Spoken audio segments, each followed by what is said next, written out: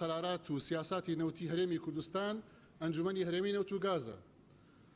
ئەم وەڵامە لەوانەیە لای ئەم شاندە بەڕێزە نەبێ، لای سەرۆکی حکومەت و جێگری سەرۆکی حکومەت بێ. بەڵام ئایا ئێوە ناتوانن وەڵامان بنەوە کە بڕیاردەری قانونی لە کەرتی نەوت و گاز کە ئەنجومەنی هەرێمی نەوت و گازە 3 ساڵە کۆنە بۆتەوە ئەم هەموو فەوزایە هەیە لە کەرتی نەوت و گازە چۆن ئەمە کوێتە حمولیەکە. داهاتی زۆنی سەوز و زۆنی زرد بۆچی وەک پێویست تەسلیم ناکرێ و بۆچی مانگی ڕابردوو سراعێک دروست بوو لە بینی داهاتی ناوخۆی زۆنی زرد و زۆنی سەوز تەسلیم نەکرا بۆ وەزارەتی دارایی لە دەرەنجام لە 48 ڕۆژان موچە دابەش کرا. ئەمە واقعی هەیە زۆنی سەوز گوایە تەنها لە 115 داهاتی ناوخۆی تەسلیمی وەزارەتی دارایی ئەکا. ئەبێ شەفاف بین. ئێمە وامان بیستووە کە زۆنی سەوز لە 115 داهاتی گومرگ و ناوخۆی زۆنی سەوز تەسلیمی وەزارەتی داراییەکە. ئەمە وەڵامێکی یەکلاکەرەوەمان ئەوێ بێ لەوەی کە داهاتی نەوتیش لە بەرامبەرە وترا کە تەسلیم ناکەنەوە ئەگەر یعنی زۆنی زرد ئەوە ناکە ئەگەر زۆنی سەوز ئەوە بکە و مانگی پێشەوە کارەساتە ڕوویە کە موچە و مەعاش دواکەوت ئەمانە. بەڕێز وەزیری سامانە سروشتیەکان چۆن ئەهێڵیت کە بنزین ئاوا یاری پێ بکرێ و بەرهەمی خۆماڵی بنزین بە نرخی بەرهەمی هاوردە بە نرخی بنزینی هاوردەکرا بفرۆشتێ؟ چۆن ئەهێڵی کۆمپانیازە بەلاحەکانی ئەم هەرێمی کوردستانە نەوتی خاو لە حکوومەتی هەرێمی کوردستان وەربگرن و بنزین بەرهەم بێنن بەڵام بیفرۆشنەوە بە سعری احتیکاری بە سعری بەرهەمی بنزینی بە سعری بنزینی هاوردەکراوە. ئەمە جەنابەت بەرپرسیاری لێی و بە مەلاین دۆلار لێەوە ئەڕوا بۆچی نەوتی پێویست نادرێ بەو پاڵاوگانەی کە لە هەرێمی کوردستانە هەن بۆی کە ئیکتیفای ذاتی بنزین دابین بکەن چونکە ئەوان بە یەک لە سەرسەی تاقەی خۆیان ئێستا ئیشەکەن دوو لە سەرسیەکەی بۆ ناوچەکانی تری عێراق ئیشەکەن لە کاتێکاوانە پاڵاوگەی حکومی هەرێمی کوردستان بوون ئێستا بۆ بە ئیدارەکەی دراوە دەست کەرتی تایبەت. ئەمە وای کردووە کە مەلاین دۆلار لە بنزینە بڕوات بۆ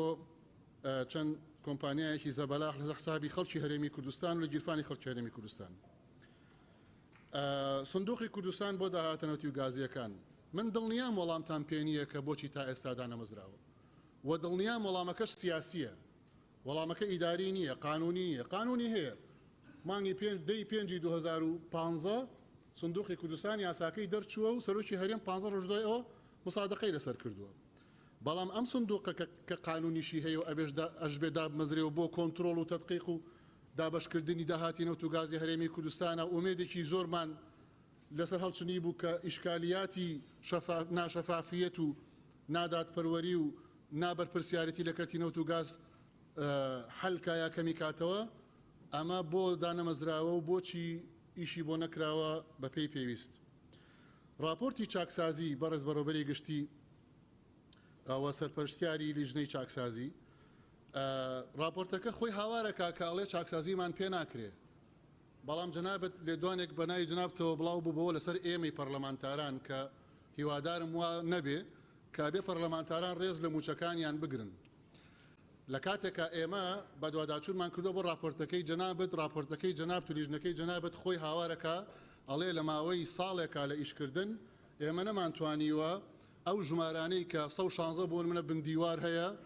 کە بە ڕسمی بایۆمەترینە هیچتان لێ نەکردووە، ئەو هەموو خانەنشینێتان کەشف کردووە کە نایاساییە هیچتان لێ نەکردووە. ئەعزارەکانی ئەو وەزیرە بەڕێزانی کە بانیانەکەین بۆ لیژنەی دارێ ئەومانە هیچی مەقبول نییە کە ئەڵێ لەبەروی لیژانەکان ئیجتیماعاتیان فریانەکەوتن ئیجتیماعاتی پێویستکەن لەبەرچی لەبەرچی یانی معقول نییە لە ماوەی ساڵێکە چاکسازی لەم هەرێمی کوردستانە ئەم بیخاتە زۆنی زرد بیخاتە سەر زۆنی سەوز و زۆری سەوزش بیخاتە سەر زۆنی زرد و ئەم بڵێ پێشمەرگە لەبەر ئەوە یەک ناگرێ و ئەو بڵێ هێزی ناوخۆ لەبەر ئەو ئاسایش لەبەر ئەو ئاوە ناکرێ. ئەمە داوای ئەوە ئەکەین لە جەنابەت وەڵامێکی سەریح و شەفاف بە خەڵکی کوردستان بڵێ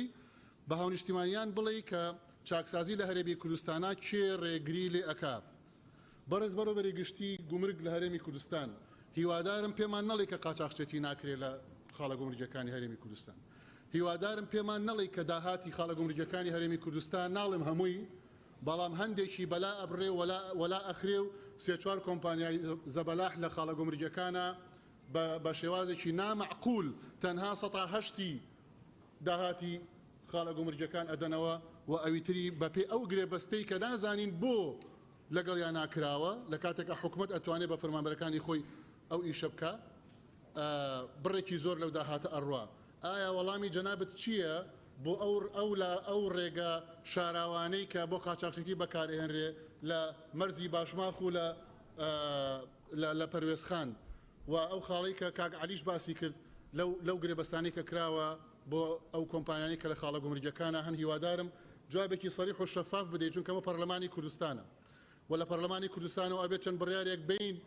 کە جەنابتان و ئێمەش پێکەوە هەم بەرپرسین و هەم ڕوسور بین و بتوانین شەفاف بین. تکا ئەەکەم من کۆتاقسەم ئەوەیە تکا ئەەکەم نەڵێن پارە نییە تکا ئەەکەم نەڵێن یعنی بینەکان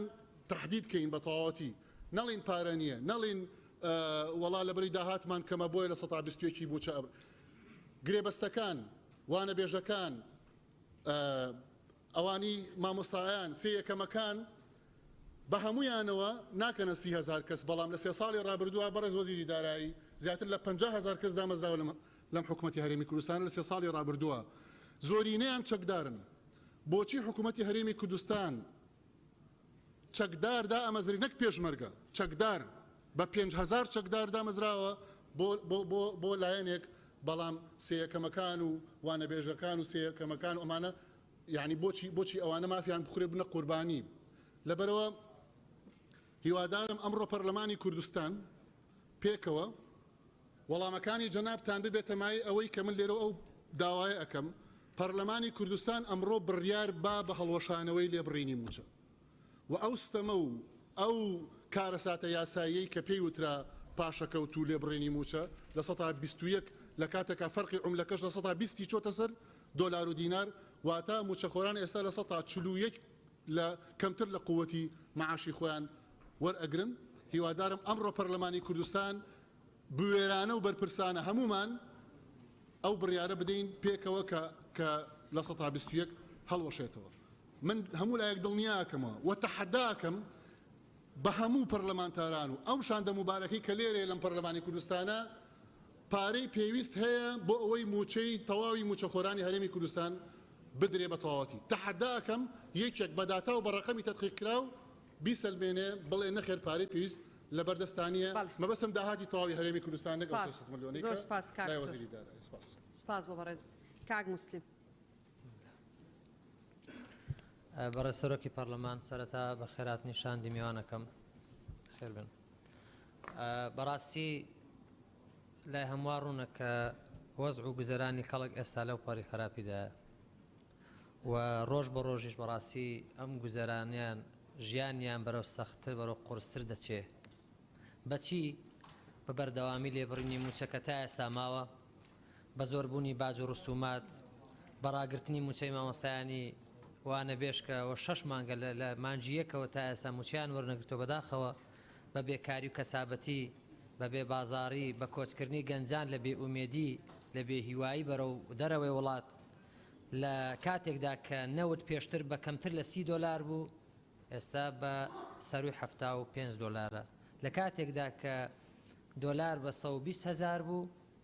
ئێستا بە 150,000 لە کاتێکدا ئێستا لە هەموو کات زیاتر لای هەمووان ڕوونەوە چەندین مانگە ئێمە لە پەرلەمانی کوردستان باسی گەندەڵی و قۆڕەخکاری و تاڵانی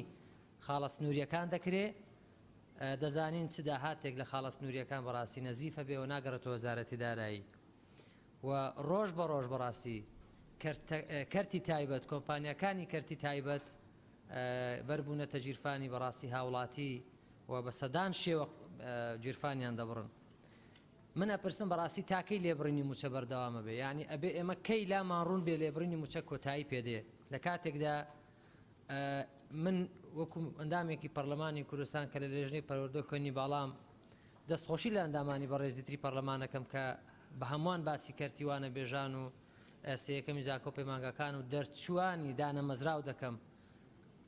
ئەبێ تاکەی ئەو بابەتانە بەو شێوە بمێنەوە. بەڕێز وەزیری دارایی ئێمە وەڵامێکی سەریحمان ئەوێ ئێمە ڕۆژانەی حراجە بین بەڕاستی بەم هەموو تەلەفۆن و مەسج و کۆبوونەوە یەک لە سەرەکانی کە ئەیکەن لەگەڵ وەزارەتە معنیەکان ئەوانیش ئۆباڵی دانەمەزراندنیە خەنە سەر بەڕێستان وەکو وەزارەتی دارایی و ئەنجومەنی وەزیران ئەبێ ئێمە هاوشێوەی ئەو بەڕێزانە چەندی کە لە دەست بدەین کە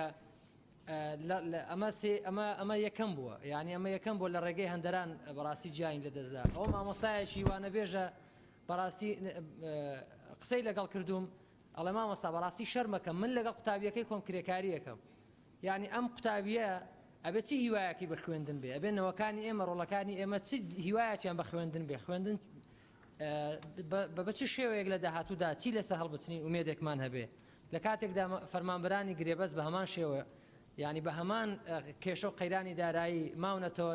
بە هەمیشەی نەکراون یعنی ئێمە یاسای چاکسازیمان دەرکرد ساڵی ڕابردوو چی لەسەر کراوە بەرهەمی چی بوو بندیوارەکان دوو موچە و سێ موچە و زیاد لە سێ موچەی کە هەیە نەتیجەکەی چی بوو بۆی ئومێد دەکەم بەڕاستی دڵسۆزانە ئەمڕۆ بڕیارێک بدرێت بە نەتیجەیەک کە هەمومان پێ سەربەرز بین و بتوانین بەڕاستی قسە لەسەر هۆکاری چارەسەرکردنی هەم کۆتایی هێنان بە لێبڕینی موچە بکرێ و هەم بە مافگەیشتنی ئەم سێچینەی کە باسم کرد لە مامۆسایانی وانە بێژ لە سێیەکەمی زانکۆ پەیمانگەکان لە دەرچوانی دانەمەزراو بۆ یەکە ئەم کۆبوونێ بەڕاستی نەتیجەیەکی هەبێت دووبارە سپاس بەڵێ زۆر سوپاس کاک ڕۆمیۆ بەڵێ زۆر سپاس بەڕێز سەرۆکی پەرلەمان وەفدی حکوومەت بەڕێزان وەفدی حکوومەت بەخێر بێن وەڵام من قسەکانم بە دوو پرسیارێک بۆ جەنابی سەرۆکایەتی پەرلەمان و پرسیارێک بۆ وەفدی حکوومەت دەست پێ دەکەمەوە ئایا ئێمە لەوانەیە زۆرێک لەم جۆرە کۆبوونەوەن دانیشتنی پەرلەمانی کرابێ بۆ لەسەر ئەم بابەتە بەڕاستی بەڵام تا ئێستا پەرلەمان بڕیارێکی یەکلاکەرەوەی نەبووە بۆ ئەوەی ئایا ئەم مەسەلای یەکلایی دەکرێتەوە لێبڕینی موچە بە گوێرەی بڕیارەکەی پەرلەمان بەردەوام دەبێت کۆتایی پێدەهێنرێت من نازانم لەمەشیان لەم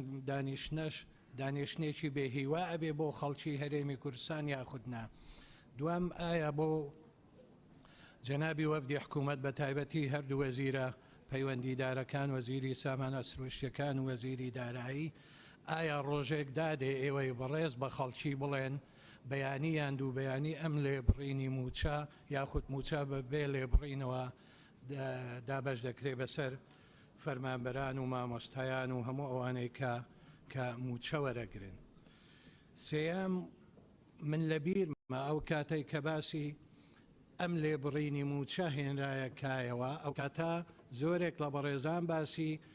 باسی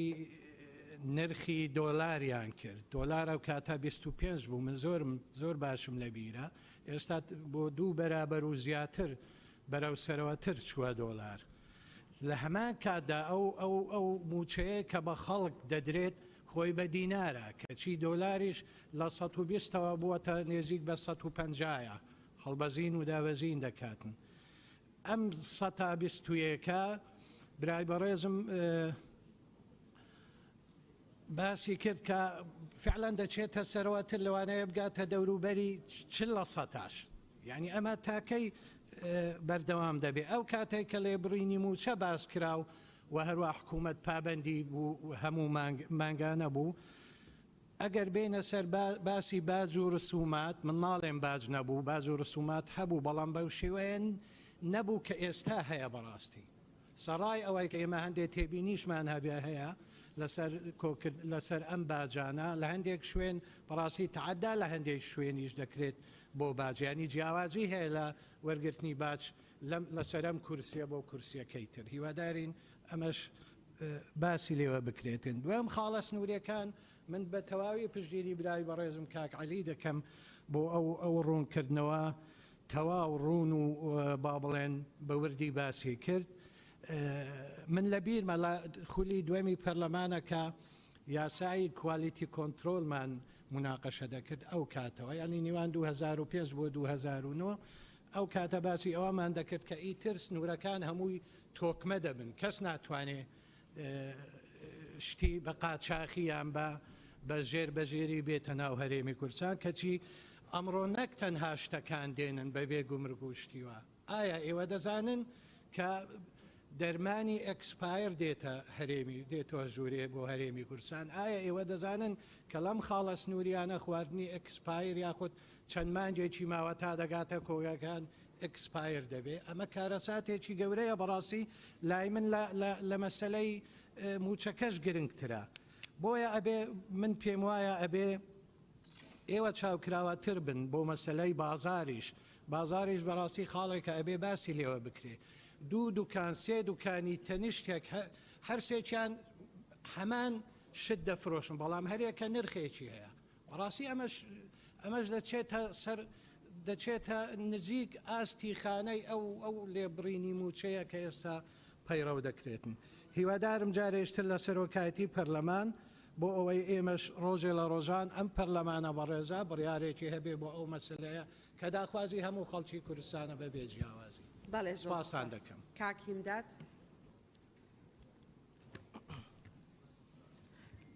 بە ناوی خوای گەورە بەڕێز سەرۆکی پەرلەمان پێشێکی بەخێرهاتنی وەفدی حکوومەت دەکەم پێشتر پێشێکی پشگیری تەواوی لە قسەکانی هەموو بەڕێزان و بە تایبەتی کاک عەلی حەمە ساڵح و کاک ئازاد و کاک جەلال پەرێشان دەکەم و هیوادارم وەڵامی شاندی حکوومەت هەمان وەڵامی پێشوو نەبێتن کە جێبیست بووین هیوادارم وەڵامی ئەمڕۆیان ببێتە مایەی شانازی و ببێتە مایەی دڵفراوانکردنی هەموو خەڵکی هەژاری کوردستان بڕینی موچە کێشەی دارایی نەبوونی موچە خۆ گونجاندن ناوی هەرچی بێتن ببێ مهم ئەوەیە ئەمڕۆکە دوای 30 ساڵ حکومڕانی کوردستان حاڵی وەزعی کوردستانەوەیە ئەوەش زۆر بەداخەوە ئێمە تەقدیری ئەوەکەین کە کابینەی نۆیەمی حکوومەتی هەرێمی کوردستان لە کات و ساتێکی زۆر خراپ ڕاستە دامەزرا بە نەخۆشی کۆڕۆنا و دابەزینی نرخی نەوت و بە وارسی ئەو هەموو قەردەوە بەڵام ئەوە نابێ ببێتە بیانوویەک لۆ ئەوەی نەتوانێت موچەی خەڵکی بدا ئێمە پندێکمان هەیە قسەیەکمان هەیە بە تورکی دەرێ ئینسانی یەشات دەولەت یەشاسن یعنی مرۆڤی هاونیشتیمانی بژێنە تاوەکو دەوڵەت بژی دەوڵەتیش حکوومەتیش دەبێ حامی ئەو ملەتەی بێتن بە هەموو شێوازێکەوە بە هەموو جۆرێکەوە من لە هەمان قسەکانمدا پرسیاریشە داهاتی خاڵە سنووریەکان چەندە ئەم داهاتە هەموو ئیخاڵە سنووریەکان دێتە ناو خەزێنەی حکوومەت یان نا ئەگەر نایە هۆکارەکەی چەندە و ئەمە تا چەند بەردەوام دەبێ پرسیاری کۆتایی دانوستاندن لەگەر حکوومەتی بەغدا لە چه ئاستێکە گەیشتنە چ نەتیجەیەک لەگەر ڕێزم سوپاس زۆر سپاس مایک کوژێنەرەوە کاکیمداد باڵێ سۆر کاک مەلا حسان بنابێ خدای مەزن و دلۆڤان بەرێ سەرۆکا پەرلەمانی من چەند پرسیارێکی تێن ئەم دوێتن ئەس وی وەفدێ بەرز بکەمەوە بشمە جەنابێ وەزیرێ دارایی بابەتێ 200 میلیارد دینار ئەوێ کۆ حکومەت عێراقی دێدەتە هەرێمە کوردستانê هەروەکی ما گولێ بووی وەزارەتا داراییت بێشتن ئەو بودجەیەکە بودجێ دەهێتن بودجە هەرێمە کوردستانەیە پشکا هەرێمە کوردستانیش بودجێ دێتەوە سەرۆک وەزیری عێراقیت بێژیتن نەخێ بە سلفەیەکە دێدەم دا کۆ ئەبێت هەنێ بشێن ڕاتبێت خوب بدەنە بە حکوومەتە هەرێمە کوردستانê مەدبێتە بێ ڕوونکردنێ بدەین سبایی جارێک دیترێ نەبیون ئەم دەیندار و قەرزارێت حکوومەتە عێراقینە وان پارێت داینەمە بە بزانین کانی ئەف پارە بۆ چییە ئایا ئەف پارێت تێ 200 میلیارە ji بۆ هەندێ بۆ دانا موچەیە چینکی خەلکێمە gelekî keyfxûş e 200 milyar van rûja dihêt di moçî wan bê zêde bîteve aya an jî bû tiştekê dîke ye duem daxwazê berê zehmiyat kemeve bê cîwazî moçexûr û fermanberên herêma Kurdistanê di jiyaneka zor sext û dijwar de dijîne ve êk lêborîna moçey layekî ve layê dîve berexwe derê kabra dukandar e yan kirêdar e jiyana wana geleka sext bûye ve bahayê dolarî gelekî giran bû yanî çê yan berexwe derê meselen hemî laya ve giraniya ketiye ser vî moçexûrê henê lewmanê divêtin rastî xemeka baş bû bête xwarin بابت سي من بيت بشارتي بدم بسيارة من بو دكتور أميد صباحية بابت تعديل شهاداته بابت جريباستو دم مزراندنا إيكام الدوام السيامة أما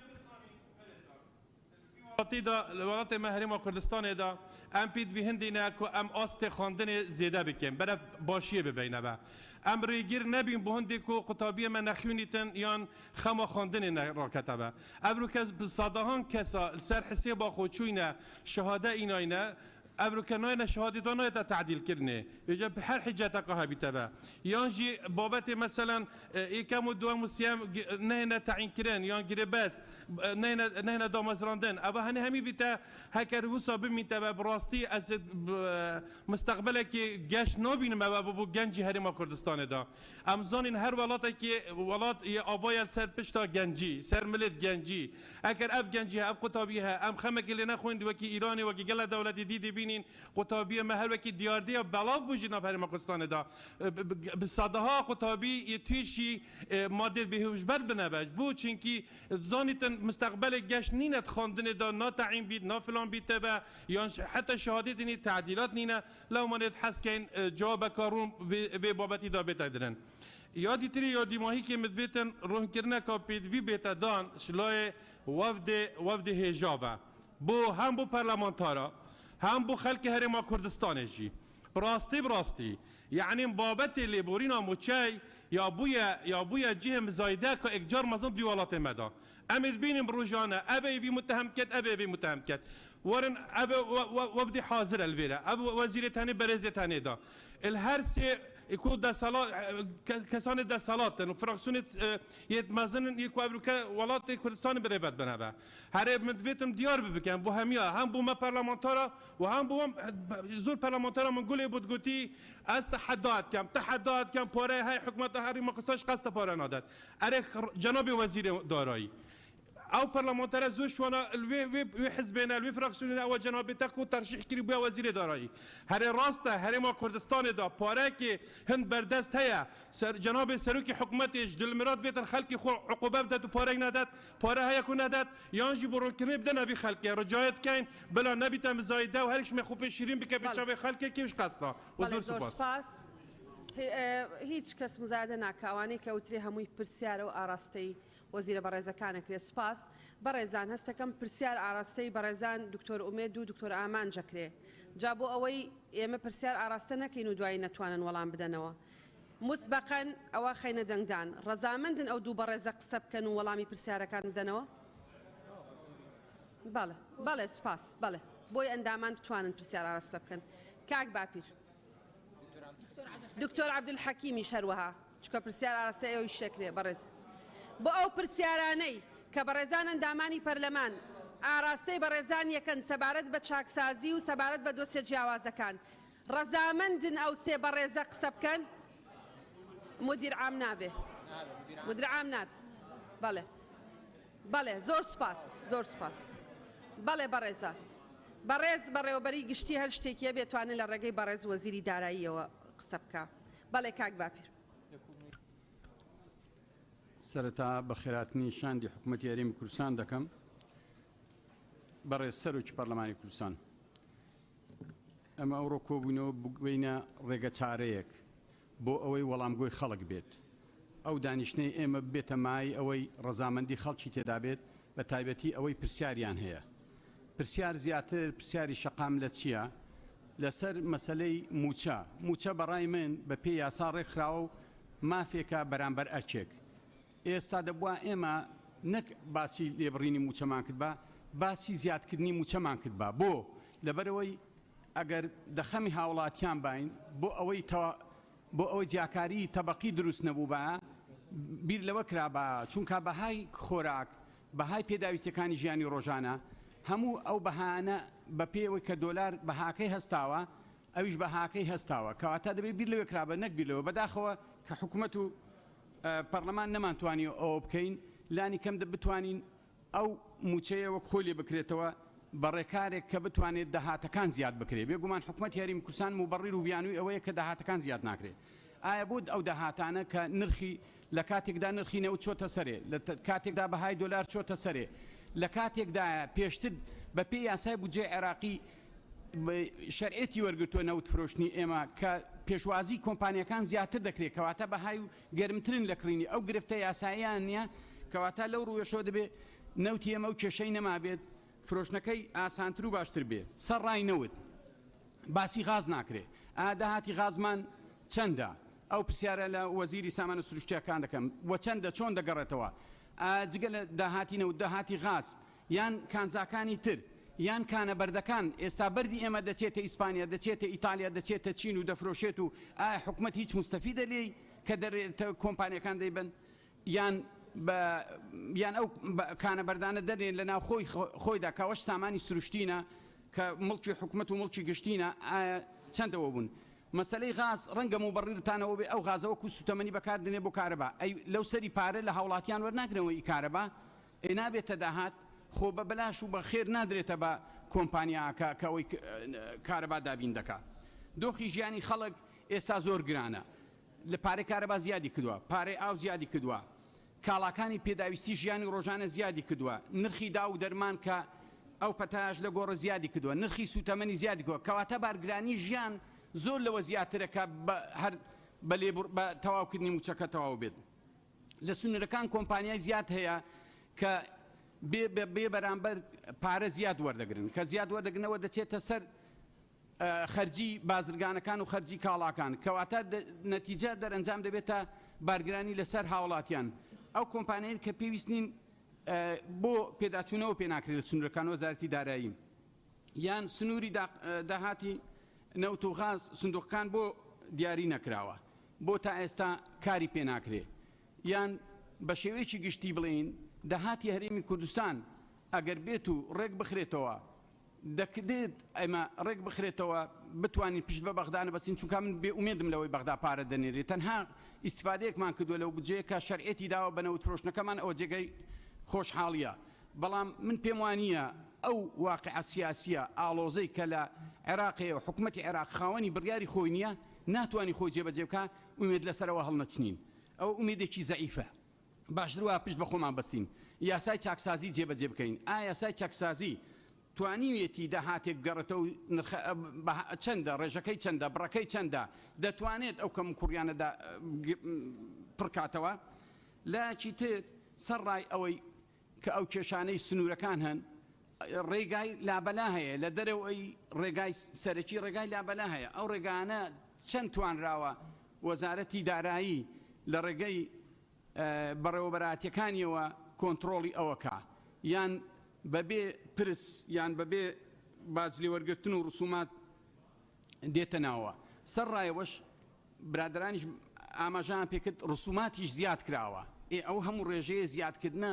بۆ دەبێت موچە هەروەک خۆی بمێنیتەوە ئەو بۆتە پرسیارێکی گشتی پێویستە نوێنەرانی حکوومەتی هەرێمی کوردستان ئەلێرە کە هاتوون تەشریفیانێناوە وەڵامی ئێمە و وەڵامی هاوڵاتیانیش دەنەوە وەڵامەکەش مقنعی بێ بۆ ئەوەی پێکەوە لەو وڵاتە کارکەین بۆ دەرباسکردنی هەرێمی کوردستان لەو قۆناغە ڕاگوزارێک کە تێدایەتی ئەوەی تر من پرسیارێکی تایبەتیم لە دیوانی سەرۆکایەتی کە پەیوەندە بە لیژنەی پێشمەرگەوە هەیە ئەویش کە بڕیارێکیان دەرکرد بوو کە بەڕێوەبەری خانشین گشتی لەگەڵ ئێمە دانیشتن کە خزمەتکردنی پێشمەرگەیە بە یاسا ڕێکخراوە پێشمەرگەی شاخ ساڵێکی بۆ 2 ساڵ و بە پێی پێویستی بۆ پڕکردنەوەی بۆ خاننشینی پێویستی پێەتی حساب دەکرێت ئەژمار دەکرێت بەڵام بە ئیمزای کاگومێت کە کردوێتی نووسراوێکی کردووە کە نابێ ساڵێک بە 2 ساڵ ئەژمار بکرێت ئەو پێچەوانەی یاسایە چونکە ئەمە یاسامان دەرکردووە ناکرێ ڕێنمایی و بڕیار لە یاسا گەورەتر بن بە پێی پلەبەندی بنەماکانی یاسا بۆیە ئومێد دەکەم ئەو نووسراوە پێداچوونەوە بکرێ زۆربەی پێشمەرگەی شاخ کە بە پلەی وەزیفی تەقاعود بوون کە ئێستا بووان هاوتا دەکرێتەوە ئەو کێشە و گرفتانە هەیە و هاتۆ لە لیژنەکەشمان ئەو سکاڵان هەبووە کە لەگەڵیشیان دانیشت نوێنەرانی حکوومەت لە خانەنشینی ئەو کێشە و گرفتە و ئومێد دەکەین ئەوەش چارەسەر بکرێ و سوپاس بۆ هەموو لاک بەڵێ کاک بەهمەن بەڕێز سەرۆکی پەرلەمان بە خێراتنی شاندی حکوومەت دەکەم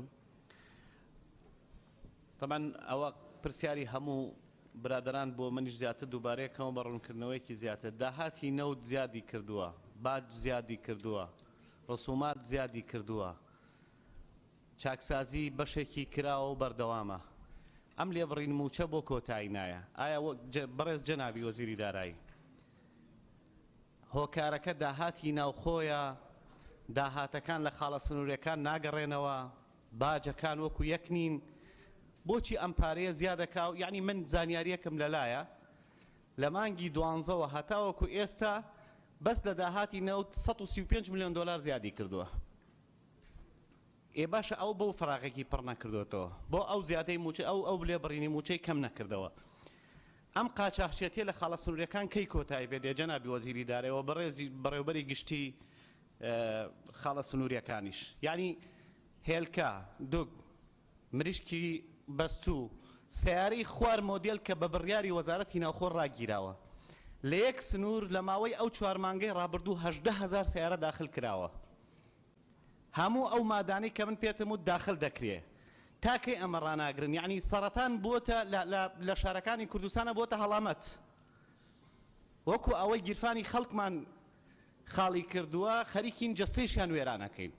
تاکەی ئەم قاچاقچێتی ڕناگیرێ ئەمە کێ ناهێڵێ ڕابگیرێ ئەو هێزەی کە بڕیاری بۆ دەرچوو لە حکوومەت یاریمی کوردستان بۆ پێکی ناهێنن چاوەڕێی چین یعنی چاوەڕێی ئەو بەشەی ترمان ماون کە ئەوانیش تووشی سەرەتان بین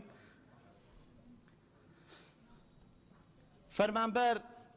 تاکەی چاوەڕێ بێ یعنی فەرمانبەر حەقی لەوە نییە تۆ چه حساباتێک لە بینی حزبەکان هەیە بە تایبەتی حزبەکانی پێکێنەری حکوومەت فەرمانبەر 30 ڕۆژ دەژمێرێ بۆی موچەکەی وەرگێ بەڕێز وەزیری دارایی ئەگەر پارە لە بەردەستە خێرە پێشتر مانگەکانی پێشووتر بە ماوەی 3 ڕۆژ موچە دەدرا خێرە ئێستا بە 10 ڕۆژ موچە دەدرێ بۆ یعنی ئەگەر سیولە لە بەردەستە بۆ نایدن یعنی بۆ چییە ئەمرێک بکە بە بانکەکان با لە 2 ڕۆژە هەمووی تەوزیعکەن بۆ نایکەن کێ هۆکارەکە ئەمە ناکرێت داهاتی کوێ ناگەڕێتەوە کە ئەمە ناکرێت فەرمانبەری گرێبەست چاوەڕێیە تەعین بکرێ وانە بێژ چاوەڕێیە بکرێتە گرێبەست ئەو هەموو خەڕیجەمان هەیە لە ماڵەوە دانیشتووە ئێوە دوو موچە و سێ موچەتان بڕیوە یان نەتان بڕیوە کە من بەڵگەم لە بەردەستە لە زۆر شوێن نەبڕاوە یعنی خەڵک تا ئێستش دوو موچە وەردەگرێ هەندێک خەڵکێ بەڕێوەبەری گشتیە تەقاعودیشە بە پلەی سەربازی ناکرێ ئەم نەعەدالەتیەتە هەروە بەردەوام بێ و ئێمە شیعاری چاکسازی ماڵگۆ یاسایەک بۆ چاکسازی لەم پەرلەمان دەرچووە بندیوارتان چەند بڕیوە ئەگەر وڵامەکەشتان ئەوەیە بندیوار و دوو موچە و سێ موچە بڕەوە ئەرە خێرە ئێوە لە کابینەی پێشوە تا ئێستا هەرەڵێن 895 ملیارمان پێویستە بۆ موچە ئەی بۆ کەمی نەکرد ڕسومات و باج جەنابی وەزیری دارایی تۆ بەرپرسی لە بەرامبەر خواوە لە بەرامبەر خەڵکی کوردستان و ئێستا لە بەردەم نوێنەرانی خەڵکی کوردستانی باج و ڕسومات وە گومرک لە هەموو شوێنەکان وەکو یەکە یا نەعەدالەتی هەیە من یەک نمونە دێنەوە جەنابی وەزیری دارایی ناوی کەسیش نایارم بۆی نەبێتە مزایەدی حزبیش یعنی شار هەیە بەپێی ئاماری وەزارەتی پلاندانانی عێراق فەقیرترین شاری کوردستانە شاریش هەیە دەوڵەمەندترین شارە بۆچی فەرقی باج لەم شارە بۆ شارە 3% بێ بۆ بەداداچوونتان نەکردووە و چۆن بۆ خەڵکی کوردستانی ڕوونەکەنەوە کە شار هەیە 35% هەموو پیشەسازی عێراقی لێە 26% باج بدا و شارێکیش فەقیرترین محافظەی عێراق بێ 23% باج بدا هۆکارەکە چییە داهات بۆچی هەر کاتێک کە داهاتی نەوت زیاد دەکا داهاتی ناوخۆ کەمەکە بۆ ئەوەی موچەکە چاک نەکەنەوە خەڵک ئەم وڵامانەی لە ئێمە ئەوێ ئێمە نوێنەری خەڵکی کوردستانی ڕۆژانە خەڵتە یعنی خەڵک تەلەفۆن بۆ ئێمە دەکا دوێنێ خەڵکێک تەلەفۆنی بۆ من کردووە دەگری بۆ ئەوەی شروع بێکی ئۆتیزم وەرگێ لە وەزارەتی سەحەش دەستمان ناکەوێ بۆی دەبێ بچێ لە بازار بیسێنێ بە $30 وەکوتم سەرەتان دنیای وێران کرد بەهۆی ئەو قاچاقچێتیەوە لە کابینەی پێشووەوە ئەم پەرلەمانی کوردستانە و بەشێک لە حکوومەت و بەشێک لە حزبەکان هەرچی خراپە و نەهامەتیە وڵاتیە خستانە ئۆباڵەکەیتان خستە سەر نەوت کەچی ئێستا ئەو زانیاریانەی بە ئێمە دەدرێ ئەگەر نەوت نەبووە ئێستا خەڵک دەبێ سواڵی بکرا نان و خۆڵی بخواردایە ئەگەر ئەم نەوتە نەبووە ئێستا لە کوردستان دەفرۆشێ کە ئەو عیب و عارەی کە ئێمە و ئەم پەرلەمانە و خولی پێش و خەڵکیش و حزبەکانیش هەرچی نەعەدالەتی ئەم وڵاتە هەیە هەرچی گەندەڵی هەیە هەرچی ئۆباڵی نەبوونی موچەیە خستانە ئەستۆی نەوت کەچی ئێستا دەرکەوتووە ئەم مانگە بۆ مانگی 335 ملیۆن دۆلاری موچە کە دەکاتە نزیکەی 500 ملیار دینار کە خۆی 700 ملیار دینارتان پێویستە بۆ بسیۆک لە سەدلا بڕین 500 ملیاری لە منەوت بووە ئەگەر نەوت بوو نەبووە چمان کردایە ئێخوا خەڵکە بێ خۆڵی بخواردایە کەواتە دەرکەوت عیبەکە لە نەوت نییە عیبەکە لە جێگەکەی ترە کەواتە دەرکەوتم سیاسەتە فاشل نییە سیاسەتێکی ناجحە بەڵام ئەوە حزبەکانن و ئەوە کۆمپانیاکانن و ئەوە کەسانی ناو حزبەکانن کە داهاتی ئەم وڵاتە ناگەڕێنەوە بۆ وڵاتە حکوومەتێک چۆنە بێ دەسەڵاتی لە خاڵی سنووری نەبێ حکوومەتێک چۆنە بێ لە شوێنێک بتوانێت باجی زیاتر وەرگێ لە شوێنێک ناتوانێت باج وەربگرێ حکوومەتداری چۆن وا دەکرێت بە خەڵکی بڵێن هۆکارەکەت چییە بۆ ئەوەی خەڵکی کوردستان بەرچاوی ڕوون بێ کێ ناهێڵێم داهاتە بگەڕێتەوە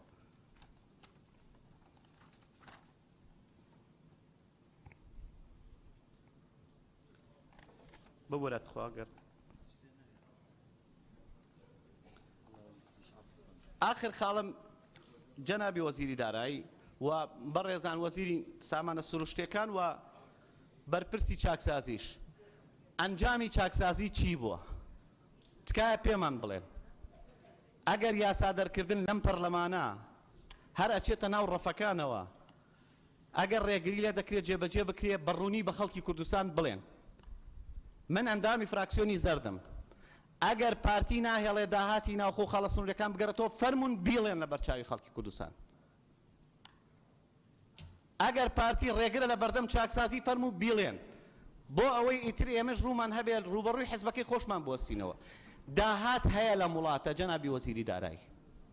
پارە هەیە و خەڵکیش دەیەوێت موچەکەی چاک بێ فەرقی ئێستای 21 لە سەدی لێبڕین لەگەڵ فولە 200 ملیار دینارە ئەم 200 ملیارە هەیە تکایە پێمان بڵێن بۆچی نایەتەوە ئێمە دەزانین لە هەندێک شوێن خەڵک ڕوت کراوەتەوە بە باج لە هەندێک شوێنیش خەڵک شەریکەی هەو باج نادا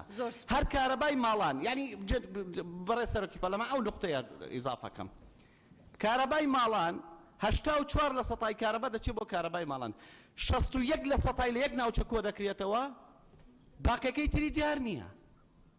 بۆ بەڕوونی بە خەڵک ناڵێن بەڵێ سپاس بۆ پرسیارەکان شنۆخان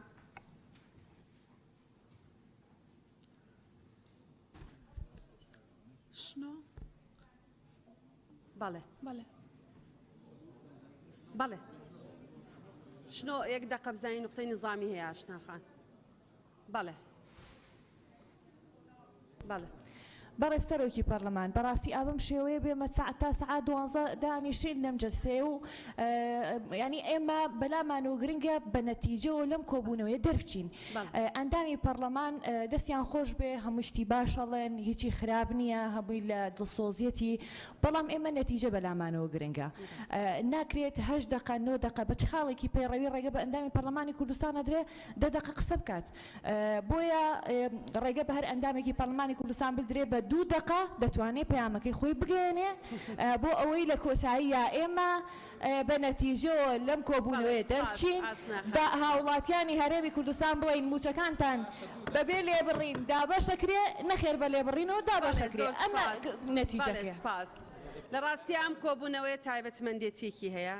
ئەوی ژەوەیە کە ئەندامی پەرلەمان لە زیاتر لە دۆستەیەک لە ناو ئەو بابەتەیە هەیە ئەو بەرنامەی کارەیە هەیە ئەو خاڵی بەرنامەی کارە هەیە کە ئێمە دامان ناوە ئاشناخان دڵنیاتەکە مەگەر ئەندامانی پەرلەمان ببڕم و مایکەکە بکوژێنمەوە ئەڵێن سەرۆکی پەرلەمان نایەڵێ خەڵک باسی خەمەکانی خەڵکە شنۆخان بەردەوام بە شنۆخان بەردەوام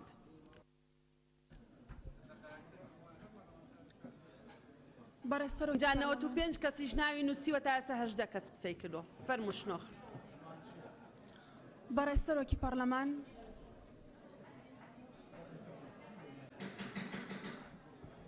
بەڵێ باش نۆخان قسەکانی خۆی بکە فەرموو بەڕێزان باش نۆخان قسە بکە فەرموون بەڕێ سەرۆکی پەرلەمان سەبارەت بە کورتێنانی موچە کورتێنان لە دۆخێکا ڕوئەیە کە ئەزمەیەک هەبێ لە ماوەکانی ڕابردوو کۆمەڵێک بیان و هەبوو بۆ حکوومەتی هەرێمی کوردستان کە موچە بە لێبڕینەوە دابەش بکە بەڵام لە ئێستاە ژمارەیەکی زۆر لەو بیانوانە نەماون بە نمونە ڤایرۆسی کۆڕۆنا و کەرەنتین کە داهاتی ناوخۆی نزیک کردەوە لە سفر جموجۆڵی بازرگانی لە خاڵە سنووریەکان سنووردار کرد دابەزینی نرخی نەوت بڕینی بەشە بودجەی هەرێم لەلایەن حکوومەتی ناوەند لەگەڵ نەمانی ئەم هۆکارانەش نرخی دۆلار زۆر بەرز بوویەوە کە گەیشتە سەر و 70 دۆلار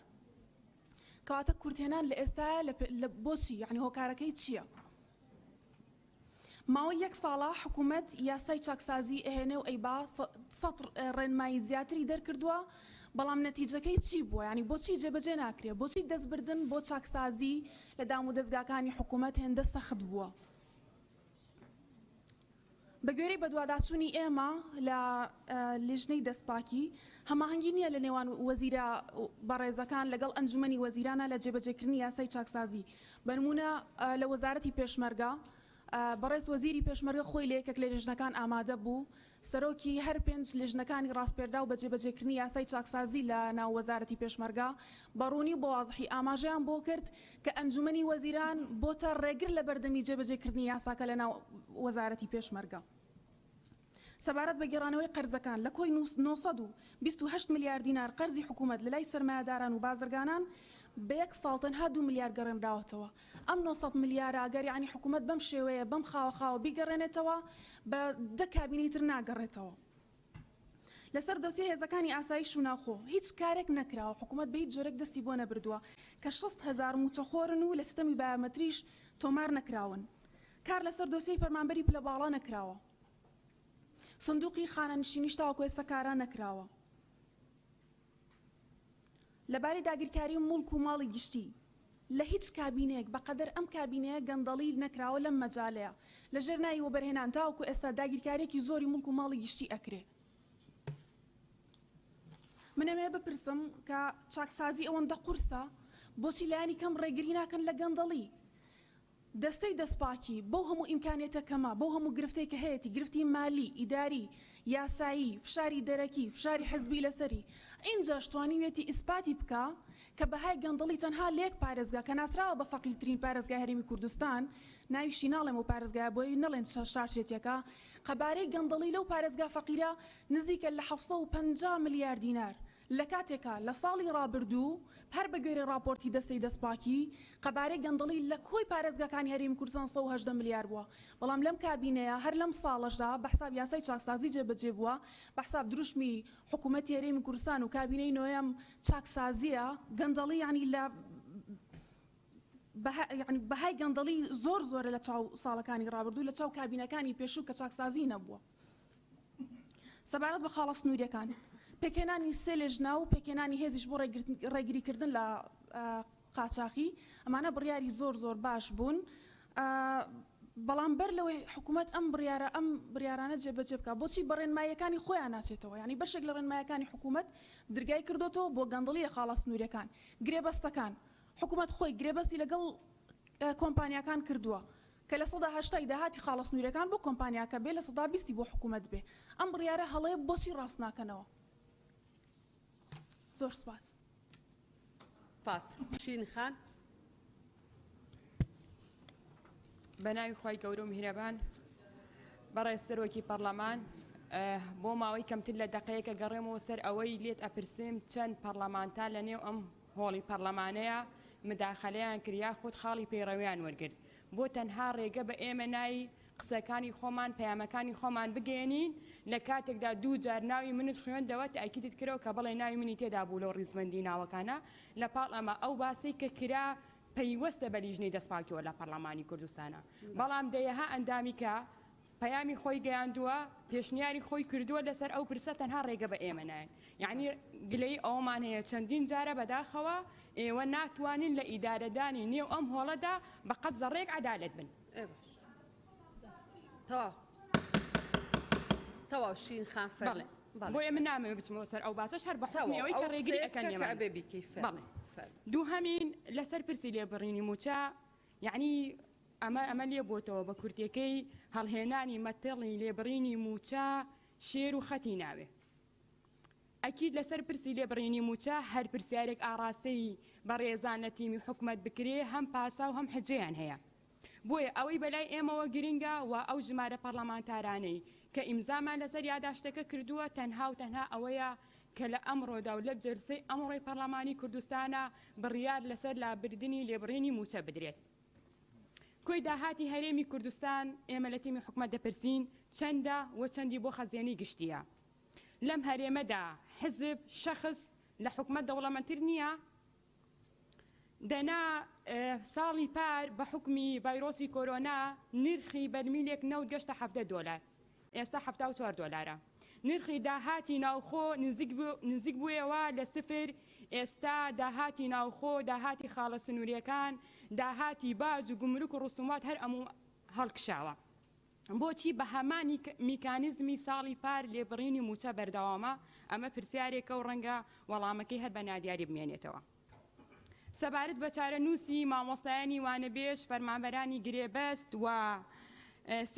سێیەکەمەکانی زانکۆ پەیمانگاکان بەکوێ دەکات پێویستە کات، چونکە زۆر پرسیارە لە ئێمەی پەرلەمانتار کردووە ئەمڕۆ وەڵامێکی منتقیان بۆ ئەم چینانە هەبێت. سەبارەت بە بڕیارەکانی چاکسازی بۆ ڕێخستنی داهات و باج و گومرێک لە خاڵە سنووریەکان،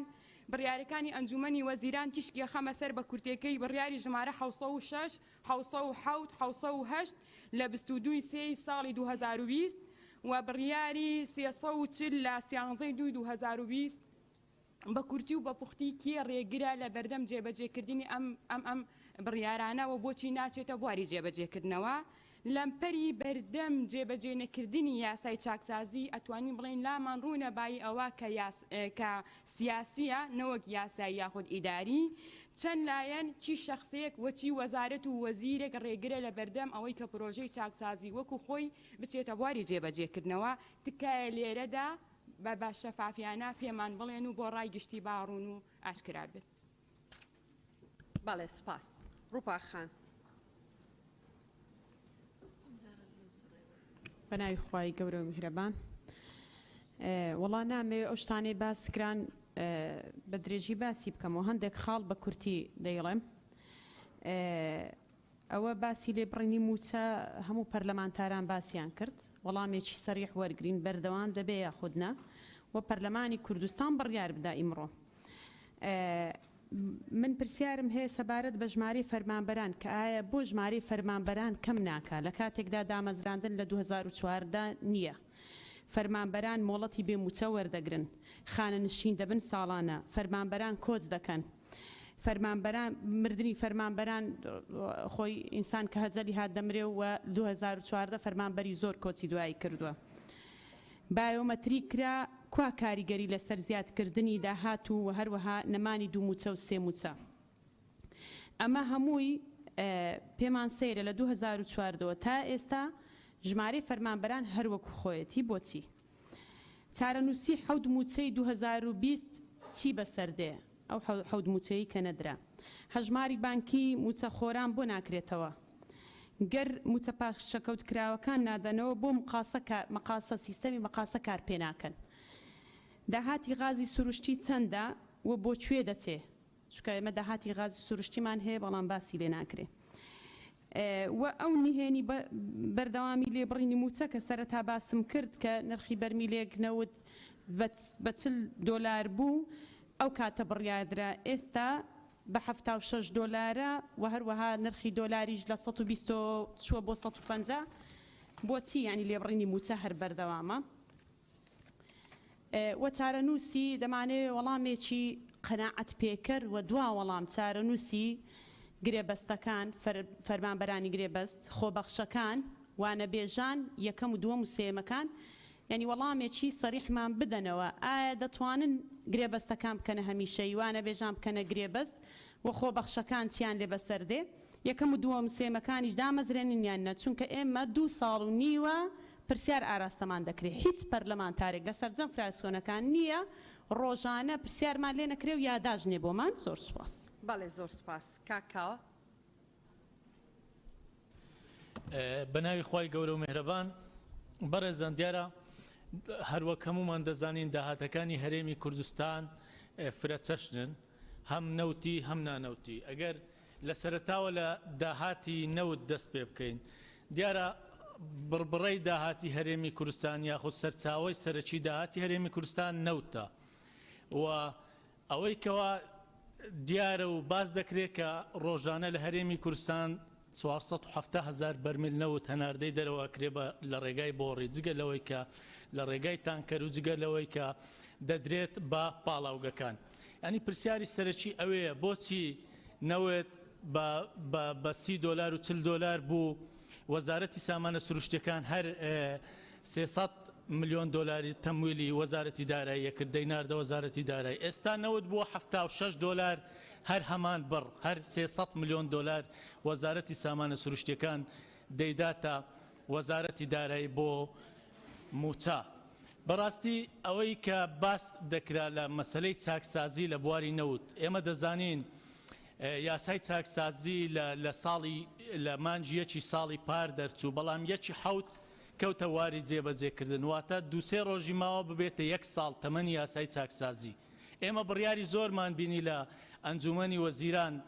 دەرچوو بۆ جێبەجێکردنی یاسای چاکسازی بەڵام بەداخەوە کردارەکانمان نەبینیوە. یعنی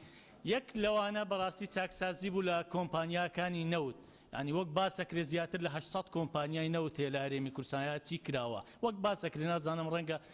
ژمارەکە بە دەقیقی لای جەنابی وەزیر بێت ئایا چی کراوە چەند چاکسازی کراوە ئایا باج لە کۆمپانیاکانی نەوت وەردەگیرێەوە بە چ میکانیزمێک باج لە کۆمپانیاکان وەردەگیرێ. سندوقی داهاتەکانی نەوت یەکێک لەو یاسانەی کە لە خولی ڕابردوو دەرکراوە کە یاساکی باش بووە ئەگەر جێبەجێ بکرا پێمان وایە هەتا ڕادەیەک شەفافەتی لە بواری نەوت دروستە کرد دروستکردنی سندوقی داهاتەکانی نەوت بوو. بەداخەوە زیاتر لە 6 ساڵ تێدەپەڕێت بەسەر ئەم یاسایە تا ئێستا ئەو ئەنجومەنە دروست نەکراوە ئەو ئەنجومەنی کە سەرپەرشتی ئەم سندوقە دەکا کە خاڵێکی سەرەکی بەدیهێنانی شەفافەتە. ئێمە پێمان وایە بەڕاستی حکوومەت بە ئەنقاست یان لایەنی دەسەڵات بە ئەنقەست ئەم سندوقە دروست ناکە بۆ ئەوەی داهاتی نەوت سەرچاوەکانی نەوت بواری نەوت کەرتی نەوت لە هەرێمی کوردستان شەفاف نەبی. ئێمە وەکو پەرلەمان نازانین بەڕاستی تا ئێستاش داهاتی نەوت چەندە چۆنە و چۆن سەرفەکرێەوە چەندی ئەدرێتە کۆمپانیاکان. ڕاستە هەندێک جار هەندێک ئەرقام دێتە بەردەستمان بەڵام بەڕاستی ئەگەر ئەو ئەنجومەنە نەبێ ئەگەر شەفافتر نەبێ ناتوانین ئەو وەڵامانە بڵێن مقنعکەر و باوەڕ پێ هێنەرن. لە مانجی ڕابردوو نەوت لە عێراق بە 65 دلار سەر و 65 دلار فرۆشاب کۆی گشتی بۆ هەر بەرمیلی بەپێی ئەوەی کەوا پێشتر هەبووە و بەپێی ئەو داتانەی کە لە ساڵەکانی ڕابردوو بڵاو کراوەتەوە نرخی نەوتی هەرێمی کوردستان دە بۆ 11 دلاری فەرقا لەگەڵ نەوتی عێراق کەواتە دەبێ نەوتی هەرێمی کوردستان 54 بۆ 55 دلار بۆ هەر بەرمیلێک فرۆشرابێ. یعنی ئەوەی کە هەیە بەڵام هەر 300 میلیۆن دلارەکە دەدرێت تا وەزارەتی دارایی ئەم هەموو داهاتە چی لێ هات چۆن دەدرێت چۆن ئەکرێت لە بەرمیلی نەوت کە بە 54-55 دلار دەفرۆشێت تەنها 22 دلاری بێتەوە خەزێنەی حکوومەت. ینی ئەمە گومانی زۆری دروستکرێ هیوادارم بەڕێز وەزیری سامانە سروشتەکان وەڵامێکی مقنعکەرمان بداتەوە. داهاتی مەرزەکان بەڕێزان قسەی زۆر دەکرێت ئەوەی دیارە چەند مەرزێک هەیە ئەو پرسیارانە بۆ بەڕێز وەزیری داراییە وەک دیارە 4-5 مەرزی سەرەکی هەیە کە داهاتەکانیان دەگەڕێتەوە بەڵام بەپێی زانیاریەکان و بەپێی ئەو بەدواداچوونی کراوە لە ئێستادا تقریباً 13 مەرزی فەرمی و نافەرمی لە هەرێمی کوردستان هەن. ئایا داهاتی ئەو مەرزانە چی لێ دەوانەی نافەرمین؟ ینی باس لەوە کرێ فەرماندەی سەربازی هەیە داهاتی مەرزەکە بۆ خۆی باتۆ سەرپەرشتی مەرزەکە.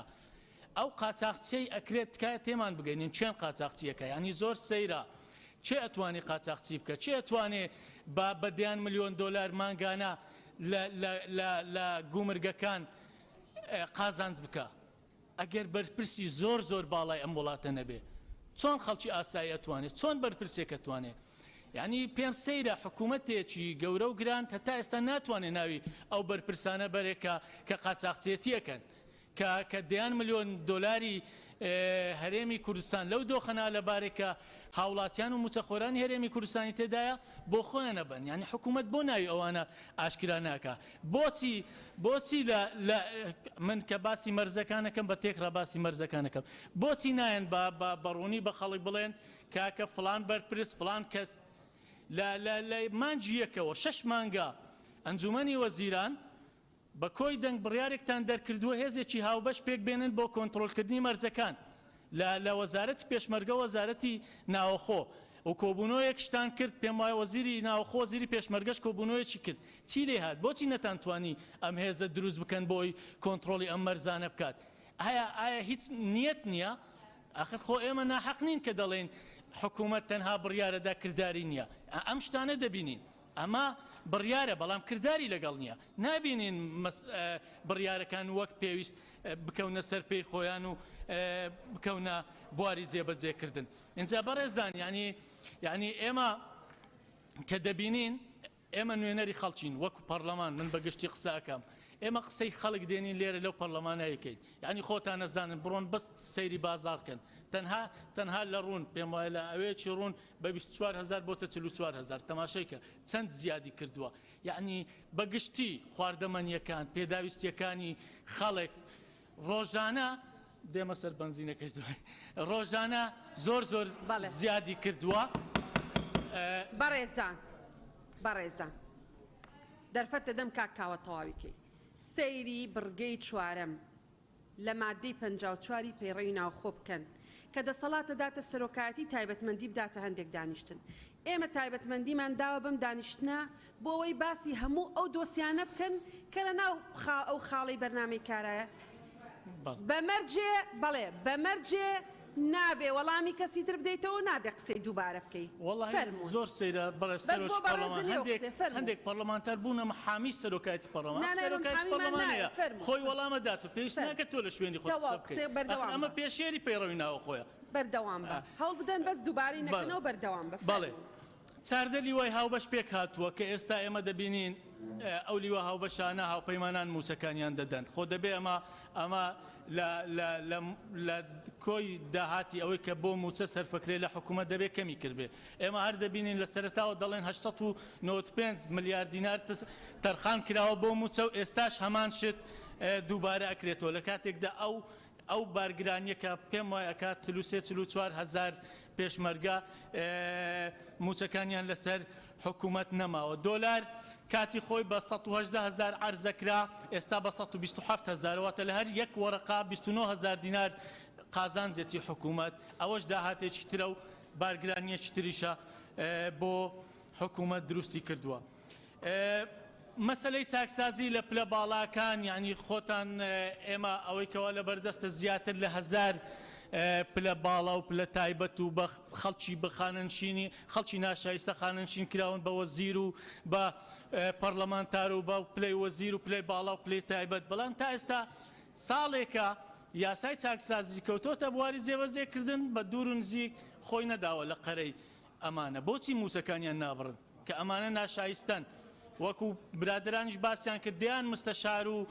کۆنەجاش و کۆمەڵە خەڵکی تر هەیە کە ئێستا موچە لە خەڵک وەرەگرێ لە حکوومەت وەرەگرێ من شەوی ڕابردوو پێشمەرگەیەکم بینی لە کەناڵێکی ڕاگەاندن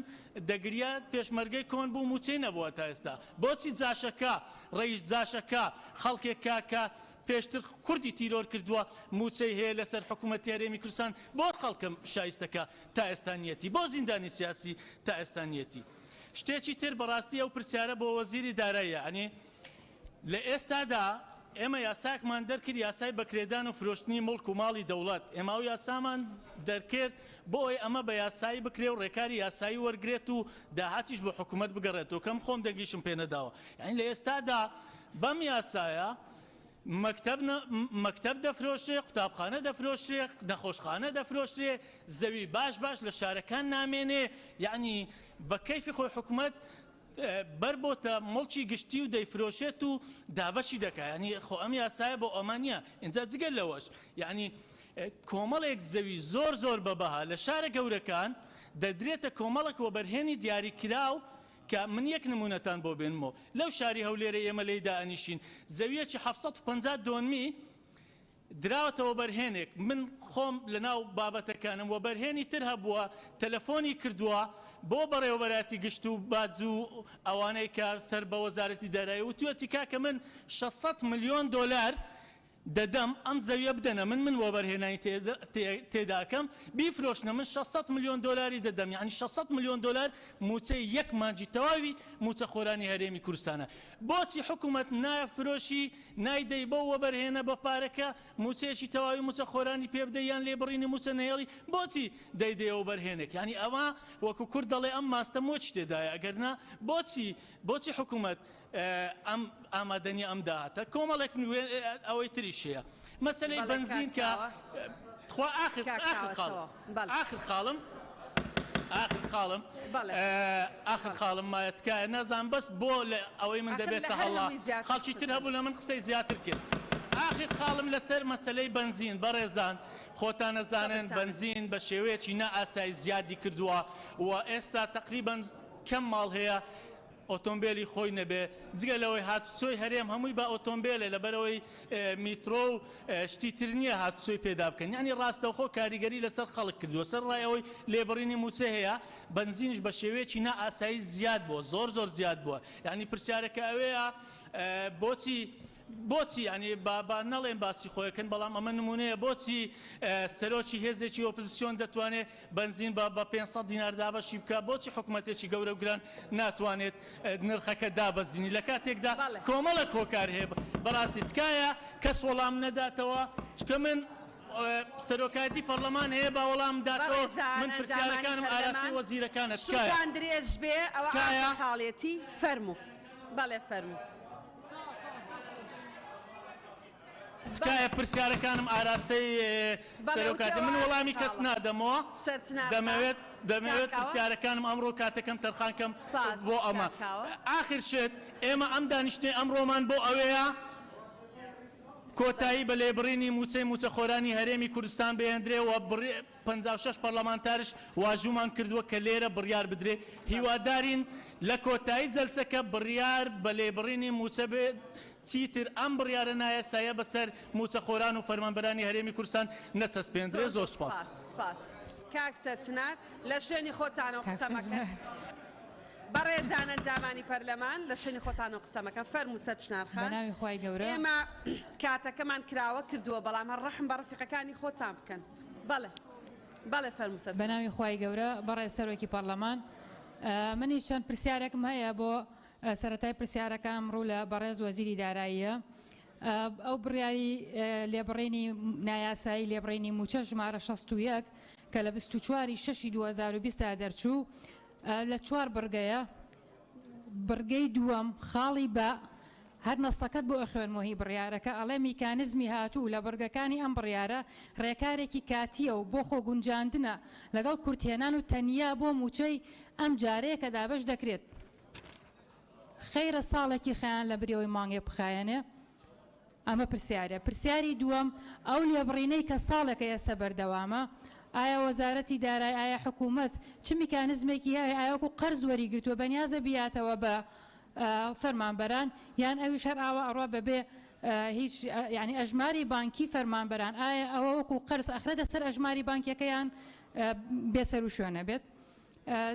خاڵێکی تر لەگەڵەوەشی کە ئەم لە سابستویەکی موچەیە ئێستش سی ڕۆژارێ بە لێبڕینیشەوە حکوومەت بەمەمەوە هاتە زیاد کە پەرلەمانتارانی بەڕێز باسییان کرد ئێستش ناتوانێت سی ڕۆژارێ بیا بەس لە 25 مانگان دەست پێەکە ڕۆژی دەستەیەک وەزارەتێک بەس بۆ بەڕێکردنە بەس بۆ ئەوەی بڵێ لە سی ڕۆژارێکە من موچە ئایم خاڵی دووەم بۆ تا ئێستا کورتێنان هەیە لە کاتێکا کە نرخی دۆلار بەرامبەر بە دینار گۆڕانکاریەکی زۆری بەسەرا هاتووە و لە هەمان کاتا نرخی نەوتیش بەرز بۆتەوە بۆ 76 دۆلار خاڵی سێم پرۆژە یاسای بوجە بۆ هەر لە بینی ئەنجومەنی وەزیران و وەزارەتی داراییە یەت و ئەچێتەوە خەرکی ئەمە چنە مانگی حوتی ساڵی 2021 تا ئێستا ئەو پرۆژە یاسایە نەهاتۆتە پەرلەمان خاڵی چوارەم بەڕێز وەزیری دارایی و پلانداناییش بەرنامەتان چییە بۆ دامەزراندنی سەیەکەمەکان مامۆستایانی وانەبێژ لەگەڵ بەهەمیشەیکردنی گرێبەستیەکان کە بە هەمویانەوە 55,000 کەسن خاڵی پێنجەم داهاتی نەوتی و نانەوتی لەسەر لە ساچەندی ئەگەڕێتەوە بۆ خەزێنەی وەزارەتی دارایی خاڵی شەشەم تایبەت بە یاسای چاکسازی یاسای چاکسازی کە پەرلەمانی کوردستان دەری کرد بە ژمارە 2 ساڵی 2020 بەڕێز سەرۆکی ئەنجومەنی باڵای یاسای چاکسازی کە لێرەوە و راپۆرتێکی کە وترا پەرلەمانتاران نایخوێنێتەوە من چەند جار خوێنومەتەوە چەند پرسیارێکم هەیە یاسای چاکسازی 1169 پلە باڵا بە پلەی وەزیر بریکاری وەزیر بەدیر عام ئەمانە خانشین کراون بێ ئەوەی ڕۆژە لە ڕۆژان بە فعلی ئەو پۆستیان بینی بێ و تا ئێستا شایستە داراییەکانیان موچەکانیان وەرئەگرن و نەیتوانیوە یەک دانەیان لا بە موچە یەک دانەیان ببڕێت 148 معەوەم هەیە کە 98یان سەر بە وەزارەتی ناوخۆن هەتا ئێستا ئەوانیش موچەی خۆیان وەرەگرن یەک دانیان موچەی نەبراوە یاسای چاکسازی 600,000 لە هێزەکانی ئاسایشی ناوخۆ کە یاسای چاکسازی خۆی تاکی دەکاتەوە سەر بایۆمەتری بەپێی بایۆمەتری دووموچە و سێموچە و خانشی نایاسایی و بندیوارە بڕێ 600,000 لە ئاسایشی ناوخۆ معقولە تا ئێستا بایۆمەتریان بۆ نەکراوە بۆچی تا ئێستا هێزەکانی هەفتاوەشتایەکیان نەگرتوێتەوە ئایا بەرهەمی یاسای چاکسازی بۆ ئەوە بوو کە پاسەوانی وەزیرەکان لە 6ەوە بکرێن بەدە لە بریەوەی کەم بکرێنەوە چەند داهاتی گەڕانەوەتەوە بۆ خەزێنەی هەرێمی کوردستان کە بڕیار بوو ئەو کاتە کە یاساکە دەکات تەخمین کرا لە 80 ملیار تا 100 ملیار ئەگەڕێنێتەوە بۆ خەزێنەی هەرێمی کوردستان و چەند گەڕێنراوەتەوە و ڕێگریەکان چییە کە یاسای چاکسازی بەو شێوازە بە سسی ئەڕوا و خاڵ و بڕگە و مادەکانی جێبەجێ ناکرێت لە ئاسی پێویستانیە خاڵی حوتەم قاچاقچێتی خاڵە سنووریەکان ڕۆژ بە ڕۆژ زیاد ئەکات ڕۆژ بە ڕۆژ زیاد ئەکات بۆچی تا ئێستا ینی هەر هیچ نەبێ بۆ ناتوانرێت سنووردار بکرێت ئەنجومەنی وەزیران بڕیاری خۆی دەرەکا و لیژنە دروستەکە بۆ لیژنەکان بە فعلی ناتوان کارەکانیان جێبەجێ بکەن پرسیارێکترم بۆ یاسای بۆ بەڕێز خالید شوانی وەزیری هەرێم ئەو شاندانەی کە ڕۆشتوونەتە پەرلەمانی عێراقەوە چوو ئەنجومەنی وەزیران وە لە بەغدا لەگەڵ هەرێما دانووسانیان کردووە بڕیار بوو پێشترم دانووسانانە ئەکرا لەسەر ئەوەی کە پرۆژە یاسای بودجێ عێراق بێ بە یاسای بودجێ عێراق کە بوو بە یاسای بودجێ عێراق پشکی هەرێم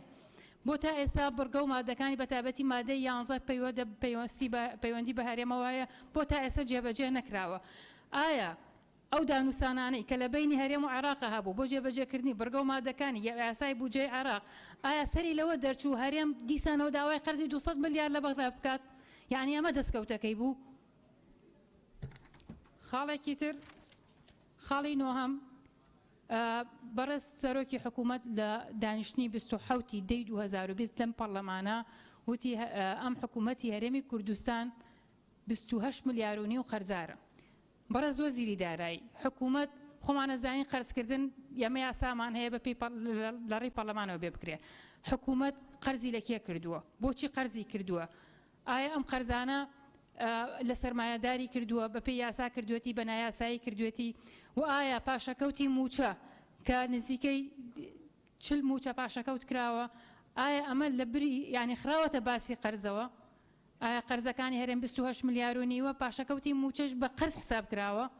چوە لێبڕینەوە دیارە هیچ بنەمایەکی یاسایی نییە بەڵام ئایا پاشەکەوتی موچەش بە هەمان شێوەیە لە کۆتاییە بەڕێز سەرۆکی پەرلەمان سەرجەم فراکسیۆنەکان بە فراکسیۆنەکانی دەسەڵات و ئۆپۆزیسیۆنەوە هەمویان داتا و زانیاریان خستە ڕوو لەسەر ئەوەی کە پارە هەیە ئەوە پێویستە کۆتایی بە لێبڕینی موچە بێت و هەمویان جەختیان لەسەر ئەوە کرد لەگەڵ لێبڕینی موچانە داواکارم ئەم دانیشتنە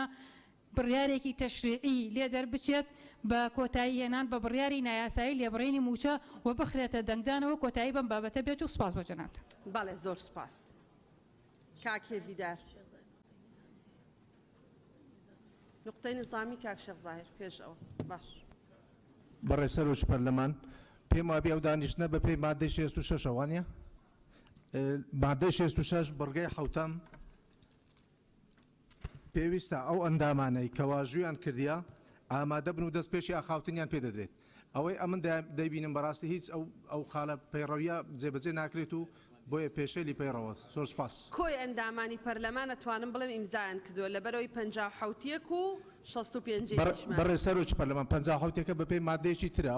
ئەو دانیشتنە بە پێی مادەی 66 ئەزانی چۆنە ئێمە اعتیباری ئەوەشمان کردووە کە هەموو هەردوو یاداشتەکە بە حسابی هەردوو یاداشتەکە جلسەمانداناوە یعنی با هەموو ئەندامانی پەرلەمان دوایەوە کەی مشکلەیەکێ پێشکێ قساکە هیچ کێشە نییە فەرموو کاکێویدە هیچ کێشە نییە فەرموو بەڕێز سەرۆکی پەرلەمان لە زۆربەی برادەرەکان قسە کراوە بەڕێز وەزیری دارایی ئەگەر بەڕێزان فەرموو کاکێویدار زۆربەی برادەرەکان قسەیان کرد لەسەر نرخی نەوت کە زیاد بوو باشە کە نرخی نەوت زیاد بوو وەزیری دارایی کوا پارەکەی کە زیاد بووە لەکوێیە کوا فەرقی بەرزبوونەوەی دولار زەحمە نەبێتن کە دولار لە 120 بوو ئێستا بووتە 145 حکومەت ئەیگۆڕێ ئەو فەرقەیە لەکوێ کە موچەی خەڵک پێ چارەسەر نەبوو کوا داهاتی گومرک کە تەنها من پرسیارم ناردووە بۆ حکومەت لە وەزارەتی بازرگانی تەنها لە 5 مانگی ئەم ساڵ موڵەتی 2488 مڵەت دراوە بۆ هاوردەکردنی کاڵا لە دەرێ 6% تەنها لە سلێمانی بووە پار مانانی مانگی ڕابردووتان داهاتی سلێمانی کەم بووتەوە بەپێ ئەم بەدوادا چونەی من لە ئامارەکانی فەرمی حکوومەت دەرکەوت ئەو قسە ڕاست نییە کە جەنابەت ئەبێ ڕوونکردنەوە ئێستا لێرە بدەی بۆ ئێمە بەڕێز وەزیری دارایی و ئەندامانی ئەنجومەنی وەزیران کە لێران سێ گورزی گەورە لە موچەخورانی هەرێمی کورسان کەوتووە یەکەم 121 موچە براوە دوام 123 زەربەی بە فەرقی پارەکەی قیمەتی پارەکەی کەوتووە هیچیان بازار گران بووە ئەدی ئەم هەموو داهاتەش هەبووە زیاد بووە زەحمەت نەبێتم بوو داهاتی ئەم داهاتی خەڵکە وەکو خۆی بە خەڵک نادرێتن لەکوێدا دەزرێت عیب نەبێ کوونەکە لەکوێ پارە تێدا دەڕواتن بوو خەڵکی هەرێمی کورسان ناگەڕێتەوە کە حەقی خەڵکی هەرێمی کوردستانە متمانەی بەم پەرلەمانە داوە ئەم پەرلەمانە متمانەی بە حکومەت داوە ئەم حکومەتە ئیشیەوە ژیانی خەڵک خۆش بکاتن بەڕێز وەزیری دارایی 18440 ئۆتۆمبیلی خوار مۆدێل داخل کراون ئەم ئۆتۆمبیلانە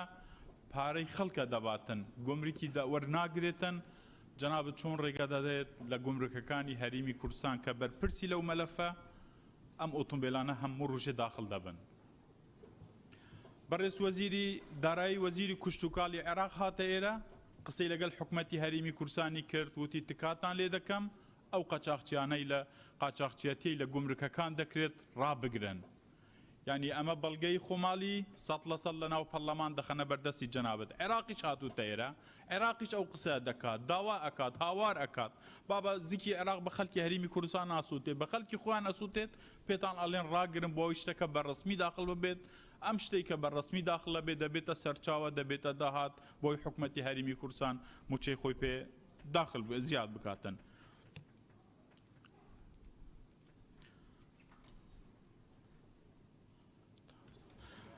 بەڵێ جەنابی سەرۆکی پەرلەمان تقریبا گومانمان دروست دەبێتن لە بڕیارەکانی حکومەت کە حکومەت بڕیارێک دەدات حکومەت خۆی پێ جێبەجێ ناکرێتن حکومەت خۆی قەراری داوە کاکە داد و بێدادی هەموو حزبەکان و خەڵک و پەرلەمان و حکومەتە لە دەواازەکان حکومەت قەراری داوە هێزێک دروست بکات کە حکومەت خۆی نەتوانێت ئەم قەرارە دەربکاتن جێبەجێ بکاتن کە دەری کرد زەحمە نەبێتن هەموو ستاف پرسیارەکەم کێ بەرپرسە لەمە کێ ئەتوانێت جوابی بداتەوە جوابی ئەو پرسیارەمان دەوێتن کە ئەندامانی حکومەت لێرەیە ئێمە قسە لەسەر چاکسازی دەکەین راپۆرتی دووەمی چاکسازی 4 لژنە لە کۆبوونەوەی 4 کۆبوونەوە لە لژنەی دارایی کراوە 80% یاسای چاکسازی پەیوەستە بە وەزارەتی دارایی و ئابووری بەڕێز سەرۆکی پەرلەمانتاران یاسای چاکسازی تقریبا سستە وەکو پێویست جێبەجێ ناکرێتن موچەی هەندێک خەڵکی فەقیری پێبڕاوە بەنا ئەویش بە هەڵە موچەی خەڵکی دەوڵەمەند و ئەوانەی کە بۆ بەرژەوەندی ئەم حزب و حزبەت ئیش دەکەن نەبراوە من لێرەوە ئەوە ڕادەگەینم حکومەت لێرە بێ وەڵاممان بداتەوە بوونیان کردووە ئەگەر پێیان ناکرێتن ئەو یاسا لە حکومەت سەحب دەکەین بەڕاستی ئەگەر چاکسازیە پێ ناکرێتن بەڕێز بەرهەمی نەوت بە پرسیارە بۆ بەڕێز وەزیری سامانە سروشتیەکانە بۆ ئێمە بەرهەمی نەوت زیاد ناکەین تاوەکو بتوانین بنزینی خۆمالی داخل بکەین ئەگەر بڵێن عێراق قبول ناکات عێراق ئەڵێ کاکە هێلکە داخل نەکەن ئێمە داخڵەکەین عێراق ئەڵێ نابێتن فس و نحاس و ئاسن و ئەوانە بچنە دەرەوە ئێمە دەبێنە دەرەوە بوو بەوە گوێ لە عێراق ناگیرین بەمە گوێ لە عێراق دەگرین هەموو ڕۆژێ لەو هەولێرە لە دهۆک لە سلێمانی ئۆتۆمبیلی خەڵک بەهۆی ئەو بنزینەی کە حکومەت لە گومرگەکان ڕێگەی پێدەدا داخلی هەرێمی کوردستانە بێت ئۆتۆمبیلی خەڵک دەسووتێتن و حکومەت بۆیان قەرەبوش ناکاتەوە و ئەو بنزینە خراپەش دێتە ناو شار بۆ هەرێمی کوردستان ناکات ئەگەر پاڵاوگەکانی ئێمە کە من بوو زیاد ناکەین چ زۆر پارە زۆر چ زۆر کۆمپانیا زۆر بێناو ئیشە بکەن دنیا هەموو شەڕێتی لەسەر نەوت ئێمە بڵێن وەڵی من ناتوانین بکەین و ئایا وەزارەتی سامانە سروشتی پلانی هەیە بەرهەمی نەوت زیاد بکاتن بۆ ئێمە بتوانین لانی کەم موچەی خەڵکی هەرێمی کوردستان پێداوین بکەین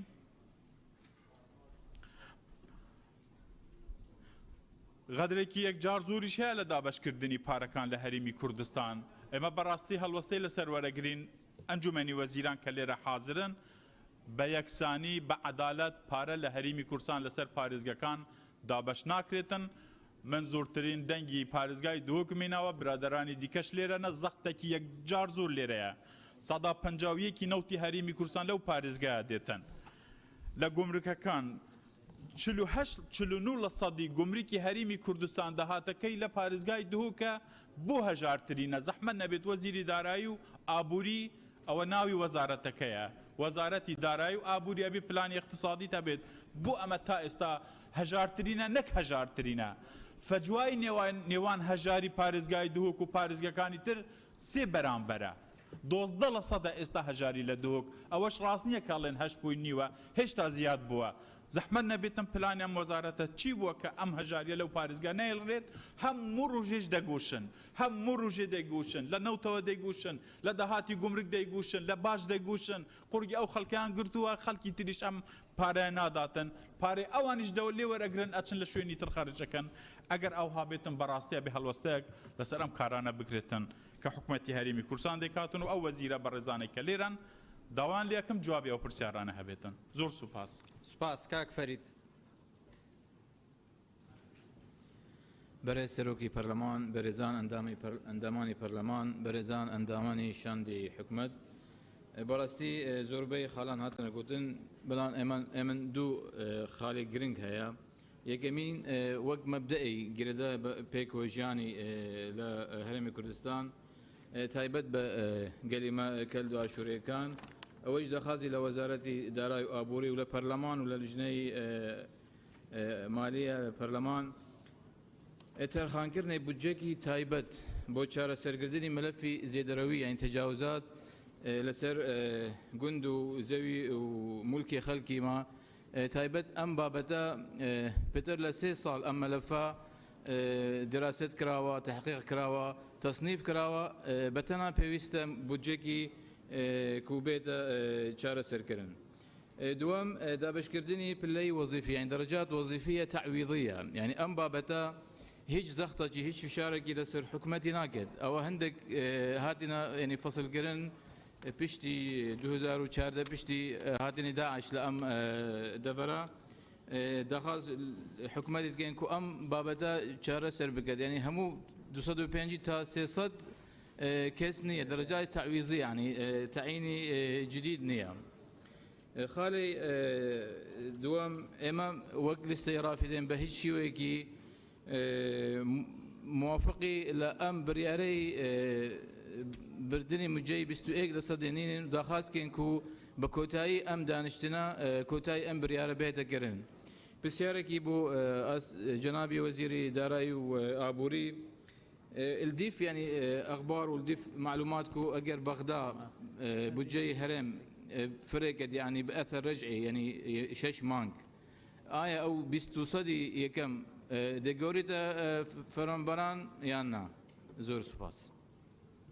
زۆر سوپاس کاک دیاری بە ناوی خی گەورە بەڕێز سەرۆکی پەرلەمان وەڵام مستافە بەڕێزەی ئەنجومەنی وەزیران پێم وایە هەندێکیان چەند جارێکی دیکە هاتوونە تێرە گوێڕایەوەی بە خێراتنیانەکەم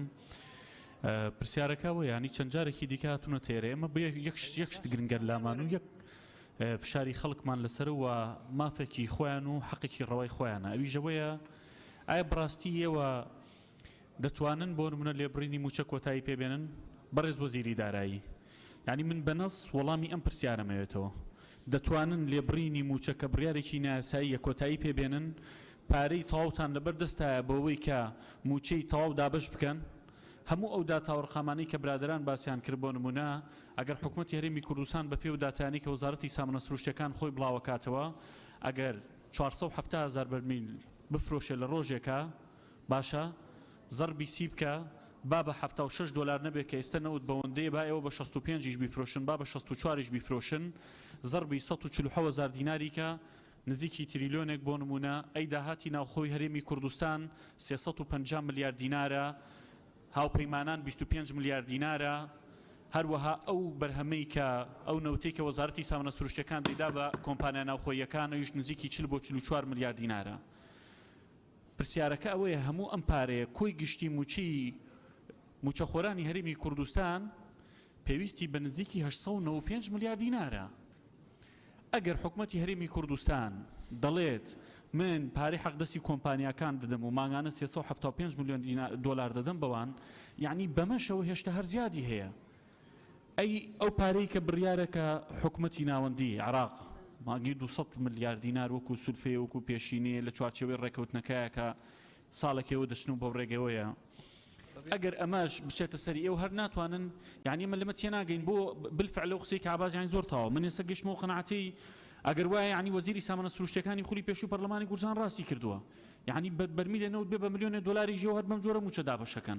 بۆ موچە ناچێتەوە دۆخی خۆی بۆ ئەم بڕیارە نادەن و دەستی سەرۆکایەتی پەرلەمانیش بەڕاستی ئەو پەنجا هەواژووی کە ئێمە ئەو یادداشتەی کە دانیشتنی پێشوو ئاراستی دەستی سەرۆکایەتی پەرلەمانمان کرد بەڕێزان ئێمە وتمانم بڕیارێکی نایاساییە دوای و بە دوواداچوونانە دوای و داتایانی کە هەن دوای بەرزبوونەوەی نرخی دۆلار بەرزبوونەوەی نرخی نەوت و بەرزبوونەوەی نرخی دۆلار بەرامبەر بە دینار هەمووەمانە پێمان دەڵێن کە حکوومەت هێرێمی کوردستان ئەگەر بۆ نمونە پارەی پرۆژەکانی وەبەرهێنانی دابنێت ئەگەر پارەی حەقدەستی کۆمپانیاکان و قەرزوانش بداتەوە دەتوانێت موچە بە زیادەوە دابەش بکات بۆیە ئێمە دەمانەوێت ئەمڕۆ پەرلەمانی کوردستانە بە بڕیارێکی تەشریعی بڕیاری نایاسایی لێبڕینی موچە هەڵبۆشێنێتەوە و 65 پەرلەمانتار بەجیا 57 پەرلەمانتار بەجیا ئیمزامان کردووە بیخەنە دەنگدانەوە بۆ نمونە بزانن کێ لەگەڵایەتی و کێ لەگەڵیانە کە دڵنیان بەشێکی زۆریان برادرانە دژی لێبڕینی موچەن من لە وەزیری دارایی دەمەوێت بە تەواوەتی ئەم وەڵامان بداتەوە بە کورتی لێبڕینی موچە لە مانگەوە چاک دەبێیاننا و دوایەوە من تێناگەم بەڕاستی وەزارەتی دارایی و ئابووری یعنی ئەوە دارایی و ئابوورین بەس یعنی چاوەڕێی ئەوەن هینەکانتان بۆ بنێرن پارەتان بۆ بێت لە بەغدا و پارەتان بۆ بێت لە وەزارەتی سامانە سروشتیەکان و لێەوە کۆیەکەنەوە هەمووی و اینجا دوای لیستێکەن و بەس لیستی موچە ڕاگەن و موچە دابەشەکەن ئەمە وەزارەتی دارایی و ئابووری ئەمە پلانەکانتانە بۆ نمونە ئەگەر قەیرانی دیکەی وەکو کۆرۆنا و قەیرانی دیکەمان بۆ نمونە ڕوبەڕوو بۆەوە ئەوەیە سەر لە قێنی وڵی نازان بەڕوسەت ئەگەر هەر ئەمەیە بۆ نمونە من نازانم ئەمەکە یەرکی وەزارەتی دارایی و ئابووریە وەزیری سامانە سروشتیەکان لە ساڵی 2015 و بڕیارێکی وەزارەتی سامانە سروشتیەکان و ئەنجومەنی وەزیرانێک کە مۆڵەتی بەنزیخانە نەدرێت بەڵام بۆ نمونە لە پارێزگاکانە بۆ نمونە لە سلێمانی لیژنەیەگەی لە نێو ئەنجومەنی پارێزگای سلێمانیش ناوەڵە هەر لە محافزێتە نزیکی زیاد لە 15 بۆ 17 مۆڵەتیکردنەوەی بنزینخانە درراوە مۆڵەتی سەردان پێدراوە بنزیخانە بەرزکراوەتەوە و إلى آخره لە هەولێر بۆ نمونە مۆڵەتی بنزینخانە و چەندین بنزیخانە کراوەتەوە لە دووە کراوەتەوە ئەم سەلاحیەت و ئەم دەسەڵاتی و لە کۆ داوتانە بەوان ئەوان چۆنە ماکەن ئێوە ئاگادارن یان ئاگادار نین دانی مۆڵەتی بنزینخانە ئیشی پارێزگارە بەڕێز وەزیری دارایی لە مانگی سێ لەسەر پرسی یادەکانی ڕاپەڕینەوەوانە دوایەوە کە هاتن بۆ مۆزوعی مانگی چوار کە سوکاری کیمیابارانی ئەنفال و هەروەها کیمیاباران و ئەنفال کە سوکاری شەیدان بە تایبەت لە یادی ئەنفالدا ئێوە هاتن و لێرە کۆمەڵێک داواکاری و کۆمەڵش ینی بەشێک لە ستافی ئەنجومەنی وەزیران هاتن بەڕێستان لە بەروی معنین و وەزیری دارایین کەواتەوە لە نێو سکرتێری ئەنجومەنی وەزیرانی لێ سەرۆکی دیوانی ئەنجومەنی وەزیرانی لێ دەمەوێ بزانم هیچتان کرد بۆ کە سوکاری سەربەرزی شەیدان لە چەمچەماڵ کێشەی ئاوی چەمچەماڵ ئاوی خواردنەوەی چەمچەماڵ چارەسەر کرا پارەتان بۆ دابین کریان نا مۆنومنتی هەڵەبجا ئایا هیچ پارەیەکتان بۆ کەرتی تەندروستی هەڵەبجا سرف کردووە لە ماوەی ڕابردوودا بەتایبەت لە کاتی کۆرۆنایە هیچ دۆسەیەک هیچ گەندەڵێک لەمایە هەبوو یان نەبووە من دەمێ بەڕاستی پرسیاری وەڵامی ئەوانە وەربگرمەوە و بابەتی زیندانی سیاسیەکان بەڕێز وەزیری دارایی لە ماوەی ڕابردووە لە کۆی 23100 ئەوەندە زیندانی سیاسی لە هەرێمی کوردستان 5162 لە ماوەی 10 ساڵی ڕابردووە منحیان وەرگرتووە دوای یاسای چاکسازی ئەمانە وەستان ئەوانەی کە هیچ موچێشی دیکان نەبوو کە بایەتمەتریان کردووە وەجبەیەکیان 639 کەس و جاری دومیش 190 کەس ئێستا منحەکان پێدرێت و بەردەوام بوون ئایا پرسیارەکەم ڕوونا پرسیارەکەم ڕوونا بەڵە بەڵە بەڕێزان کاک دیاری فەرموو کاک قسەکەم لەسەرەوەیە ئەوانەی کە منحەکانیان بڕاوە کەی بە تەواوەتی وردبینیە کرێ لە دۆسیەکانیاندا ئەمە یەکەم دووەم ئەوە 18 هزارەی کە کە چەند ساڵە کۆتان بۆ کردوون و چەند ساڵە چاوەڕێ و من حەوەر بگرن کەی من حەکانیان پێدەن و لەو 5,000وانی کە دەبڕێت وەجبەی دیکە خەنە شوێنی ئەوان زۆر سپاس. سپاس کاک یاسین فەرموو. بەناوی خۆی گەورە و میهرەبان دیارە لە یەکەم ئەندام پەرلەمانەوە لە یەکەم ئەندام پەرلەمانەوە تا ئاخری پێشگیری هەموو قسەکانیان دەکەم بەڵام من لە قسێکی پیرەمێردێکی دەست پێ دەکەم لەو ماوەی پێشوو لە دڵی خۆشناوەتی بووم کە لانکەی شۆڕۆژ و خەباتە بریا وەزیری ئاوادانکردنەوە لێرە باە قۆڵتی تێدا نامن تێدا بەزر دەبم پیرەمێردە کوتی کاکە یاسین لە پەرلەمانم دیتی قسەی جوانت کردن بەڵام قسە بە کەلک نایە کردار شەرتە وتم بۆ وتی من لە 74ەوە گوێ بە ڕادیۆی وەدەنێم هەتا ئێستا قسەی خۆشم گوێ لێ نەبووە یعنی بەڕاستی من دەمەوێت چەند پرسیارێک ئاراستەی ئەو وەزیرە بەڕێزانە دەکەم بەخێربێن سەرچاوان یەکەم وەزیری دارایی پێمان بڵێ داهات چەندە چەند سەرف دەکرێ و لە چی سەرف دەکرێ ئەوەی معاشە پێمان بڵێ و ئەوەی بۆ خزمەت گوزاری دووەم وەزیری نەوت زەحمەت نەبێ پێمان بڵێ داهاتی کوردستان نەوتەکە چەندە بە چەندی دەفرۆشێ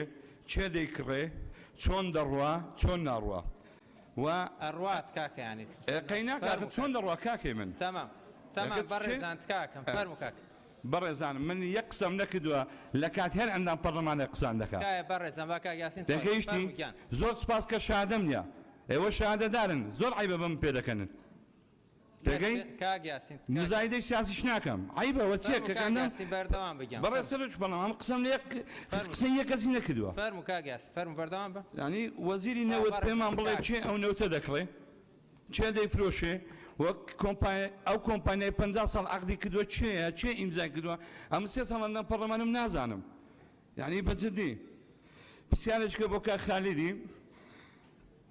جەنابی کاک خالید زەحمەت نەبێ ئەو ڕێکەوتن نامەی بەغدامان بۆ ئاشکراکە چۆن پێک هاتوون یعنی جەنابن نووسیوتانەوە کە بەیانی ئێوە نەمێنن ئێمە ببینین بە وەزیر لەگەڵ حکوومەتی عێراق قسە بکەین ئەین ستان کردووە پرسیارێکە بۆ وەزیری پلاندانان لێرە نیە ئەی هاوار چ بکەم بەڕێزان من دەمەوێت یەک شت پێ بڵێم هەمومان باسی موچە دەکەین بەڵام کەرتی پەروەردە فەشەلی هێناوە کراوەتە کارتی ئەهلی ڕێگاوبان فەشەلی هێناوە یەک خزمەت گوزاری تێدا نیە لێرە ئەمن هەتا دەسمەوە ڕانیێ 50,000 دەبێت لە تاسەندە کارتی ئەمنی من یەک پرسیار لە حکومەتی دەکەم وەزارەتی ناوخۆمان هەیە ئاسایشمان هەیە پۆلیسمان هەیە یعنی ئێمە سکوریتیمان بۆ چییە یعنی من هەست دەکەم بەجددی برادەرینە با شەفاف بین لەگەڵ یەکتری ئەو هەموو کۆمپانیا بۆچی لە کوردستان هەنا یعنی ئەمە لەگە وەزارەتی شارەوانیم هەیە کۆمپانیا پاکەرەوەم بۆ چییە ئەگە وەزارەتی ناوخۆم هەیە ئەمە کۆمپانیا سکوریتیم بۆ چییە ئەگەر خوێندنی باڵا تۆ ئەو خوای بە ویژدانتان گونەح نییە لە یەکێک لە زانکۆوەکانی کوردستان تەلەبە تەلەفۆنی بۆ کردم دەڵێ مامۆستا دەڵێ شەهادەکەت نادەمەوە تا پارەی نەدەی یعنی بەجددی ئێوە ناترسێن بەڕێ سەرۆکی پەرلەمان ئەو میلەتەمان لێ ڕاپەڕێ یعنی ئەوانەی پێشمەرگەی کۆنن بەیانی چ بە شەهیدەکان دەڵێن کە لێرە ناترسێم من لە قیامەت دەترسێم شەهیدەکە بڵێ من بۆیم ئێوە کوردستان ڕزگار نەکردو پەرلەمانم دانەناوە کە دزی تێدا بکرێ یعنی ماقولە خوێندن بە پارەبی بە پێی دەستوری ئێڕا خوێندن بەلاشە کابرا هاتۆ تەکلیفی لە من کردووە توێتی $500 دەی خوێنێ ئێوانان دەخوێنێ یعنی تەکلیفمان کردووە لە خوێندنی باڵا لە جەنابی وەزیر لە ڕێی ئاشناخانەوە کە شادەکانیان دەنەوە یعنی بەڕاستی برادەرینە ئەو میلەتە یعنی تاوانی ئەو میلەتەی چێ ئێمە هەموو کردنیەوە ئەندام پەرلەمان هەمووی کردین بە وەزیر ئەو کوردستانە جوانە ئەو کوردستانە بەهەشتا تێگەیشی زۆربەتان زیندانی سیاسی بوونە زۆربەتان پێشمەرگەی کۆم بووینە یعنی بەڕاستی کە ئەو پەرلەمانەی دەبینم گریانم دێ کاتێک کە قوپی سەرگەڵووی میراوە گیرا دوو برادرم شەهید بوون یەکیان خدر ئەندێکی بوو یەکیان شەهید عومەر زەوەیی بوو ئێستا تاتەکەم لەبەر چاوانە کەچی منداڵەکانیان لە برسان بگرێن یعنی وەرن کاکە لێرە بەداوە گەردەنتان ئازابی لە باتی هەموو کوردستان 30 ساڵە ژێرخان و بنخان و هەموو شتان برد بەڵام ئێستا منداڵەکانمان ناخوێنن بۆ کەرتی پەروەردە فەژەلێنەوە من کچەکەم مەهەندیسە دانەمەزراوە لەسەرەوەی کوتیانە گۆڕانی باشە کچەکەم دانەمەزراوە بە کوڕەکەم دەڵێم بخوێنە دەڵێ جابا بە خۆت و گۆڕانی من دانامەزرێم لەو ماوانە کوڕێک پێشمەرگەیەک بێ بخۆشە چاک نایبێنم 5 ئینجیباتی گوشتن کە هەژار مەرگەیە پێم خۆشە چاک نایبێنم 2 ئینجیبات بریندار بوون 3 گوشتن هەرچێک تفەنگەکەی بردن کوڕەکەی لە زانکۆی ئەمریکی دەرچووە لە کۆمپانیای کار لە نەوتێ وەریان نەگرتووە کە یەکەمی زانکۆشیێنەوە بەس دەسە حیزبادی کوتیانە بابت گۆڕانە یعنی ئەمە تاوانی چمان هەیە کوڕە پێم خۆشە چاک بزانن ئێمە سپێنی هەڵبژارنی عێراقا چۆن چین بە دەنگ دەرەکانمان بڵێن دەنگمان بدەنێ کوڕە پیاوی چاوم بەرنەوە ناو خەڵکی ئەوە میلەتە کە برسێتی ڕێگەچی لە هاریە پێتان دەڵێم وەڵڵا پێش ئێمان ماڵی من دەسووتێنن وەڵڵا ماڵی من دەسووتێنەوە حیمام دەگەدانیا کاگیاسنگیان سوپاس یەک دقەی دیکە بەڕێ سەرش بەڵام من تریش یەک دقە بەڕێ سەرش بەڵامات خۆ یەک مانگە دانیشتی یعنی بەجددی گریانم دێ یعنی منتیقەی من 180 چەکدار و پێشمەرگەیە و مۆزەفە ڕانیە و قەڵازە یعنی هەر هەموو خوا ئاگادارە هەموو گەنجەکانمان ڕۆیشتن ڕۆژانە دەبێ مە بچینە پرسان یعنی بیکەنە خاتی خوای دەستە ناو دەستی یەکدینێن کاکە من یەکشتی بە حکومەت یاریمی کوردستان دەڵم کتابەکەیە چاکسازی جۆرجیای بڕۆن بیخوێنەوە هەموو بەرپرسەکانتان لە خلالی یەک هەفتەیدا 16,000 پۆلیسی خانەنشین کرد هەرچی سەرمایهداری ئەو وڵاتەیە بانجیان کەن وەرن کاکە لەسەر حسابی ئەو حکومەتی ئێوە دۆڵەمەند بوونە بێن پارەکانتان 150 بێنەوە یعنی بۆ ناکەن بۆ دەترسێن کاکە وەرن من بکەنە بەرپرسی ئەوەی وەڵی بەدوو مانگەن معاشتا دەکەم ئەگەر چاکم نەکردی ئەعدام بکەن ئەو هەموو کۆمپانیا دز و جەردانە پەیدا بووینە کۆمپانیای دەرمانی کۆمپانیای ئاردی کۆمپانیای نەوتێ کۆمپانیای نازێ بۆ حکومەت ئەوی شانە ناکە یعنی بەجددی بۆ نایکە ماقولە دەرمانی ئەکسپایر لە خەستەخانەی هەیە ماقولە کەسێک نەخۆش بووە لە خەستەخانێک لە خەستەخانەکان دەڵێن نابێ بچێ دەرێ هەتاکو پارەت نەدەینێ سپاس کاگیاسنگیان یەک دنیا مەمنون سپاس زۆر مەمنون سپاس کاک لوقمان فەرموو دەست خۆش کاگیاسنگیان سپاس بەڕێز سەرۆکی پەرلەمان بەڕێزان وەکو پێشتری شارەتمان پێیە 95 ئەندامی بەڕێزی پەرلەمان ناویان تۆمار کردو تا ئێستا ئەو پەڕەکەی گەشتونە 26 ئەندامی پەرلەمان جا بۆی لە بەست بۆ زانیاریتان فەرموو کاک لوقمان بەڕێز سەرۆکی پەرلەمان تکایە بەڕێز فەرموو کاک بە خێراتنی وەزیرە بەڕێزەکانەکەین ئاشکرا بڕیاری لێبڕینی موچەخۆرانی هەرێمی کوردستان بڕیارێکی نایاساییە و لەوە خراپتر ئەوەیە کە چارەنووسی ئەو لێبڕینەش تاکو ئێستا دیاری نەکراوە بەپێی ئامارە فەرمیەکانی حکوومەتی هەرێمی کوردستان ڕۆژانە 450 بۆ 470,000 بەرمیل نەوت دەفرۆشێت و بەپێی نرخی بەرزبوونەوە و نزمبوونەوەی نرخی نەوت لە مانجیەکی ساڵی 2021 بەشی 650 میلیۆن دلار نەوت فرۆشاوە و لە مانجی 800 میلیۆن دلار کەچی مانگانە 300 میلیۆن دلار داهاتی ئەو نەوتە ئەگەڕێتەوە خەزێنەی وەزارەتی دارایی بەو پێەیە یەک لە سەرسەی نرخی نەوت ئەگەڕێتەوە وەزارەت دارایی ئەوەی تر لە ژێرناوی حەقدەستی کۆمپانیا و کرێی گواستنەوە و بۆڕی ون دەبێ هاوڵاتیانی هەرێمی کوردستان تاکو ئێستا ئێمەش لە ئەندامانی پەرلەمان ئەم مەتەڵەمان پێ هەل نەبووە کە ئەمە مەتەڵە سەحرە ئەمە چییە کە ئێمە لە وڵاتێکین وڵاتێکە خاوەنی نەوتە بەڵام ئەم نەوتە نەبووە مایەی خۆشبەختی بۆ هاوڵاتیانی هەرێمی کوردستان سەرچاوەی دووەمی داهاتی هەرێمی کوردستان خاڵە سنووریەکان و باج و دەرامەتی ناوخۆیە ئەویش ئەگە بڕگەڕینەوە بۆ ساڵی ڕابردوو لەگەڵ ئەم ساڵ کە دوای ئەوەی حکوومەتی هەرێمی کوردستان خۆی لە مانجی 4 ساڵی ڕابردوو 4 بڕیاری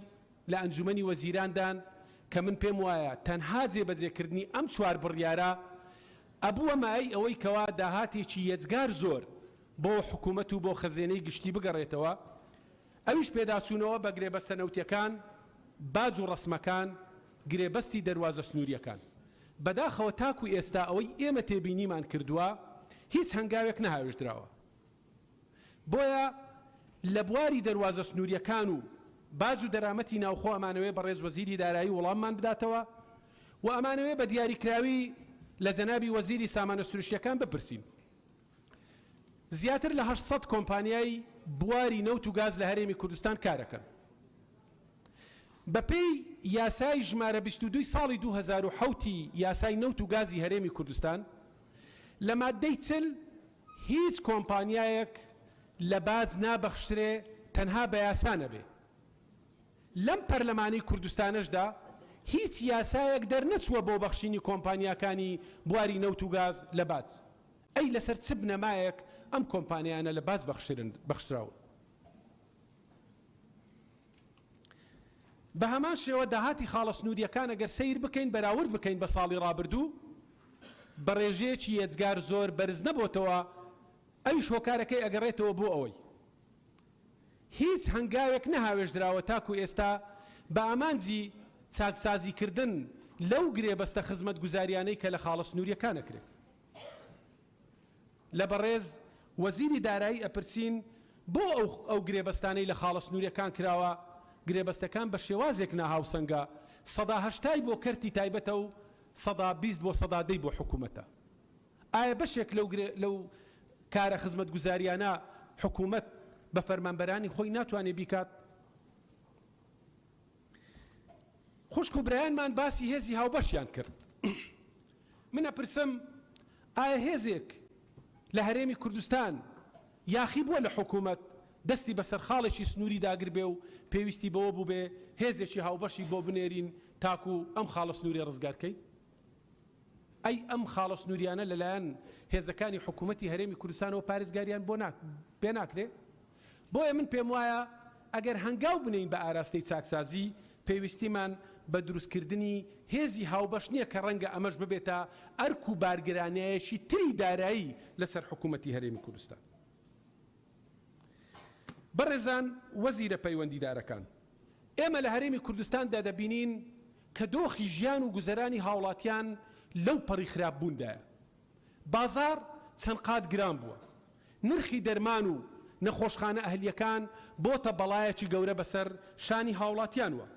ئاو پارەی زیاد بووە و بڕەکەی کەم بووە، کارەبا نرخەکەی زیاد بووە و بڕەکەی کەم بووە، بنزین خۆتان نەزانن لە چ دۆخێکی گرانیدایە کە پەیوەندی بە ژیان و گوزەرانی هاوڵاتیان وەیە. بۆیە هاوڵاتیان چاوەڕوانی ئەوەیانەیە لە حکوومەتی هەرێمی کوردستان، لە ئێوەی بەڕێز، لە ئێمە نوێنەرانی خەڵک کە لەم دانیشتنەدا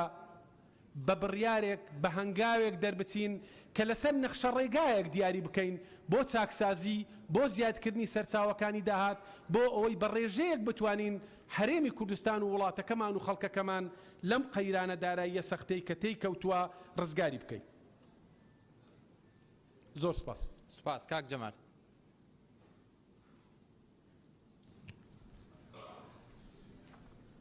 بە ناوی خوای گەورە، بەڕێز سەرۆکی پەرلەمان، پێشەچی بە خێراتنی شاندی بەڕێزی حکوومەتی هەرێمی کوردستان دەکەم. من پرسیارێکم لەلا دروست بووە لە بەڕێزانی لیژنەی دانوستان. دیارە برادران وەکو باسی دەکەن ڕۆژانە 460,000 بەرمیل نەوت لە کوردستان دەفرۆشرێ، دەبێت 250,000 بەرمیل وەکو ئەقیام پارەکەی بە بەغدا بدرێ. ئایا باشتر نییە ئەو 250,000 بەرمیلە تەسلیمی سۆمۆ بکرێ دەبەوەی ئەوان حکوومەتی عێراقی بە سعرێکی بەرزتر ئەو نەوتە دەفرۆشن؟ لێرەدا داهاتێکی باشترش لە بۆ حکوومەتی هەرێمی کوردستان دەمینێتەوە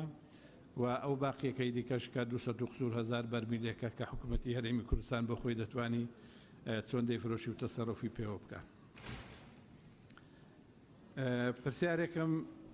لە کاک دکتۆر ئومێد سەباح و کاک ئامانج هەیە. دکتۆر ئامانج، دیارە یەکەم و دووەم و سێمی کۆلێج و پەیمانگاکان چەند ساڵەکەدا نامەزرێن. ئەوەش بەڕاستی پێم وایە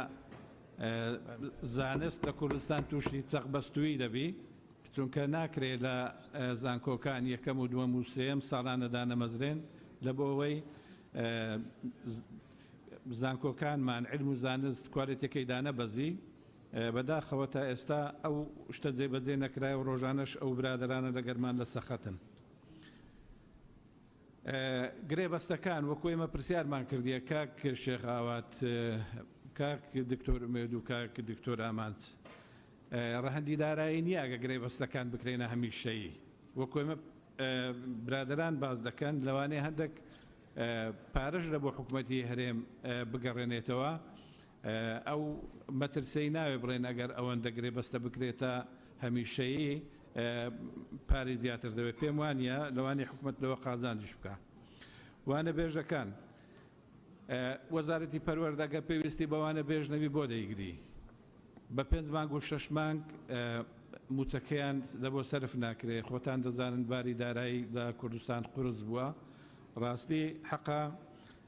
ئاوڕێکیان لێ بدرێتەوە بریا وەزیری پەروەردەش لێرە بووە. خانەنشین هێزەکانی ناوخۆ ئێمە دەمێژە چاوەڕێی حکوومەتین پرۆژەی یاسای خانەنشینی بنێری، لەبەرەوەی ئێستا زیاتر لە 100 ئەفسەری پلە باڵای پارتی وێچێتی لە ئاسایش خانەنشین بووینە، لە بۆ ساڵێک و 2 مانگ دەچی موچەکانیان لە بۆ سەرف ناکرێ،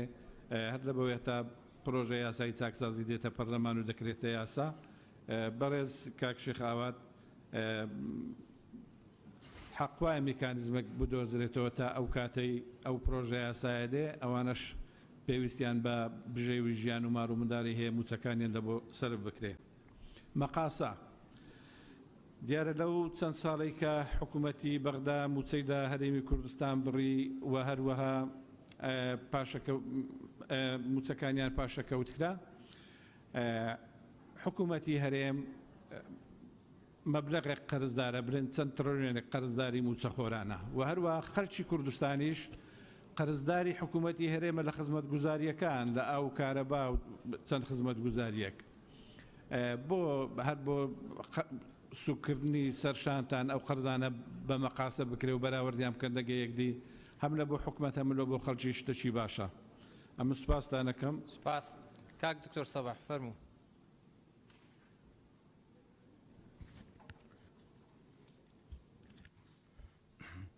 بەڕێز سەرۆکی پەرلەمان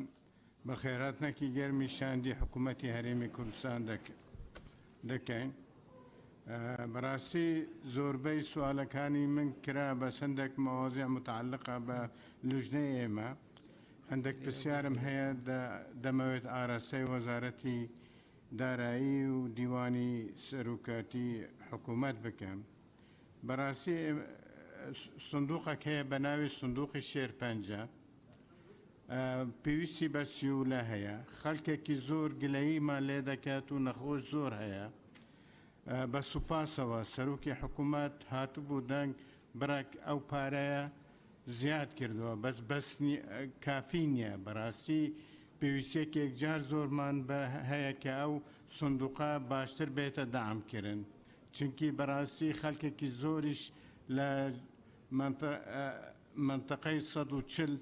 دێن عیلاج وەردەگرن، چ لە دیالە، چ لە مووسڵ، چ لە کەرکووک، حتا لە بەغدا و لە جنوبیش دێن، چونکی دەرگای خەستەخانەکانی هەرێمی کوردستان کراوەیە بۆ هەموو کەسێکە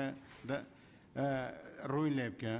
لێرەوە داوا لە شاندی حکوومەت لە بەغداش دەکەن، بەڕاستی کە زەختێکی زۆر لە حکوومەتی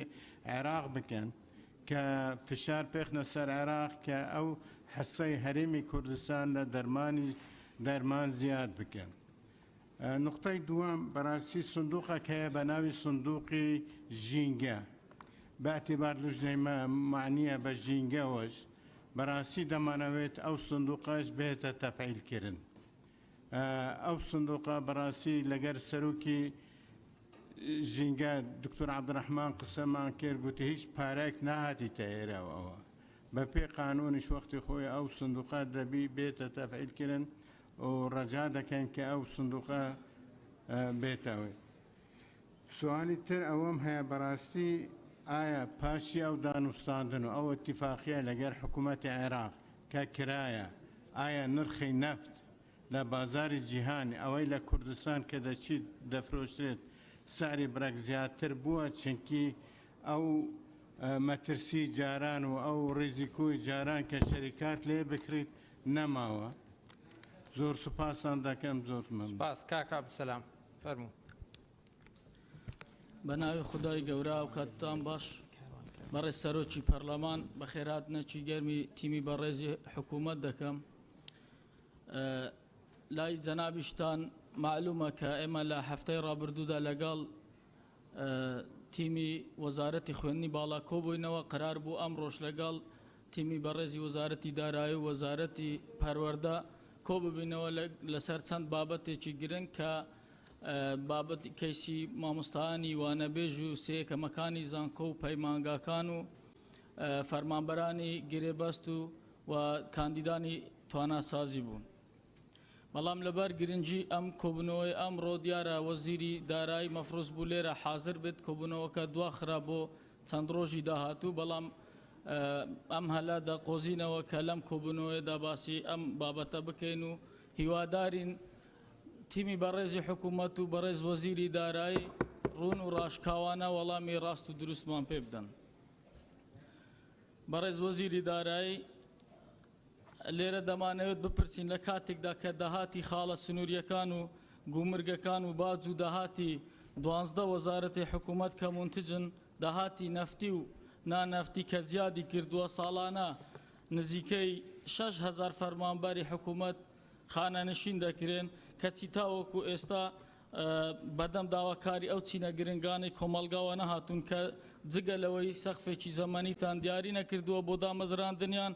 تەنانەت نزیکەی 6 مانگە مستحقات و کرێی مامۆستایانی وانەبێژ نەدراوە لە کاتێکدا کە نزیکەی 20,000 مامۆستای وانەبێژان زیاتر لە 115 کۆی میلاکاتی وەزارەتی پەروەردە پێک دەهێنن و پەروەردە و فێرکردنی زیاتر لە 115 کۆی قوتابیان و خوێندکارانی کوردستان لە ئەستۆی ئەواندایە بۆیە دەپرسینەمە ڕەوای حەقێک کە ماندوو بوون و شەو نخۆنی ئەوان نادیدە بگرن سەبارەت بە کەیسی سێیەکەمەکانی زانکۆ و پەیمانگاکان کە ژمارەیان زیاتر لە 5,000 کەسن لە کاتێکدا کە یاسا ئەوەی تەنزیم کردووە کە لە حاڵەتی دروستبوونی فەراغی وەزیفی لە خوێندنی باڵا پێویستە ئەولەویەت بدرێت بە سێیەکەمەکانی سەرئاستی زانکۆ و پەیمانگاکان بۆ دامەزراندن بەپێی بەدواداچوونەکانمان لە ماوەی ڕابردوودا لە زۆربەی بەشە زانستیەکان لەسەر جەمزانکۆ و پەیمانگاکان ئەو فەراغە وەزیفە هەیە بۆچی تاوەکو ئێستا خەم لە کەیسی ئەوانە نەخوراوە و ئەوانە دانەمەزراون. سەبارەت بە فەرمانبەرانی گرێبەست کە نزیکەی 26,000 فەرمانبەری گرێبەست لە دام و دەستگاکانی حکوومەتدا هەن جگە لەوەی کە پێمانوانیە بارگرانی دارایی بۆ حکوومەت دروست بکات ئەگەر ئەمانە بە هەمیشەیی بگرێن بەڵام سەرباری ئەوەی کە ئەمانە بە هەمیشەیی نەکراون لە چەند ڕۆژی ڕابردوودا لە ئەنجومەنی وەزیران پەیڕەوی ژمارە 11 ساڵی 2021 دەرچوو کە بریتە لە مۆڵەتی خوێندن بۆ فەرمانبەرانی حکوومەت بەڵام فەرمانبەرانی گرێبەست کە ژمارەیان 26,000 کەسن لە پێدانی مۆڵەتی خوێندن بێبەشکران دەبواە ئەو مافیان بەڕەوا بدیت باە بۆ ئەوان. سەبارەت بە کاندیدانی تواناسازی کە زیاتر لە 800 مامۆستای زانکۆ هەن کە خوێندنیان تەواو کردووە لە دەرەوەی وڵات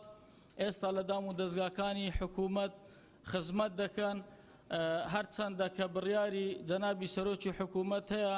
بە تەمویلی ئەو بڕەپارەیە کە 30 ملیۆن دۆلارە لە 2015 و 16 تاوەکو ئێستا 20 ملیۆن دۆلاریان بۆ خەرج کراوە تاوەکو ئێستا 10 ملیۆن دۆلار ماوە سەرف بکرێتن تاوەکو ئێستا هیچ بڕیارێکی لێ نەدراوە. بەڕێز وەزیری سامانە سروشتیەکان ئایا جەنابتان ئاگادارن لە گرانبوونی بنزین لە هەرێمی کوردستان چ پلانێکتان هەیە بۆ ڕێگریکردن لە گرانبوونی بنزین؟ ئایا جەنابتان ئاگادارن لە قۆڕخکردنی سنوورەکان لەلایەن هەندێک لە کۆمپانیەکانەوە؟ من لە چەند ڕۆژی ڕابردوودا چەندین کۆمپانیا پەیوەندیان بە ئێمەوە کردووە کە مۆڵەتی فەرمی لە وەزارەتی سامانە سروشتەکان و لە وەزارەتی پیشەسازی هەیە بۆ ئەوەی نەفتی خام و قیر ببەن بۆ دەرەوەی وڵات. بەڵام لە سنوورەکان مدیری گومرگەکە پێی دەڵێت دەبێت لە فڵانە کۆمپانیا موافقە بهێنی بە مۆڵەتی وەزارەتی سامانە سروشتەکان و هی وەزارەتی پیشەسازی لای ئێمە ئەهمیەتی نییە. ئایا چ پلانێکتان هەیە بۆ ڕێگریکردن لەم قۆڕەکاریە و زۆر سپاس. سپاس جوان خان. بەڕێز سەرۆکی پەرلەمان، ئەو پرسیارانەی کە ئاراستەی بەڕێزان دەکرێت لە حکوومەتی هەرێمی کوردستان خەمی هەموو لایەکمانە. کاتێک کە دووبارەی ئێمە پێویست ناکە هەم کاتەکە بکوژین هەم قسەکان دووبارە بکەینەوە. ئیدارەدانی جەلسەی پەرلەمانیشیە ئەوە تا زۆر حدێکی زیادی دەدەنێ یا زۆر حدێکی کەمی دەدەنێ. حەدی وەسەط نییە لە ئیدارەدانی جەلسەی پەرلەمان. کاتێک کە یەکێک دەیەوێ قسە بکات بە جدی یعنی دەیکاتە مەجلیسی خۆی دەست بە هەموو قسەکان دەکا. ئەوە قسەی هەمومانە و کە کرا پێویست بە دووبارە بوونەوە ناکە. پشگیری تەواوی هەواڵانم دەکەم لەسەر پرسی موچە و ئەو بابەتانەی کە باسییان کرد. من پرسیار دەکەم لە بەڕێز خالید شوانی ئەو ڕێکەوتنانەی کە دەکرێت لە عێراقەوە چ دەستێکی لە پشتە کە ئەو ڕێکەوتنانە جێبەجێ ناکرێت؟ بۆچی ڕۆژێک دەڵێن جێبەجێ کرا، ڕۆژێک دەڵێن پارە دێ، ڕۆژێک دەڵێن پارە نایە؟ بۆچی حزب دەستکاری کاری حکوومەت دەکات؟ چ دەستێک لە پشت ئەوە هەیە؟ سپاس. بۆ دکتۆر عەبدولحەکیم خەسرۆ لە مەوزوعی چاکسازی کەم ئەندامان، کەم ئەندامی سەنگەرمان هەیە کە لە سەدا 75 کەم ئەندامە و موچەی هەیە. بۆچی موچەی ئەوانە دەبڕدرێت؟ بۆچی موچەی کەم ئەندامێک کە بەڕاستی کەم ئەندام نییە و ناوی لە لیستی کەم ئەندامان هەیە موچە وەردەگرێت؟ ئایا چاکسازی لەو بوارە کراوە؟ ئایا لیژنەی بۆ تەشکیل کراوە؟ ئەو کەم ئەندامانە بینراون تا چەند سەدا چەندیان کەم ئەندامە و سەدا چەند کەم ئەندام نییە و زۆر سپاس. سپاس. بەڕێزان تەنها بۆ تەکیدکردنەوە لە خاڵە پەیڕەویەکەم بە پێی مادەی 54 خاڵی چوارەم بڕگەی یەکەم ئەندامی پەرلەمان بۆی هەیە تەنها 3 خولە قسەکە. جگە لەو دانیشتانەی تایبەتن بە بودجەیان سەرۆکایەتی پەرلەمان تایبەتمەندیانەداتێ. ئێمە کارنامەیەکی دوور و درێژمانەی بابەتێکی گرنگە لەم دانیشتە قسەی لەسەرەکرێ، بۆیە ئێمە کاتی زیاترمان لە 3 خولەکە کە تاوەتە تەواوی ئەندامانی بەڕێزی پەرلەمان. ئەشزانین قسەکان زۆربەیان دووبارەن، پرسیارەکان هاوشێوەن، بەڵام ئەگەر کاتتان بۆ دانێن پێمان ئەڵێن کاتەکانمان لێکەم بکەنەوە. ئەگەر لە کاتی دووبارەکردنەوەتان لێتان قەتعەکەین پێمان ئەڵێ سەرۆکایەتی لێمان قەتعەکە. بۆیە ئێمە کاتان لێکەین بەڕێزان 62 ئەندامی پەرلەمان ماوە نەگەرێکی 5 دقەش قسەکەن 5 سەعات و نیوی ترمانەوێت، واتە کاتە سەعات 11 شەو ئەدی دەرفەت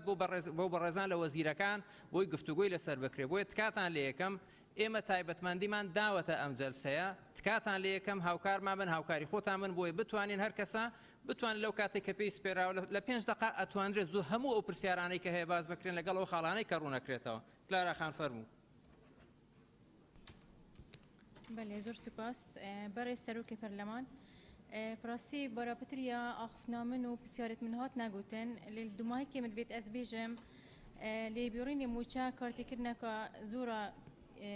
یا سلبیل سەرژیانە خەلکی کریە، دلار بلند بووە، کەلوپەل گران بووینە، باجال سەر خزمەت گوزاری زێدە بووینە، لەو ماپێتبیە لێ بیرۆنی موچە دوماهیک بهێت. ئێدی خەلکێمە وەستیا و ئەمجی وەستیان و نەشین باجا ناکوکی و نەبەرپرسیاتیە هەندێک لایەنە و کەسێن گەندەل بدەین. زۆر سوپاس. سپاس. کاک نزار.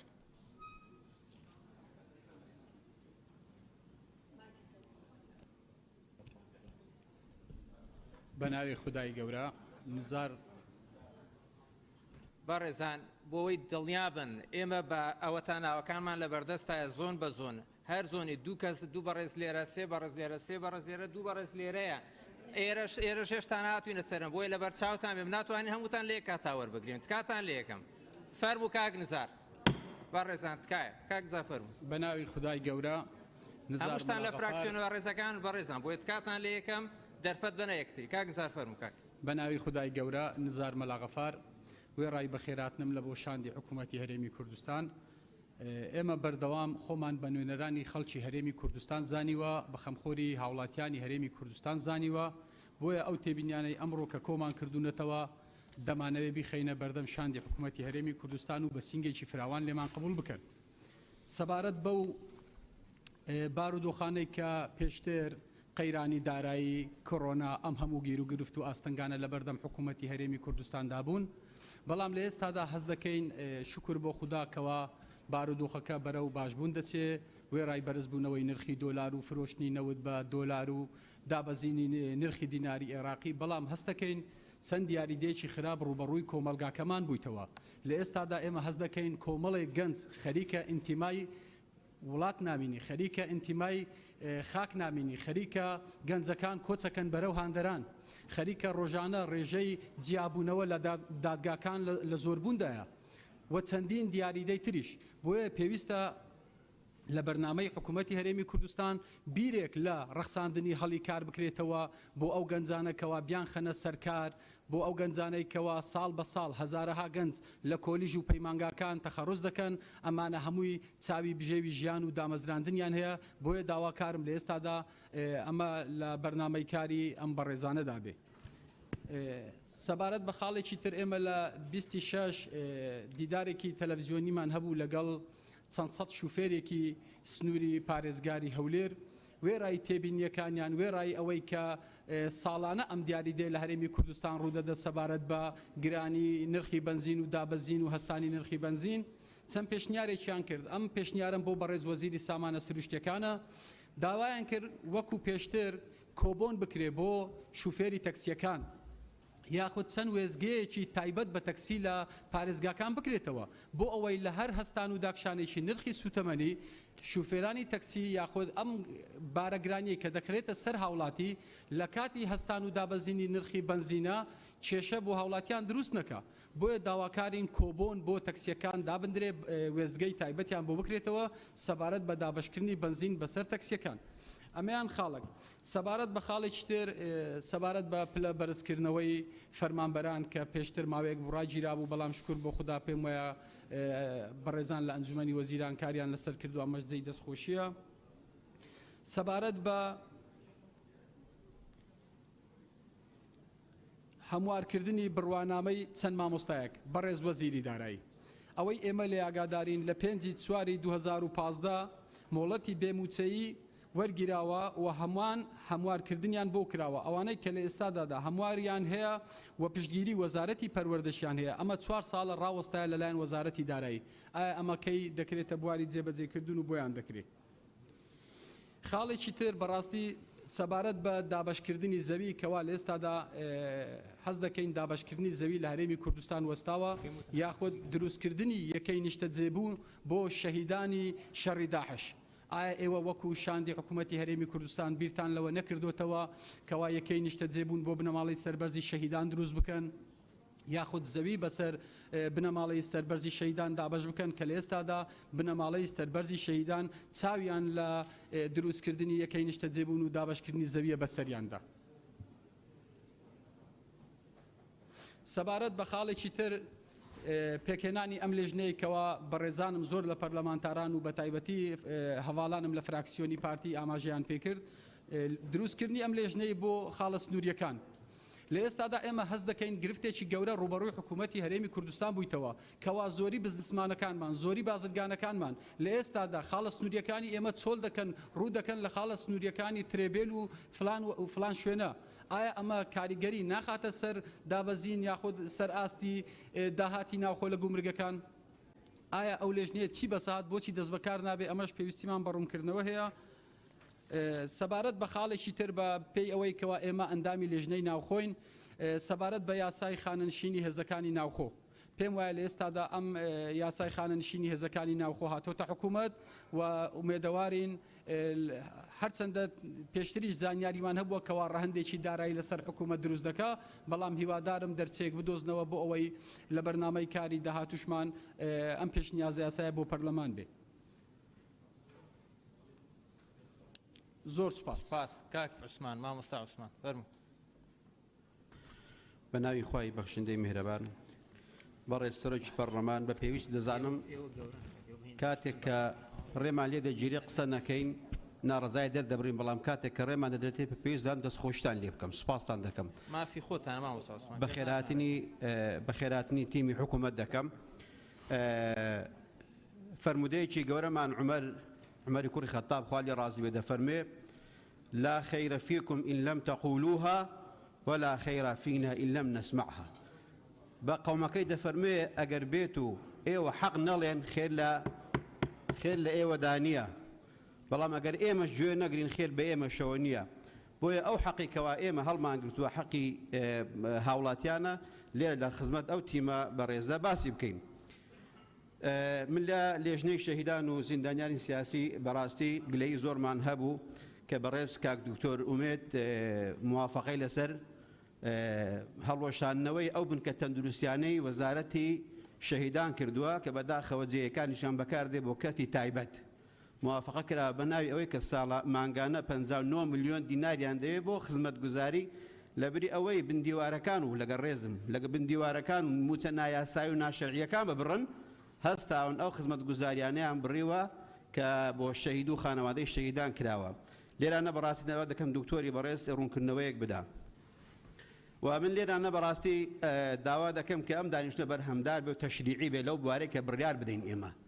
یعنی دەستخۆشی لە هەموو پەرلەمانتارەکان دەکەم بە بێ جیاوازی کە هەر هەمووی ناڕازیە بە لێبڕینی ناشەرعی موچە. ئەدی چێ موچە دەبڕێ؟ ئێستا بەڕێ سەرۆکی پەرلەمان دەیداتە دەنگدان چێ لەگەڵ بڕینی موچەیە با دەست هەڵبڕێ کەس شەرم ناکە. ئەگەر نا هەموو دوا دەڵێن و کەسیش ئیزراعات ناکە ئێمە باجێرە بڕیار بدەین ئەو حکوومەتە دەست دەکار بکێشێتەوە نەیتوانیوە ئاو دابینکە نەیتوانیوە کارەبا دابینکە نەیتوانیوە تریاک بە تەنگ دێتە وڵات تریاک وەڵڵاهی لە هیندستان شتیوان نەبووە. یعنی بەداخەوە لەسەر یەک کۆمنت خەڵک دەگیرێ بەڵام لەسەر ئەو هەموو لافاوە گەندەڵیە بۆ کەس باسی ناکە. فەرموون جەنابی سەرۆکی پەرلەمان بڕیار بدەن موچە ناشەرعێ یان نابڕینەکەی باجێرانە بڕیار بدەین. ئێمە دەبێ ئەو ڕۆکە یەکلا کرێتەوە کە هەڵگرتنی ئەو لابردنە بەڕاستی دەبێ یەکلا بکرێتەوە و سوپاس بۆ هەموو لایەکی. سوپاس. دەرفەت دێنەوە بە ڕێزانەی لێرەشن چکە دەرفەتمان نەدا بوو جا دەی کاک سەرکۆ فەرمووکەت. بەڕێز سەرۆکی پەرلەمان باش ئێستا دێنەوە بە ڕێزان دەرفەت دەنە یەکتری بە ڕێزانیان هەر تۆزێک ڕەحم بە یەکتری بکەن فەرموو کاک سەرکۆ. زۆر سپاس. بەڕێز سەرۆکی پەرلەمان ناتوان قسەکەن. ئێمە پرسیاری ئەومانێ لە ساڵی 2014 ینی لە ساڵی 2014 مژدەی ژیانێکی نوێ و خۆشگوزەران لە سایی ئابووری سەربەخۆ دەدرا بە گوێی هەموو هاوڵاتیانی خۆمانە و خەڵکی کوردستان چاوەڕێ کرد کە ژیانێکی پڕ لە خۆشگوزەرانی هەبێ بەڵکو بەداخەوە نەک پارە نەخرایە سەر حساباتی هاوڵاتیان و موچە خۆران نەک خۆشگوزەرانی دروست نەبوو بەڵکو لە ساڵی 2014ەوە پاشەکەوتی موچە سەپێنرا بەسەر موچە خۆرانی کوردستان کە چاوەڕێی ژیانێکی ڕەفاهەتیە کرد لە سایی فرۆشتی نەوت. ئێستا ئێمە نەوت سەرچاوەیەکی سەرەکی داهاتی هەرێمی کوردستانە جگەل لە سەرچاوەی خاڵە سنووریەکان و لەگەڵ سەرچاوەی ناوخۆی داهاتی ناوخۆی و جگەل لەو پارەی کە لە هاوپەیمان و وەریەگرین و پێشووتریش کە پارەمان لە بەغداد وەرەگرت. پرسیارەکەم بەڕاستی زیاتر ئاراستەی وەزیری سامانە سروشتیەکانە کە ئێمە لەوەتەی دەست بەکار بووە لە لیژنەی سامانە سروشتیەکان 3 جار داوامان کردو بێتە لیژنەکەمان بەڵام ئامادە نەبووە بێتە لیژنەکەمان و هیچ داتایەکی فرۆشتنی نەوت و نرخەکەی و چەندێک دەفرۆشرێت ئەوەندەی ئێمە لە سۆمۆ وەریەگرین ئەوەندە لە وەزیری سامانە سروشتەکانی حکوومەتی هەرێمی کوردستانمان وەرنەگرتووە. پرسیارەکەم ئەوەیە بەڕێز وەزیری سامانە سروشتەکان نەوت بە چەند دەفرۆشرێت ئەوەی کە بەڕێز سەرۆکی حکوومەت لەم قاعا باسیەوەی کرد و باسیەوەی کرد و لە دیدارە تەلەڤیزیۆنەکانیا باسیەوەی کرد کە ئێمە کەمتر لە $8 نەوتی هەرێمی کوردستان ئەفرۆشین. دەمەوێت بە دەقیقی پێمان بڵیت بەرمیلێک نەوتی هەرێمی کوردستان بە چەند دەفرۆشرێت و چەند بۆ کۆمپانیاکانە چێت و بەڕێز وەزیری دارایی وەزیری سامانە سروشتەکان ئەوەی باز دەکرێت کە قاچاقچێتی نەوت لە یەکێک لە مەرزەکانی سووریا هەرێمی کوردستان دەکرێت. باز لەوە دەکرێت کە ڕۆژانە 27,000 بەرمیل نەوت لە فیشقاپورەوە دێت. پێویستە ڕوونکردنەوەمان لەسەرەوە بدەنێ. بەڕێز وەزیری سامانە سروشتەکان مانگانە چەند هەزار بەرمیل دەفرۆشێت بە تانکەر لە ڕێگەی تورکیاوە دەمانوێت زانیاریمان بیتێ لەسەرەوە. بەڕێز وەزیری سامانە سروشتەکان ئێمە پاڵاوگەکانی هەرێمی کوردستان کە تەنها دووکەڵەکەی بۆ ژینگە هەرێمی کوردستان و بۆ تەندروستی هاوڵاتیانی کوردستان دەچێت و زووخاوەکەی دەچێتە جەستەی خەڵکەوە و تێکچوونی ڕێگاوبانەکانەکرێت و ئەو پاڵاوگانە کە نەوت لە بێجی و لە خوار و وەسەتی عێراقەوە بۆ پاڵاوگەی هەم ئەو دوو پاڵاوگەی کە لە هەرێمی کوردستانە نامەوێت ناویان برم ئامادەن نەوت بنزین بۆ جنوبی خوار و بۆ حکوومەتی عێراقی بە 450 دینار و 420 دینار بنێرن حکوومەتی هەرێمی کوردستان بۆچی پشتیوانی ئەم پاڵاوگانە ناکا و نەوتیان ناداتێ بۆ ئەوەی حکوومەتی هەرێمی کوردستان بتوانێت نرخی لیترێک بنزین بە 450 دینار بۆ هاوڵاتیانی دەستەبەرکە. پرسیاری کەم ئەوەیە چ ڕەوای حەقە حکوومەتی هەرێمی کوردستان کاتێک باس لەوە کات ئێمە قەرزاری کۆمپانیاکانین و بڵێت ئێمە قەرزاری هەم کۆمپانیاکان هەم قەرزاری دەوڵەتی تورکیان کە نرخی نەوت بەرز بووەوە دەبێت ئێمە قەرزەکانمان زیاتر بدەینەوە بەڵام ئامادەنی ئەم حکوومەتە موچەی میلەتەکەی بداتەوە ئەمە یەکێکە لەو پرسیارە جەوهەریانەی کە ئێمە لە لامانە.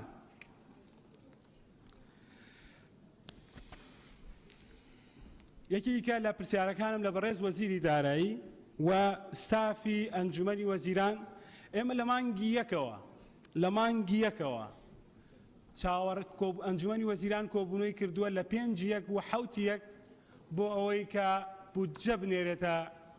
بودجە ئامادە بکرێت و بنێرێتە پەرلەمانی کوردستان بڕیار وابوو کۆتایی مانگی 2 بودجە بێتە پەرلەمانی کوردستان بەڵام ئەوەی کە ئێمە زانیاریەکانمان پێ دەڵێن ئەوەیە کە حکوومەتی هەرێمی کوردستان هۆکاری دواکەوتنی ناردنی بودجە بۆ هەرێمی بۆ پەرلەمانەوەیە کە لەسەر دەسەڵاتەکانی هەم بەڕێز سەرۆکی حکوومەت هەم بەڕێز وەزیری دارایی ڕێک نەکەوتن هیوادارین ڕوونکردنەوەمان بنێ لەسەرەوە. ئایا نیەتی حکوومەتی هەرێمی کوردستان لە ڕێخستنەوەی دەرماڵە بۆ ئەوە نییە میکاجی بە شێوازێکی تر لێبڕینی موچە سابت کات لە ژێر میکاجی چاکسازیدا ئەمە ئەو پرسیارانەیە کە ئێمە لە لای ئێمە لە لیژنەی دارایی و لە لیژنەی سامانە سروشتەکان لە لامان دروست بووە. بەڕێز وەزیری دارایی بەڕێز وەزیری سامانە سروشتەکان چاکسازی حکوومەتی هەرێمی کوردستان ناکرێت لە باشدانان لە دوکانی فەلافلێکدا بکرێت یان دوکانی سەرتاشخانەیەکا بکرێ بەڵام تاکو ێسێمە وەکو لیژنەی دارایی نازانین چاکسازی کراوە لە گرێبەسە نەوتیەکان چاکسازی کراوە لە باشدانی ئەو کۆمپانیانەی کە لە بواری نەوت و سکیوریتی و خزمەت گوزاریەکانە کار دەکەن.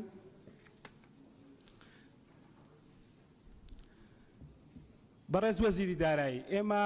لە ماوەکانی ڕابردوو لیژنەی دارایی سەردانی سەرجەم خاڵە سنووریەکانی هەرێمی کوردستانمان کرد ئەوانەی کە هەم فەرمین یەکێک لە کێشەکانی و کاتەوە بوو سیستەمی گۆمرگی بۆ زۆربەی لە حاجۆمەران لە باشماخ لە پەروێزخان بەسرا بووە بە بەڕێوەبەرایەتی گشتی گومرگی حکوومەتی هەرێمی کوردستانەوە تەنها گەورەترین دەواازەی خاڵە سنووریەکانی هەرێمی کوردستان کە ئیبراهیم خەلیل بووە نەبەسرا بووە بە سیستەمی گومرگەکەەوە تا چەند ئەوە کۆتایی هاتووە و گەشتۆ بەچی. پرسیاری کەم لە بەڕێز وەزیری دارایی یەکێک لەو کێشانەی کە ئێمە لە لیژنەی دارایی سەردانی خاڵە سنووریەکانمان کرد ئەوە بوو لە هەندێک خاڵە سنووریەکانە چاپەمەنی خۆیان هەبوو بۆ دروستکردنی وەسڵ کە ئەمەی شێکێک بوو لەو کێشانەی کە داهاتە بەردەستمان. پرسیارەکەی ئێمە ئەوەیە لە بەڕێز سەرۆکی پەرلەمان کە لێرە جەنابی جێگری سەرۆکی پەرلەمان و سکرتێری پەرلەمان و سەرۆکی پەرلەمان کە لێرە نییە ئێمە ئەم دانیشتنەمان بۆ ئەوەیە کە تەنها ئەوەی کە قسەی لە پێشووترا لە ساڵی ڕابردووە ئێمە کارمان لەسەرەوە کردووە قسەمان لەسەرەوە کردووە کە لێبڕینی موچە نەمێنێ ئەم بڕیارێکی نایاساییە جا حیزبی من دابێتی حیزبی پارتی دیموکراتی کوردستانیان گۆڕانیان ئەوانەی کە لە حکوومەتا بەشدارن هەر کەسێک دابێت ئێمە بڕیارێکی نایاساییە و ساڵێکە ئێمە چەند جارێک جەلسەی پەرلەمانی تێک چووە لەسەر ئەوەی کە ویستومانە بڕیاری لێبڕینی موچە کۆتایی پێبێت بۆیە داواکارم لە بەڕێز جێگری سەرۆکی پەرلەمان و فراکسیۆنە بەڕێزەکان ئەلێرە بڕیارێکی تەشریعی بدرێت کۆتایی بەستەم و لێبڕین و گیرفانبڕینی موچەی موچەخۆران بێنێ و زۆر سوپاسانە. گوڵی زارخان فەرموو. بەڕێز سەرۆکی پەرلەمان من وەکو جێگیری لیژنەی سامانە سروشتیەکان پێش 2 مانگێک پیشنیارێکم ئاراستەی سەرۆکایەتی پەرلەمان کردبوو بۆ دابینکردنی بانزین لە ڕێگای کۆبۆن بۆ خاوەن شۆفێری تەکسیەکان لەبەر ئەوە من تەئیدی قسەکانی کاک نزار دەکەم. من 3 پرسیارم هەیە بە کورتی بۆ بەڕێز وەزیری دارایی و هەروەها بۆ 2 پرسیارم ئاراستەی وەزیری سامانە سروشتیەکان دەکەم. پرسیاری یەکەمم بۆ وەزیری دارایی پرسیار ئەەکەم کە دەمانەوێ بزانی داهاتی نەوتی جیاوازیەکەی چەند بووە بەراورد ئەم 6 مانگە چەندی زیاد کردووە و داهاتی نانەوتی هەر 4 پارێزگاکان چەندی زیاد کردووە چونکە وا باز دەکرێت جوڵەی بازرگانی زیاد کردووە ئەگەر زیاد کرابێت بێگومان دەبێت داهاتیش زیاد بێت. پرسیاری لە بەڕێز وەزیری سامانە سروشتیەکان دەکەم. پرسیارەکەم ئەوەیە کە حکوومەتی عێراقی فیدرالی بڕی 1 ملیۆن بەرمیل ڕۆژانە بۆ کاروباری ناوخۆیی تەرخان کردووە ئەوەش بۆ دابینکردنی بانزین و مشتەقاتی نەوتی. ئایا لەم بڕە هەرێمی کوردستان هیچ بەشێکی نییە؟ لە کاتێکدا ئەم بڕە وەکو داهات لە ناوبوجەی عێراق هەژمان ناکرێت و کوردستان دەبێت بێبەش بێت. پرسیارێکی دیکەم چەند چاکسازی لە وزارەتەکە کراوە خەرجیەکان چۆن ڕێکتان خستووە بۆچی هیچ راپۆرتێکتان لەو بوارەوە بۆمان نەهاتووە لە کاتێکدا گرنگە بۆ ئێمە بزانین داهات چەند زیاد کراوە یان خەرجیەکان زۆر بووە یان کەمی کردووە. سپاس. کاک من بورهان فەرموو. بەڕێز سەرۆکی پەرلەمان زۆر لە ئەندامانی بەڕێز تێبینی و پێشنیازی زۆر گرنگیان تەڕح کرد و لەگەڵ بۆچوونی زۆربیانم ئەوەی خاڵی هاوبەشە لەم دانیشتنەیە کە منەی بینمەوە بە ئۆپۆزیسیۆن و دەسەڵاتەوە بۆچوونیان نزیکە لە یەکەوە. منەوە قۆزمەوە دەرفەتێکی زۆر باشە کەواتە ئەوەی کە ئامانجێم دانیشتنەیە بڕیارێکی تەشریعی دەرچێت و ئەو دیفاکتۆیە دروستکەین بخرێتە دەنگدانەوە بۆی تەماشاکەین ئایا زۆرینەی دەنگی پەرلەمانی بەدەستێنە یان نە. ئەم مەسەلەی کە پەیوەنددارە بە بڕیارێکی ناڕەوا و نایاسایی کە بڕیاری ژمارە 61 ئەمڕۆ کە ساڵێک و 3 ڕۆژی بەسەراتیە پەڕێ لەلایەن ئەنجومەنی وەزیرانەوە بڕیاری لێدراوە کە سەرەتا بۆ 1 مانگ بوو بەڵامەوە تا تەماشاکەین دوای ساڵێک بەردەوام بوون بە هەمان شێوەیە. ئەوەی کە ناوی بڕیارێکی دەرکردووە ئەنجومەنی وەزیران ئەڵێ خۆگونجاندن با بە مەنتیقی خۆگونجاندنی بەڕێز وەزیری دارایی وەزیری هەرێم بۆ کاروباری بەغداد بڕیارێکتان دەرکردووە ناوی خۆگونجاندنە با من بە مەنتیقی خۆگونجاندنەکەیەوە مناقەشتان لەگەڵا بکەم. خۆگونجاندن لە کاتێکدا کراوە کە نرخی بەرمیلێک $90 بووە باشە ئەمە یەک و کۆرۆنا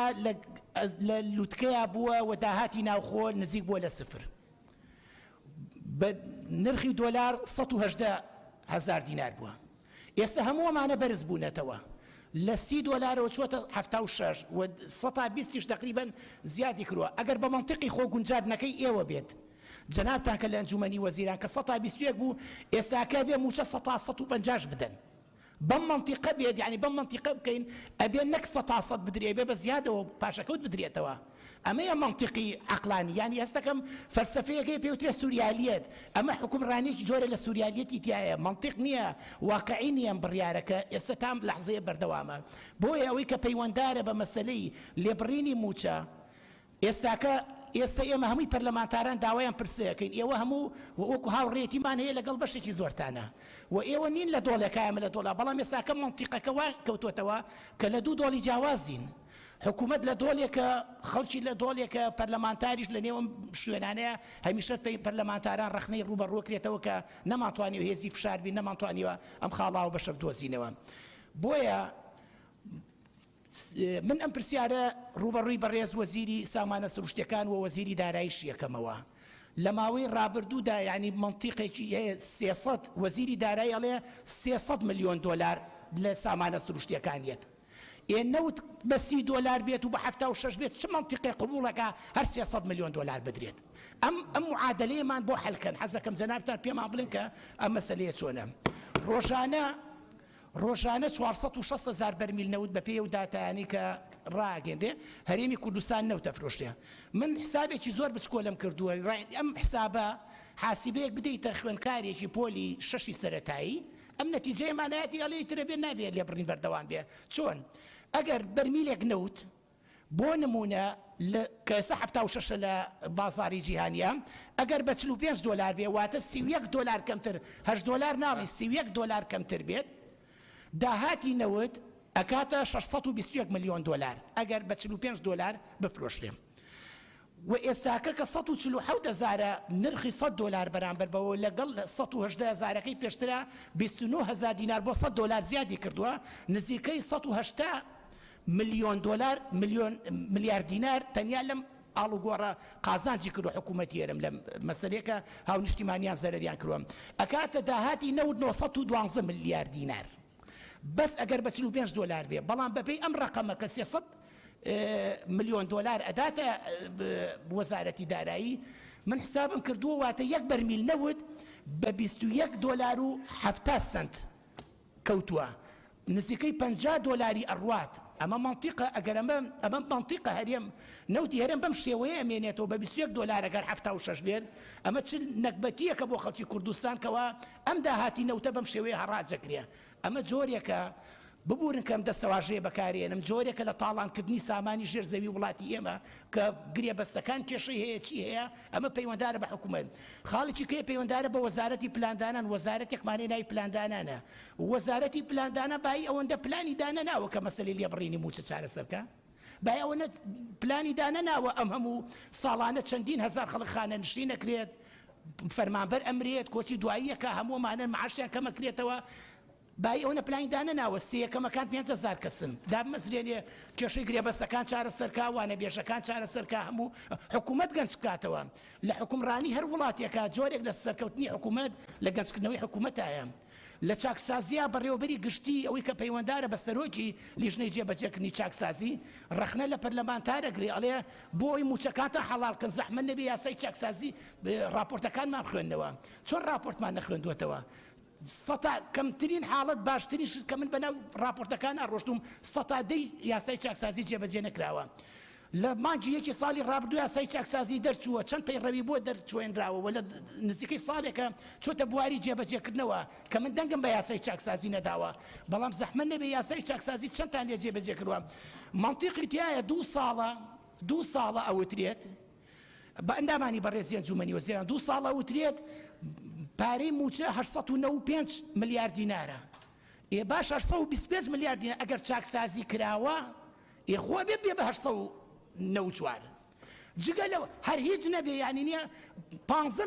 ملیۆن دینار کەمی نەکردووە لەمە کە بەستەنیا دەرماڵی ژێردەستی وەزیرەکە یعنی ئەمە هیچ شتێکەمی نەکردووە یعنی حەزەکەین ئەمەمان بۆ ڕوونکەنەوەکە لە مەسەری چاکسازیایە ئەگەر تۆزێک جەمەعباندی بکەی کاکمان بەسەر چاو ئەو هێزە هاوبەشەی کە پەیوەنددارە بە مەسەلی دیسانە و هێستان پێگەێنا بەڕێز وەزیری دارایی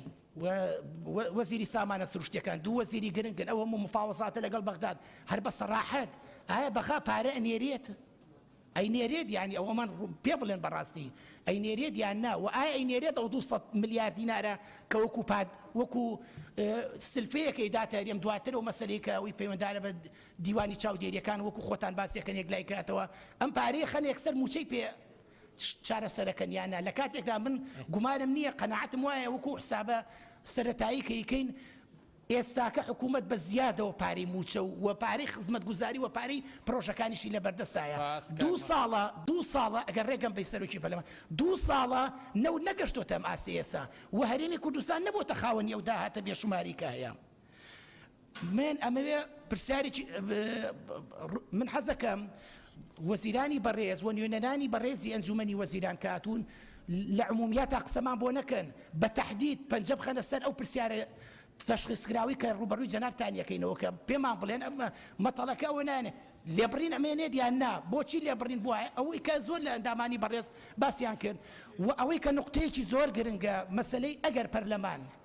لێرە بە بڕیارێکی تەشریعیە مەسلە یەکلای نەکاتەوە و بە زۆر نەخرێتە دەنگدان یەکلای نەکاتەوە هیچ جەدوایەک نامێنێ بۆ مەسلەی ڕۆلی پەرلەمان لە مفاوەزاتە لەگەڵ حکوومەتە لەسەر چارەسەرکردنی کێشەکان بەداخەوە حکوومەتی هەرێمی کوردستان ئێمە تێبینیمان زۆرە لەسەر ئەدای پەرلەمان و لەسەر سەرۆکایەتی پەرلەمان کە زەمیلمانن لەسەرەوەی کە پێگەی پەرلەمان وەکو پێویست نەبووە حکوومەتیش ڕائەک و پێشناسەکانی ئێمەی بێند وەرنەگرتووە ئەندامێکی لیژنەی سامانە سروشتیەکانە لە سێجا داوامان لە وەزیری سامانە سروشتیەکان کرۆ ناتەوە بۆ لیژنە دەیان راپۆرتمان لیژنەی فەرعی پێشکەش کردووەکەوە وەزیرەکان جێبەجێ ناکەن یان ئەمە پەیوەنددار پەیوەندێکی زۆر خراپ لە نێوان حکوومەت و پەرلەمانە هەیە کە کە کێشەی گەورەی لێکەوتوتەوە کە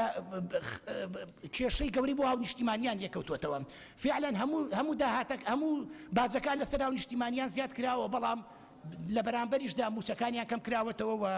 هینە ئەمەوێ زۆر بە کورتی کاکمام زۆر بە کورتیەوە بۆ دەدەقە بۆیە تکایەت تەواویکە شادی خان فەرمووە گە جەنابەت کۆتایی پێبێنی بەڕێز کاکمام بۆ ئەوی برادرانی تریش وەختمانە بێت زۆروا بێت تا بەیانی ناتوانێت نقطەی کۆتایی من باش بەڵێ ناچارم نقطەی کۆتایی من ئەوەیە ئەم دانیشتنە زان بۆ چییە بڕیارێکی ناقانونی هەیە لە هەر وڵاتێکا بێت تەواو نەکردووە ئەوە من وتومە لا تقربوا الصلاة با تەواوی کەم ئەزای چ شتێکە ئەمەی کە ئەم بڕیارێک هێناوی بڕیاری ژمارە 61 لە 24/6/2020 دەرچووە هەموو ئەم دانیشتنەمانەزان بۆ چییە بەس ئەم بڕیارە بۆشێتەوە لە کاتێکا لە هەر وڵاتێک بێت لە هەر سیستمێکی دیموکراسیا بێت کە حکوومەت بڕیارێکی لەم شێوەیە دەربکات کە ناقانونی بێت مساءلەی حکوومەت دەکرێەوە متمانەی لێسەنرێتەوە ئێمە زەمیلانە بە ئێوە ئەڵین ئەم بڕیارە بێ هەڵبۆشێتەوە لە کاتێکدا ئەبوو پەرلەمان وەکو ئەمرێگەمە بکات ئەم بڕیارە شادی خان فەرموو تاو چکە بۆ 11 دقە و شتێک بەڕێزان ئەندامی بەڕێزی پەرلەمانەیە لە 3 دقە 11 پرسیاری کردووە بۆ ئەگەر بتوانێت تۆزێک جەمەعبادی کە بۆی سوود لە کات وەرگین دەرفەتی یەکسان بدرێتە وڵایەک کاتان لێکم شادی خان فەرموو بەڕێز سەرۆکی پەرلەمان ئێمە سەرەتابێ لەو خاڵەوە دەست پێ بکەین کەلامان یەکلایی بێتەوە بەڕێزان ئەنجومەنی وەزیران و وەزیرە بەڕێزەکان خۆیان بە پارێزەری مافەکانی مرۆڤ ئەزانن یاخود دابینکەری خەدەمات لە کابینەی حکومیەوە بۆ هاو نیشتیمانی دوو جیاوازی زۆر گەورە هەیە لە نێوانم دوو خاڵەیە بێگومان ئەسڵ ئەوەیە کە هەموو کابینەیەکی حکومی پارێزەری مافەکانی مرۆڤە بۆ هاو نیشتیمانیانی خۆی هەرێمێکە یاخود دەوڵەتێکە ئەوەی ئێمە ئەیبینین بەڕاستی لە ئەنجومەنی وەزیران و وەزیرە بەڕێزەکان زیاتر لەسەر ئەو ئەساسە مامەڵە لەگەڵ هاو نیشتیمانیانەکەن کە دابینکەری خەدەماتن بەڕاستی ئەمە ڕاست نییە موچایەکێکە لە مافە سەرەتاییەکانی دانیشتوان و مافە سەرەتاییەکانی مرۆڤ داهاتی مادیەکێکە لە مافەکانیان ئەوان کار دەکەن و پێویستیان بۆیە داهاتێکی مادیان هەبێت تا ژیانیان بەردەوام بێت ئێمە چەند خاڵێکمان هەیە لەم مەجاالای قسایان لەسەر بکەین بەڵام برادران باسی زۆرێک لە خاڵەکانیان کرد من دێمە سەر پرسیارەکان تر کە نەکراوە بەڕێزان لیژنەی جێبەجێکردنی یاسای چاکسازی بێگومان من خۆت باش دەزانی کەم پرسیارم دوو جاریکە لە دوو مناسبەی ترە ئاڕاستەت کردو وەڵامم دەست نەکەوتە بە هیوامم جاران وەڵامم دەستکەوێت لە دەرەنجامی جێبەجێکردنی یاسای چاکسازی ڕێژەی داهاتی ساڵانەی تاک کەم دەبێتەوە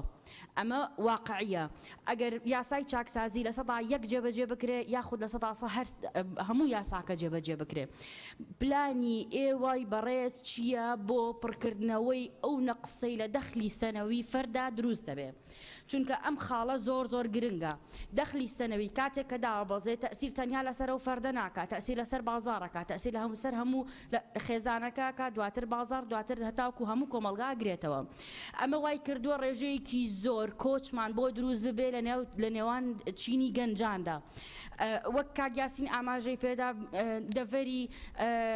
ڕانیا و قەڵاتزێ و ئەو ناوچانە زەرمەندی سەرەکی بوون لە کۆچی گەنجان لەوەی کە گەنجێکی زۆرمان ڕویان لە دەرەوەی وڵات کردووە لە بەرەوەی کار نەماوە کاسبی نەماوە داهاتیان نەماوە مەجبورن وڵات و هەرێم بەجێ بێڵن و بڕۆنە دەرەوە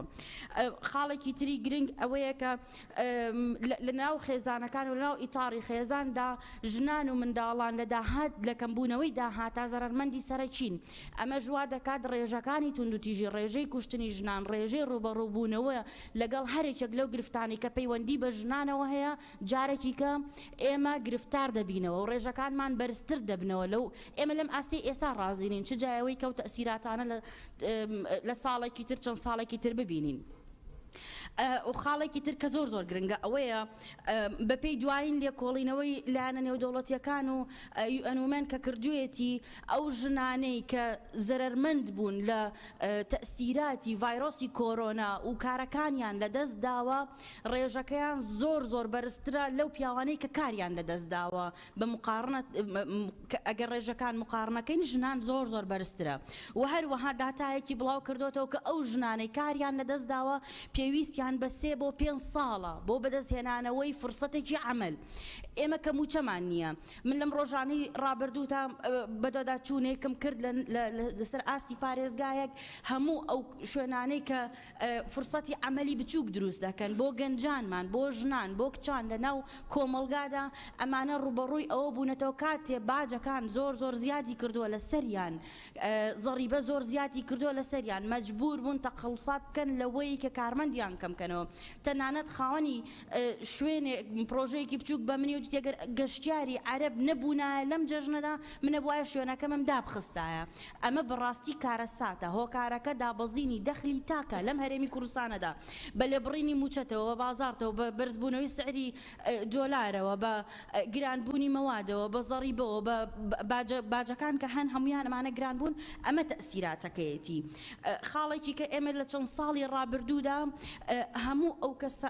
پلە بەرزکردنەوە بە هەموو شێوەیەک وەستاوە کە پلەک بەرزکردنەوە وەستاوە ڕێژەیەکی زۆر خانە نشینمان هەبووە لەم چەند ساڵی کە هەموو پلە بەرزکردنەوەکان تیایدا وەستاوە ئەو خانە نشینانە هەمویان مستحقی ئەوە بوون چەند پلەیەکیان بۆ بەرز بکرێتەوە پلەیەکیان چەند پلەیە کە ئەمە تەسیری کردووە لەسەر ڕێژەی ئەو موچەی کە بە خانە نشینی بۆیان بڕاوەتەوە ئەمان ئێستا خانە نشین کراون و بەسەریان ناتێپەڕیوە و پلە بەرزکردنەوەکان بۆ نەکراوە چۆن حسابیان بۆ ئەکەن بەڕێزان ئەنجومەنی وەزیران وەزیری دارایی وەزیری سامانە سروشتیەکان تەسیراتی بەڕێستان لەسەر ئەوەی کە پێداچوونەوە بە هەموو ئەو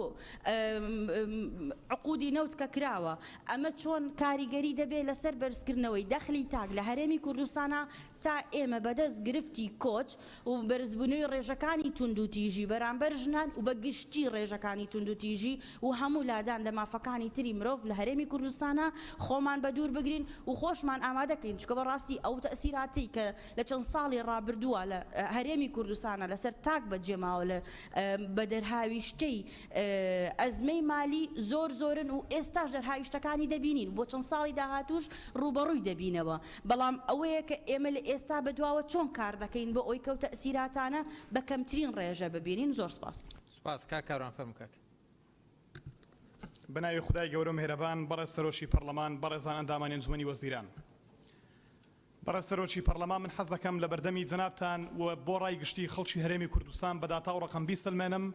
کە بەڵێ بە داتای مۆسوق حکوومەتی هەرێمی کوردستان دەتوانێت کۆتایی بەلێبڕین و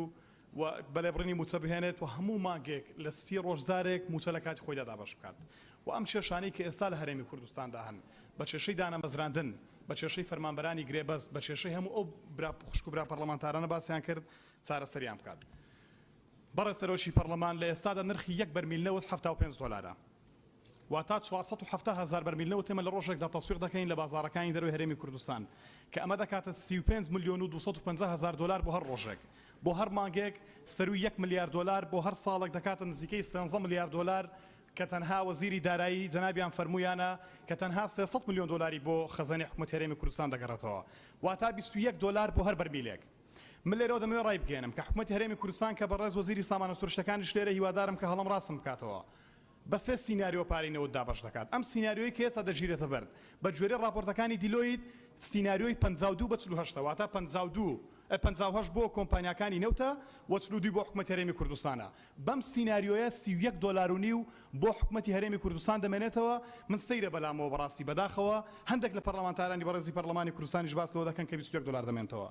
ئەم 31 دلار ئەگەر بمێنێتەوە زەڕ بکەین بۆ 470,000 بەرمیل بۆ یەک ڕۆژ دەکاتە 15 ملیۆن دلار بۆ مانگێک دەکاتە 450 ملیۆن دلار بۆ ساڵێک دەکاتە 5 ملیار و 500 ملیۆن دلار واتە لە مانگێکدا 650 ملیار دینار تەنها پارەی نەوتی هەرێمی کوردستانە بەڕێز سەرۆشی پەرلەمان ئێمە لە هەمان کاتدا 300 بۆ 350 ملیار دینار داهاتی ناو خۆمان هەیە ئەمانە پێکەوە دەکاتە سەروی نزیکەی 950 ملیار دینار ئێمە بۆ ملیۆنێک و 204,000 موچەخۆری هەرێمی کوردستان کە لە بایۆمەتری تۆمار کراوە تەنها پێویستمان بە 895 ملیار دینارە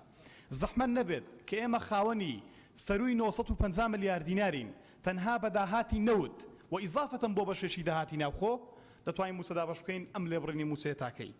سەرباری ئەمانە 200 ملیار قەرارەکە لە بەغداوە بێت کە ڕەنگە لە ئایندێش نزیک بگاتە هەرێمی کوردستان ئیزافەتەن بۆ ئەمە داهاتی ناوخۆی هەرێمی کوردستان و داهاتی نەوت و داهاتی بەغدا بە تەمویلی هاوپەیمانان دەگاتە نزیکەی تریلیۆنێک و 180 بۆ 200 ملیار دینار لە یەک مانگدا بەڕێز سەرۆشی پەرلەمان ئێمە پێشتر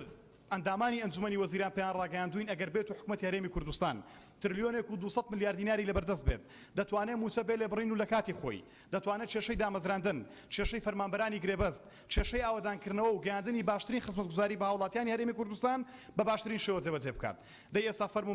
تریلیۆنێک و 200 ملیارمان هەیە ئەمانەشی چی ناکرێت بەڕێز وەزیری سامانە سروشتەکان لە ساڵی 2007ەوە حکوومەتی هەرێمی کوردستان نەوت دەردێنێت ئەمە ساڵی 2021 کە دەکاتە ماوەی 14 ساڵ تێچووی بەرهمێنانی کۆمپانیاکانی نەوت بۆ هەموو ساڵێک پارەیەکی زۆرتر بۆ لەوەی کە حکوومەتی هەرێمی کوردستان کەوتووە واتە تا ئێستا نزیکەی 50 بۆ 6 ملیار دلار دراوە بۆ کۆمپانیانە زەحمەت نەبێ پارەی ئیسماری نەوتی لە کوردستان بە هەمان قەبارەیە زەحمەت نەبێ دەبوایە 200,000 کەس لە کەرتی نەوتی لە هەرێمی کوردستان کاری بکردایە کە ئێستا 7,000 کەس کار دەکات ئەم جیاوازی و ئەم گاپە گەورەیە بۆ زەحمەت نەبێ ئەم 56 ملیارە کە تەواو نەبوو کەی تەواو دەبێت پارەی تێچووی کۆمپانیاکان لە هەرێم کەی تەواو دەبێت پرسیارێکی تر بە گوێرەی قانونی ڕقم 22 ساڵ 2007 یەکێک لەو کۆمپانیایی کە پێویستە دابمەزرێ کۆمپانیا کیبکۆیە و ئەم کۆمپانیا کیبکۆیە بەڕێز وەزیری سامانە سروشتەکان 120 ئەرباحی نەوتی هەرێمی کوردستان لە قازانجی کۆمپانیاکان دەباتەوە کەواتە دەبێت ئەرباحی کیبکۆ لە ئێستادا و پشکی کیبکۆ لە بازارەکانی جیهانی لە بۆرسای عالەمی سەروی 50 ملیار دلار بێت زەحمەت نەبێت بتوان پێم بڵێن کۆمپانیا کیبکۆ لەکوێ لە هەرێمی کوردستان دەتوان بارەگاکەی پیشاندەم بۆی کەم سەری بدەم کۆمپانیایە کە دەبێت ساحەبی 50 ملیار دلار بێت لە بۆرسای عالەمی تا ئێستا بارگاکەشی دیار نییە و بەدایان زارش من پرسیارم کردو وەڵام وەرنەگرتووە بەڕێز وەزیری سامانە سروشتەکان ئەو جیاوازەی کە من باسی دەکەم لە ڕقم نزیکەی 150 بۆ 200 ملیۆن دلارە زەحمەت نەبێت پێمان بڵێن پارەیە چی بەسەر دێت و دەچێت بۆ کوێت بڕیار بوو چاکسازی و پێداچنەوە بە گرێبەسەکانی نەوتی هەرێمی کوردستان بکرێت بەڕێز وەزیری سامانە سروشتەکان ئێمە پرۆسەیەکمان هەیە کە تەندەی سلەکتیڤ پرایسی پێڵن واتە هەڵبژاردننی کەمترین نرخ لە ماوەی 10 ڕۆژدا خۆتان بڕیارتان فەرمووە کە ئەمە کۆتایی پێبهێنن کە ئەمە کۆتایی پێبهێنن ئەسعاری نەفتی بۆ واتە پشتی هەرێمی کوردستان بەرز دەبێتەوە لە هەمان کاتدا ڕسکی هەرێمیمان هەبووە کە 2 دلار و نەوتان کەمتر فرۆشتووە بەڕێکەوتن لەگەڵ بەغدا باستان لەوە کردووە کە ئەمەش کۆتایی پێدێت کەواتە نزیکەی 5 دلار چۆتە سەر ئەسعاری هەر بەرمیلێک نەوت کە پێشتر باسمان لەوە کردووە کە نزیکەی 9 دلار کەمتر دەیفرۆشین کەواتە نزیکەی 5 دلارمان بۆ گەڕاوەتەوە ئەم پارێکی بەسەر دێت بەڕێز وەزیری سامانە سروشتەکان ئێمە لە مانگێکدا 6 ملیۆن دلار و لە ساڵێکدا نزیکەی 700 بۆ 800 ملیۆن دلار دین بە کۆمپانیایەک بۆ گواستنەوەی دوو کۆمپانیا کە جوین ڤێنچەرێکیان هەیە بۆ گواستنەوەی نەوتی هەرێمی کوردستان کە بۆ ڕێپێشتری حکوومەتی هەرێمی کوردستان بووە کە بە بڕی ملیارێک و 800 ملیۆن دلار پێتان فرۆشتنەوە واتە 6 دلار بۆ هەر بەرمیلێک نەوت لە کاتێکدا حەقلی نەوتیمان هەیە تەنها 5 کیلۆمەتر لە بۆ ڕێکەوە دوورە حەقلی نەوتیمان هەیە 195 کیلۆمەتر لە بۆ ڕێکەوە دوورە منطق چییە کە ئەمە 6 دلار وەدەگیرێ بۆ هەردووچیان ئایا بەڕاستی ئەمانە چۆن چارەسەر دەکەن بەڕێز وەزیری سامانە سروشتەکان خۆتان فەرمووتان کە پێشتر وەزیری سامانە سروشتەکان لەم پەرلەمانی کوردستانە کاگاشتی هەورامی بووە و توێتی کە ئێمە باز لە کۆمپانیەکانی نەوت وەرناگرین بۆی کە تەرکیزیان ڕابچێشین بەلای هەرێمی کوردستان داوا بکەین کە لێرەوە بەرهێنانی نەوتی بکەن. ئەمە ساڵی 2012 بووە، ئێستا ساڵی 2021 لەگەڵەوەی کە ڕوکنێکی ئەساسی نەوت کە پاستی بیلدینگەواتە بوونەی تەحتیەکە جێبەجێ ناکەن بازی وەرناگرن. ئایا حکوومەتی هەرێمی کوردستان بەرنامەی چیەکەوەی کە بتوانێت باز وەربگرێت؟ بەڕێز وەزیری سامانە سروشتەکان زۆرینەی پرسیارەکانم ڕوبەڕووی جەنابتە لەبەرەوەی کە ئێمە 3 ساڵ لە پەرلەمانی کوردستانی جەنابتان ماوەیەکی زۆرینە دەست بەکاربوون یەکەم جارتان تەشریف بن بۆ پەرلەمانی کوردستان. ئێمە 3 پاڵۆگەمان هەیە لە هەرێمی کوردستان قەترەیەک نەوت بنزین و هیچ زۆرێکی سوتەمەنی بۆ خەڵکی هەرێمی کوردستان ناپاڵەوە. ئەمە وای کردووە کە بنزینێک بێتە ناو کوردستانەوە کە ژەهرێکە کە دێتە ناو هەرێمی کوردستان. ئێمە لە ماوەکانی پێشوو بە راپۆرت تەسلیمی جەنابتمان کرد و دامان بە سەرۆکایەتی هەنجومی وەزیرانیش کە ئەم بنزینەی دێتە ناو هەرێمی کوردستان و ئەم گازەی کە بەکاردەهێنرێت هۆکاری ئەساسیە بۆ نەزۆچی، هۆکاری ئەساسیە بۆ سەرەتان، هۆکاری ئەساسیە بۆ دەیان جۆری تری نەخۆشی مەترسیدار کە ئێستا لە هەرێمی کوردستاندا وجودیان هەیە. هاتوون بەڕێستان بە بڕیارێک بە بڕیاری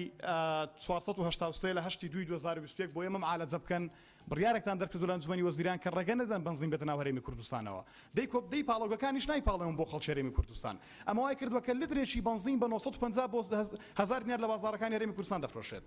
ئەی چۆن معالەجەم چێشێ دەکەن لە کاتێکدا هەمانم پاڵۆگانێک ئێمە ئاماژەمان پێکردن لتری بە 450 دینار بۆ خواری و عەرەق دەپاڵێون ئێوەش ناتوانین سوتەمەنیەکیان پێ بدەن. ئەگە جەمەعبەندی بکەی کاکاوڕان حەوت دەقەت تێپەڕێ. بەڕێز سەرۆکی پەرلەمان بە چاوان زۆر بەخێرایی. بەڕێز سەرۆکی پەرلەمان بەڕێزان لە ئەنجومەنی وەزیران ئێمە مەشاکیلی گەورەمانەیە خەریکە پرسی ئەساسی لە هەرێمی کوردستان بەلارەدا دەبرێت. پرسی ئەساسی و داهاتی سەرشی لە هەرێمی کوردستان داهاتی نەوتە و پێویستە ئەم پرسیارانی کە باڕاستی بەڕێزیانمان کرد وەڵامەکانیان وەربگرین. خەڵکی هەرێمی کوردستان ڕۆژێک بەدەست دەرمانی بەسەرچوو، ڕۆژێک بەدەست قاچاقچێتی لە زاخۆ تا خانەقین بەبێ جیاوازی لە هەموو خاڵە سنووریەکان، ڕۆژێک بەدەست نەهامەتی و بەهۆی کێشەی گەورە لە پرۆسێسی نەوتی لە هەرێمی کوردستان ژەهر دەکرێت بە قورجیاندا موچەکانیان دەبڕدرێت موچەکانیان دوا دەکەوێت. بەڕێز سەرۆکی پەرلەمان من دەمێت لە کۆتایی بڵێم خەڵک لە قسەکردن بێزار بوو خۆشمان بێزار بووین. بەڕاستی ئەگەرم دانیشتنی پەرلەمانی کوردستان بۆ بڕیارێکی تەشریعی نیە بۆی کۆتایی بە لێبڕنی موچە بهێنین قسەکانمان باتڵ دەبێتەوە. لە کۆتاییدا دەمەوێت بڵێم خەڵک خەریکە ڕقی لە هەمومان دەوێت بەڕێز سەرۆکی پەرلەمان خەریکە وای لێ دێت دۆخێک دروست بووە دۆخێک دروست بۆ لە هەرێمی کوردستان کە هیچ کامێک لە بەرپرسەکانمان بەخۆشمانەوە بەخۆشم پێشەموتانەوە خۆشەویست نەماوین. چۆن بتوانین مخاطبەی خەڵک بکەینەوە جارێشکە بۆیە تکا دەکەم بڕیاری نایاسایی لێبڕینی موچە بەر مەبنای داتاکانی نەوت کە ئێمە عەرزمان کرد بخەنە دەنگدان بۆی ئەمڕۆ کۆتایی بەم بڕیارە نایاسایە بهێنی و کۆتایی بەم زوڵمە بهێنی زۆر سپاس.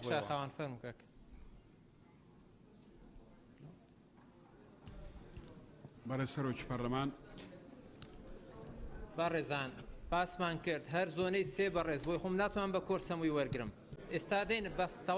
تەواو فەرموو کاک باش تەواو بەڕێزان. بەڕێز سەرۆکی پەرلەمان بە خەراتنی شاندی حکوومەتەکەین ومان لێرە پێشنیارەکەم یعنی تکاکەین با ئەمڕۆ بە نەتیجەیەکی باش لەم کۆبوونەوە دەرچین و نەتیجەکەش لە بەرژەوەندی فەرمانبەران و موچەخۆرانی هەرێمی کوردستان و خەڵکی کوردستان بێت. ئەوەی کە گرنگە من پرسیارەکان بەڕێز وەزیری سامانە سروشتیەکان زەحمەت بکێشی بۆمان ڕوونکەی تۆ ڕۆژانە یعنی بە دەقیقی وەکو خۆی ڕۆژانە چەند هەزار بەرمیل دەڕوات و هەناردە ئەکرێت و بەرمیلی بەچەنە و چەند ئەمێنێتەوە بۆ حکوومەتی هەرێمی کوردستان و جیاوازی سعری مانەوەی 1 بەرمیل نەوت لە بینی حکوومەتی هەرێم و لە بینی حکوومەتی ناوەندە ئەوە گرنگە و جەنابتان چیتان کردووە بۆ پیاچوونەوەی ڕسوماتی کۆمپانیاکان کە ئەمە بەشێک لە پارەی داهاتی نەوت ڕسوماتی کۆمپانیاکان بەشێک لە پارەکە ئەبات. خاڵێکی کە داهاتی ڕاستی مانگانەی وەزارەتی سامانە سروشتیەکان چەندە؟ قەزمان ئەوە نییە کە ئەو پارەی کە ئەخرێتە سەر حسابانقی وەزارەتی دارایی قسەکە لەسەر ئەوەیە داهاتی ڕاستەقینەی وەزارەتی سامانە سروشتیەکان چەندە و چەند بۆ حکوومەتی هەرێمی کوردستان ئەمێنێت.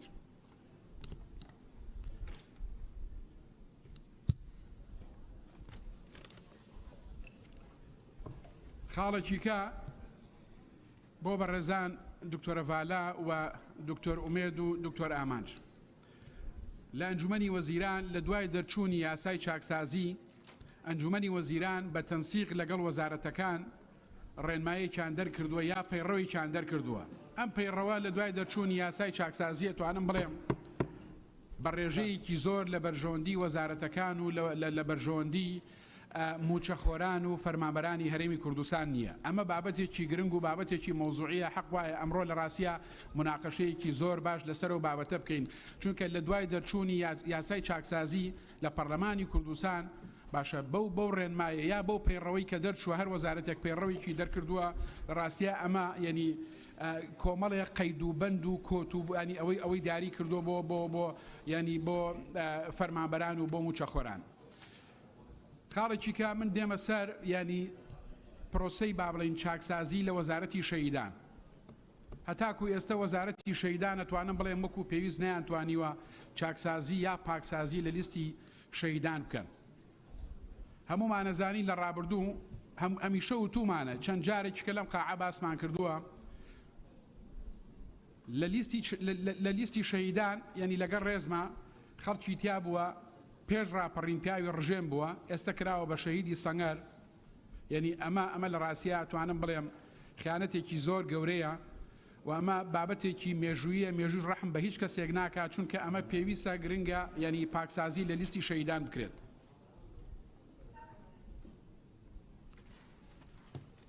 خاڵێکی کە بەنسبەت خانەنشینی سەربازی بەشێکی زۆر لە هاوڕێیان باسی خانەنشینی سەربازیان کرد. خانەنشینی سەربازی لە هەرێمی کوردستان ئێستا بەپێی ئەو ئامار و ڕقم و هینانەی کە هەیە 170,000 کەس لە هەرێمی کوردستان موچەی خانەنشینی پێشمەرگە وەرەگرێت. من پرسیارەکەم ئەوەیە لە تیمی حکوومەت یعنی پێش ڕاپەڕین 170,000 کەس پێشمەرگە بووە 170,000 پێشمەرگەمان هەبووە پێش ڕاپەڕین ئێستا 170,000 کەس خانەنشین بووە بە پلەی سەربازی لە جوندی هەتاکو ئەگا بەلیوە یا سەروتر. من دڵنیام بەشی زۆری ئەوانەی خیانەتی نیشتیمانیان کردووە دژی شۆڕژ بوون دژی میلەت بوون ئەمانە ئێستا بەشی زۆری ئەمانە من ناوی سیانیم لایە باشە کە ئەمانە پێشمەرگە نەبوون خیانەتی نیشتیمانیان کردووە ئێستا خانەنشین بوون بە پلەی عەقید و عەمید و لیوە باشە خەڵکی تا بە شەهیدی سەنگەر تەسجیل کراوە تۆمار کراوە لە حادیسەی سیاراتیا چووە یا پێش ڕاپەڕین پیاوی حکومەت بووە. ئێمە چەندین جار ئەمەمان ینی بە وەزارەت و بە تیمی حکومەت و بە لایانی پەیوەندیدار وتووە لەسەرم بابەتە. خاڵێکی کە ئێمە لە لیژنەی ناوخۆ ئاسایش لەگەڵ بەڕێز وەزیری هەرێم بۆ کاروباری پەرلەمان چەند جارێک قسەمان کردو بۆ ناردنی پرۆژە یاسای خانەنشینی هێزەکانی ناوخۆ ئاسایش کە بەشێکی زۆر لە هاوڕێیانی ئێمە باسی ئەویان کرد کە ئەمە بابەتێکە لە ڕاستیە لەسەر ئەم مۆزوعە ینی حەق وایە دەسوبرد کرێت لە ناردنی پرۆژەکە بۆ ئەوەی هێزەکانی ئاسایش و هێزەکانی ناوخۆ لەم پرۆژە مستەفید بن و ئەوە گرنگە.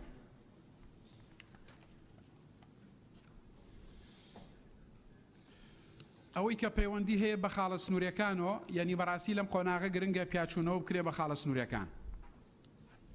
بەشێک لە هاوڕێیان باسییان کرد کە داهاتی خاڵە سنووریەکان زیادی کردووە بۆم قۆناغی ئێستا ئەمە شتێکی باشە بەڵام جارێکی کە پیاچوونەوە گرنگە کە بکرێ بە خاڵە سنووریەکان لەبەرەوەی ئێستا ینی هەموو احتیمادی حکوومەت و موچەی هەموو خەڵکی کوردستان لەسەر ینی وەزارەتی سامانە سروشتیەکان و هەناردەکردن و فرۆشتنی نەوت و زایدەن داهاتی خاڵە سنووریەکان و زەریبە و گومرگەکان و داهاتی وەزارەتی داراییە.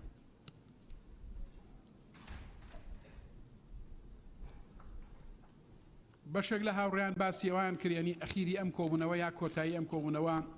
ینی بەوە کۆتایی پێبێت کە ینی لێبڕینی موچە کۆتایی پێبێت. من دڵنیام ئەگەر هەتاکو 27 حکومەتی عراقی ئەو پارەی کە بڕیارە ڕۆژانە 200 میلیۆن دلار بنێرێ بۆ حکومەتی هەرێمی کوردستان تا 27 و تاکو دوای 27 ینی تا 27 نەینێرێت لەبەرەوەی بەرەو انتخاباتی عراقە چین لە دەی انتخاباتی عراقە و دڵنیا بە ئەمە جگە لە مماتەڵە و دەستی پێکردنوانە هیچی کەنیە ئەمە بانگەشەیەکی انتخاباتە یا جۆرێکە لە بەڕێکردنی هەندێک بابەتی سیاسی ئەوانە یا ئەمە تەنها وەکو ڕیکلامێک بەکارێت بۆ انتخاباتی عراق. هەموو لایەکمانەزانین کە ئەو حاڵەتی کە ئێستا لە عێراقی حاڵەتێکی زۆر نەئاساییە لە بینی هەموو هێزە عێراقیەکانە بە شیعە و بە سونەوە کە ئێستا منافەسەیەکی توند لە بینی حکومەتی ناوەند و لە ڕاستیە یعنی تا ڕادەیەکی زۆر سیراعێکی گەورە لە بینی حکومەتی ناوەند و حکومەتی هەرێم هەیە ئەم بابەتە حەق وایە حکومەتی هەرێم بەڕاستی لەسەرم پرسە قسەی حسابی هەبێ قسەی جدی هەبێ بۆی ئەم بابەتە یەکلایی بکرێتەوە لە بینی حکومەتی هەرێم و حکومەتی ناوەندە بە تایبەتی مەسەلەی 200 میلیۆن دۆلارەکە. باس کاک شاخوان ئەگەر جەمع بەندی بکەی تەواو؟ نا ماوە کاک عەفو بموڕە کاک. 7 دقە تەواو کردبووی جەمع بەندی یەک خاڵی کەم. ئەوەی کە گرنگە برادران یعنی دڵنیابن من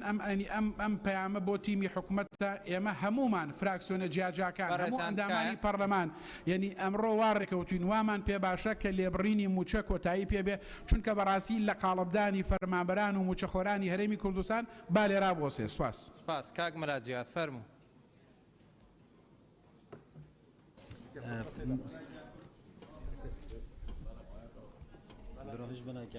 ناوی خدای مازن دلوان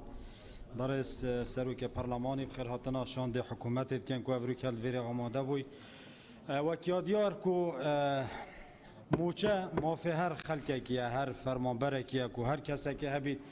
ات مهنا خدا کار بگدن بس ات بیجم افریقا نکوب لبرین بلکه از بیجم اوی درست بیتدان شایسته جانوی خلق هنینا کتن یه حریم تایبتی کن بین برای خداینه که هکا خیزان کبیتن درستاهی نشد هیوی و امیدت خویت مالا خوب جه بینیدن افریقا لیبرینا وی موچه هنه براستی با هوکارک و گله کاری شاید ناف خلقی دا پیدا بوین سرارای ام سپاسیا خلق خود کن که بهم فرهی آوان که زانیا که افریقا چوا آرشش کی و بویا که چوا بشن و چند ده خول بر بگیرن لیم دینه دیار کردن بو جناب هوا و از زانم جی هین پتر شمایت ناف خلقی دا وزیرت بریس و از زانم سروک حکومت جی پتر خمخورش ما باور بکه بو و شعبا هنه بو حولاتیت هنه لعوا عمد بیجین افریقا پتر بیر اینانه که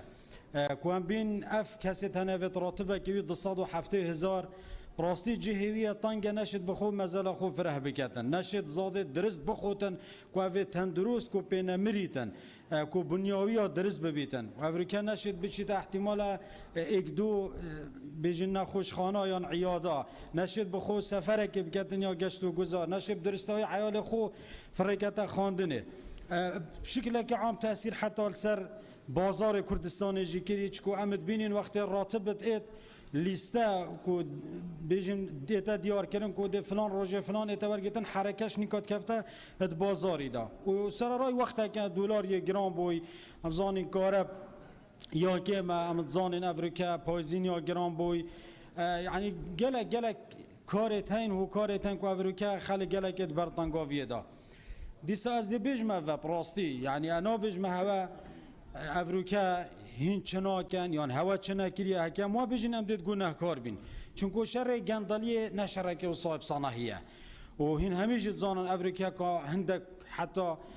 دولت دور و برد ما حتی هندک کرده تین و کیوان گرگانه اوید برسی که خین بددانه دو و اماد ویتن ازمون هنی هریم کردستان دیگ بچیتن افریقا هین برانبری و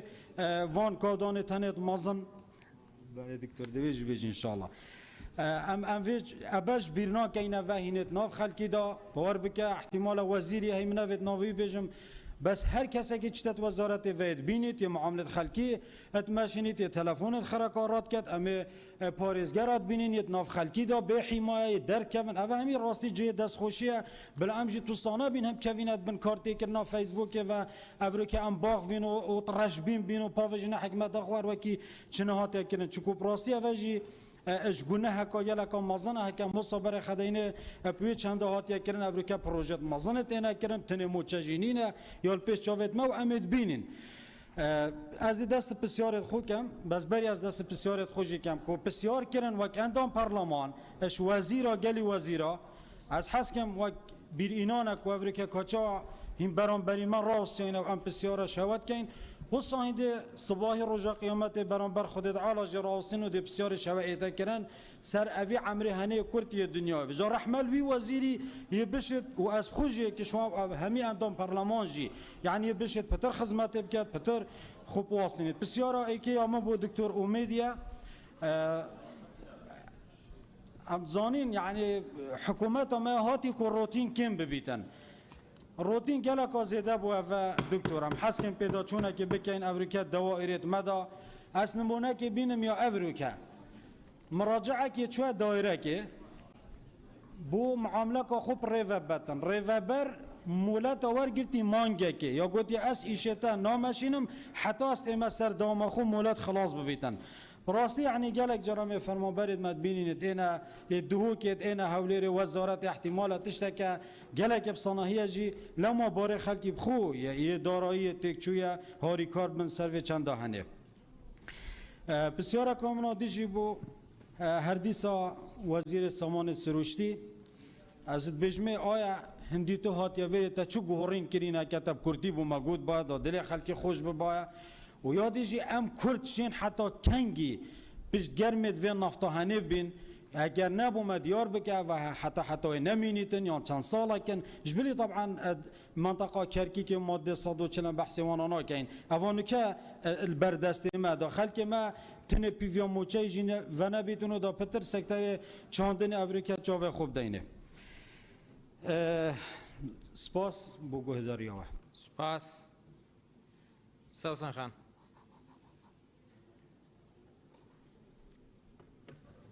برای سەرۆکی پەرلەمان دیارە یەکێک لە دەستکەوتە گرنگەکانی ئەم خولەی پەرلەمان دەرچوونی یاسای چاکسازیە بۆیە هەمومان زۆر خۆشحاڵ بوون کە ئەو یاسایە دەرچوو بەڵام بەداخەوە کە چووە ئەنجومەنی وەزیران و دوای ئەوەش کۆمەڵێک پەیڕەو دەرکران بۆ جێبەجێکردنی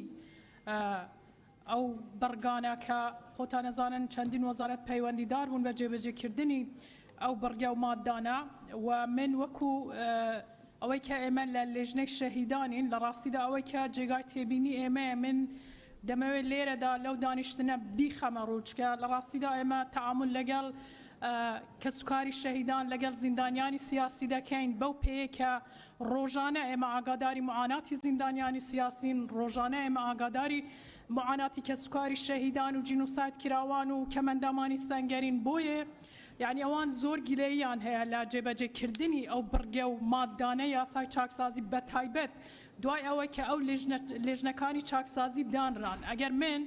بۆ نمونە باس لە پێداچوونەوە بە لیستی زیندانیانی سیاسی بکەم لە ڕاستیدا گلەیەکی زۆر زۆر هەیە لەسەر ئەوەی کە پێداچوونەوە بە لیستی زیندانیانی سیاسی زۆر زۆر بە سستی بەڕێوە دەچی و ئەوەش بوویتە گلەیەکی زۆر هەر دوێنێ و پێرێ بوو کە کۆمەڵێک لە زیندانیانی سیاسی هاتن و ئێمە پێشوازیمان لێ کرد و باسی معاناتی خۆیان کرد کە ئێمە پشمان بەو حکوومەتە گەرمە ئێمە لەسەر دەستی ڕژێمەکانی پێشوو ئەشکەنجە دراین ئازار دراین یعنی معاناتی زۆرمان بینی بەڵام حکوومەتی خۆمان بۆ بە پێرداواکاریەکانی خۆمانەوە نایە بۆ مافەکانمان پێنادا ئەو کاتێک کە ئێمە مردین ئێمە چی لە مافوو ئیمتیازاتەکانی خۆمان بکەین یعنی بەڕاستی ئێمە بە هەموو شێوەیەک پشتیوانی ئەوان دەکەین ئێمە تەمەنای ئەوەمان دەکرد کە بەڕاستی دوای ئەوەش کە ئێمە چەندین جار سەردانی وەزارەتی شەهیدانمان کرد یعنی ئەو لێژنەکانی چاکسازی وعدی ئەوەیان پێدان کە زۆر بە زووی یعنی پێداچوونەوە بە لیستی زیندانیانی سیاسی کۆتایی پێدێ بەڵام بەداخەوە یعنی کاتێکی زۆری پێچوو من لە بەڕێز سەرۆکی لێژنەکانی چاکسازی دکتۆر عەبدولحەکیم دەپرسم بۆچی یعنی ئەو هەموو سستی و خاویە بۆچی دەگەڕێتەوە یعنی مەسەلەی زیندانیانی سیاسی بە تایبەت زۆر ئاسان بوو یعنی وعدیان بە ئێمەدا لە مانگێکە لە هەفتەیەکە کۆتایی پێبێ کەچی ئەو ساڵێکە دوایەوەش یعنی لێژنەیەک دانرا کە پێداچوونەوە بە لیستی زیندانیانی سیاسی بکات بەڵام دوای چەندین مانگ ئەو لێژنەیە بە هیچ شێوەیەک نەچوە سەر کارەکانی خۆی ئایا هیچ شتێکتان کرد هیچ وەکودان کاردانەوەیەکتان ئەنجامدا کە ئەو لێژنەیە بۆچی کارەکانی خۆیان نەکرد چکە زیندانیانی سیاسی دقە و سعات دەژمێرن بۆ ئەوەی بگەنە مافەکانی خۆیان و ئێمە لەناو معاناتی ئەوان دەژین لە ڕاستی ئێمە کە گوێ لە معاناتیان دەگرین بەڕاستی ناتوانین ینی تحمل کەین ئەوەندە معاناتیان زۆرە کە لەوانەیە من ناتوانم بە چەند دقەیەک لێرە تعبیر لە معاناتی ئەو زیندانیە سیاسیانە بکەم ئەو کە سوکاری شەهیدانە بکەم کە ئەو پەرلەمانە ئەو حکوومەتە لەسەر دەستی خوێنی ئەو شەهیدانە بەرهەم هاتووە لەسەر دەستی ئەشکەنجەدان و ئازاری ئەو زیندانیە سیاسیانە بەرهەم هاتووە بۆیە من داوا دەکەم لە حکوومەتی هەرێمی کوردستان ڕاستە جێبەجێکردنی مادە و بەرگەکانی یاسای چاکسازی زۆر زەحمەتە بەڵام لە هەندێک قۆناغدا بۆ نمونە پێداچوونەوە بە لیستی زیندانیانی سیاسی پێداچوونەوە بە لیستی شەهیدان ئەمە دەبێت بخرێتە ئەولەویەتی کارەکانی حکوومەتی هەرێمی کوردستان بەو پێەیە کە هەمومان قەرزداری کە سوکاری شەهیددارین بەو پێەیە کە هەمومان دەبێت نازی زیندانیانی سیاسی و نازی جینۆسایت کراوان و کە سوکاری جینۆسایت کراوان و ڕزگاربووانی ئەنفال هەلگرین بۆیە من بەڕاستی دەنگی خۆم دەخەمە پاڵ دەنگی ئەو کە سوکاری شەهیدانە دەنگی خۆم دەخەمە پاڵ دەنگی زیندانیانی سیاسی کە هەرچی زووە کار لەسەر پێداچوونەوە بە لیستی زیندانیانی سیاسی بکرێ بۆ ئەوەی ئەو کەسانە بگەنە ماف و امتیازاتەکانی خۆیان ئەوەی تر بەڕاستی ینی ئەوەی ڕوونەکە لای هەمومان ینی هەمومان تێدەکۆشین بۆ ئەوەی ینی وەزعی ژیان و معیشەتی خەڵکی کوردستان خۆش بکرێت بۆیە من دەپرسم بەڕاستی دوای بەرزبوونەوەی نرخی نەوت دوای زیادبوونی داهات دوای بەرزبوونەوەی نرخی دۆلار دوای ئەوەی کە حکوومەتی هەرێمی کوردستان ڕسومات و باجی زیاد کرد بەڕاستی ئەو لێبەڕێنی موچەیە بۆ لە هەموو مانگێکە ئەوە یەک ساڵە تەنیا لە 121 بۆچی ینی مانگێک کەم نەبوو بۆچی مانگێک زیاد نەبوو ینی هۆکارەکان بۆچی دەگەڕێنەوە ئایا حکوومەت لەسەر ئەوە پێک هاتووە کە هەموو مانگ هەر 21% بیت هۆکارەکە چییە ینی پێمان خۆشە بۆمان ڕوون بکرێتەوە و ئێمە هەمومان پشتیوانی ئەوەن کە لە ڕاستیدا هەموو کە سوکاری ئەنفال کراوان زیندانیانی سیاسی و هەموو هاوڵاتیانی کوردستان ئەو هیوایان هەیە کە حکوومەتی هەرێمی کوردستان بە پێر داواکاری هاوڵاتیانی کوردستان بێت بەو پێیەکە پەرلەمان و حکوومەت تەواوکەری یەکترن و ئێمە هەموو تەمەنا دەکەن کە ئەوڕۆ کە ئەو دانیشتنە کە دانیشتنێکی درێژخایەنیشە دەرەنجامێکی باشی هەبێ و هەموو کەسێک بگات بە ماف و ئەمتیازاتەکانی خۆی و بڕیارێکی باش لەو دانیشتنەی پەرلەمان دەربچێت زۆر سپاس کاک ڕزگار فەرموو کاک بەڕێزان تکایە باڕوونکردنەوەیەک بەم چونکە لە هەر فراکسیۆنێک و لە هەر زۆنێک ئێمە کە سێ هەواڵ چوار بەڕێزێندامی پەرلەمان هەڵەبژێرین هەمووی شارەت بۆ ئێمەکە ئاڵێن من ئێمە ئەمانەوێت بە شێوەیەکی یەکسان بەڕێزان بەپێی ئەو ناوانەی لامان چکە 95 ئەندامی بەڕێزی پەرلەمان ناوی نووسیوە ئێستا گەشتۆتە نزیکەی 36 ئەندامی بەڕێزی پەرلەمان ئەبێ ئێمە 7 سەعاتی تر لێرە بین تا تەواوی ئێوەی بەڕێز کۆتایی بە قسەکانتان هێنن بۆ ئێمە ناتوانین هەمووتان پێکەوە لە یەک جارا وەربگرین تکایە هاوکاری یەکتری بکەن چونکە هەمووتان یەکسانن لە دەرفەتەکان ئەوە نەهاتووی کێ پێشکێ ناوی نووسیوەتەوە کاک ڕزگار بەڕێزان فەرموو کاک ڕزگار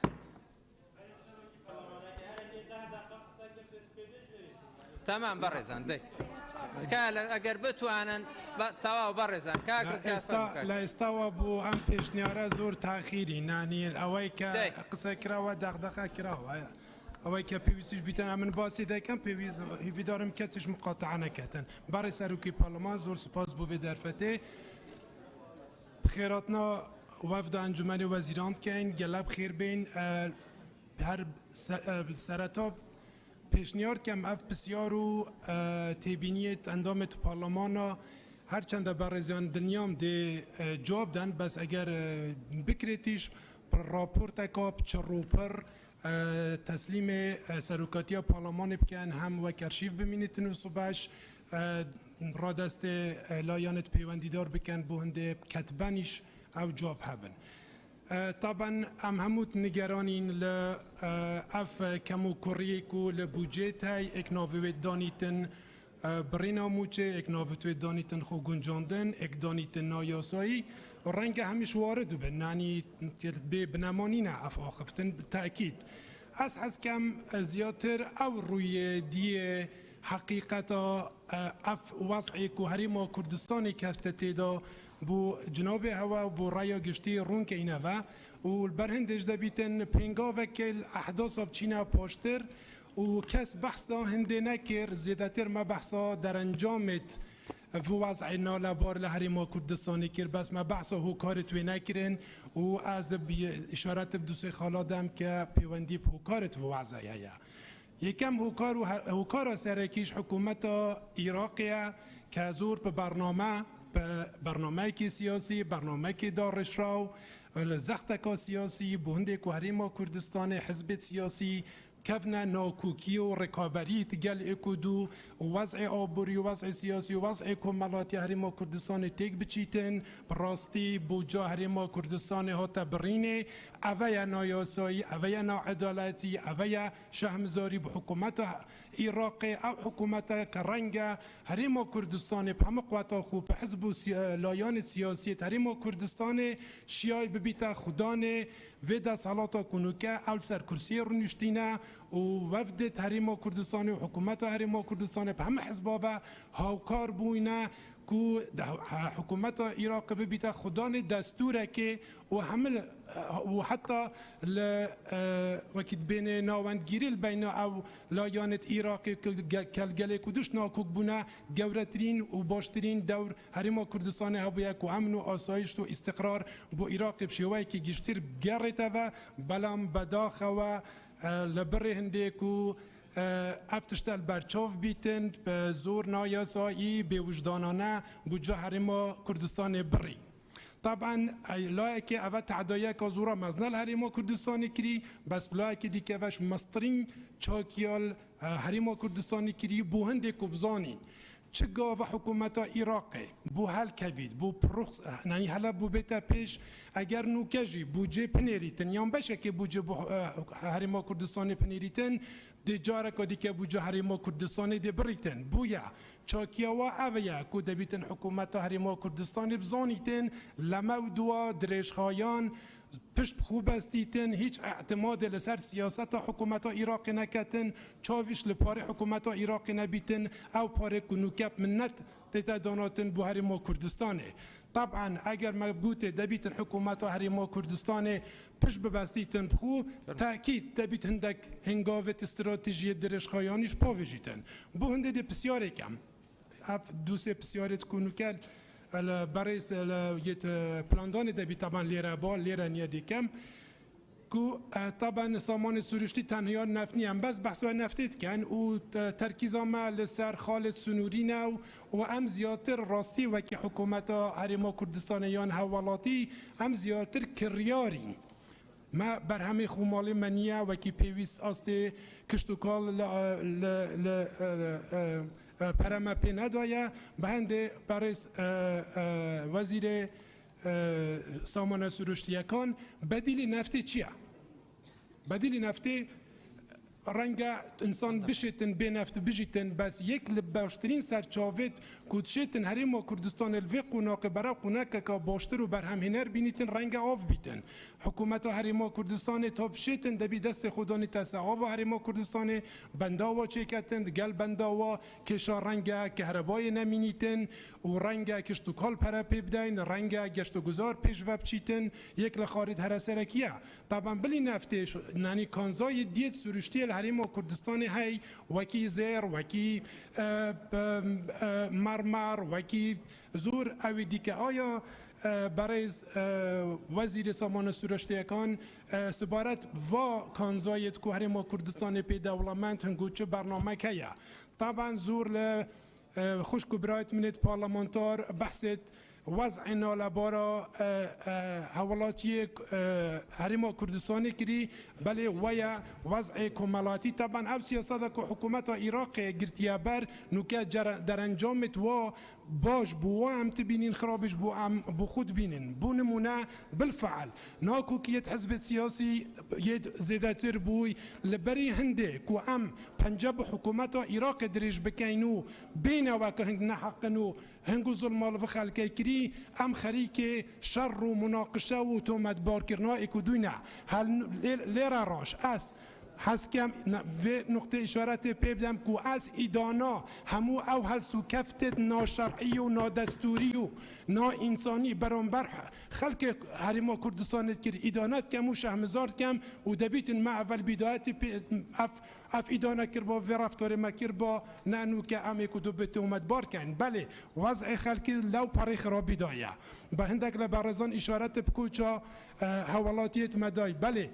خلال سالکو نیوا رنگ نوکه بسر و 27,000 نخبت هرما کردستان هیز هرمت کردستان لکردستان چوی رنگ رجک زیادتریش نوکه برنامه واندا بیتن که هریم کردستان بجی بیلن بله ناکاری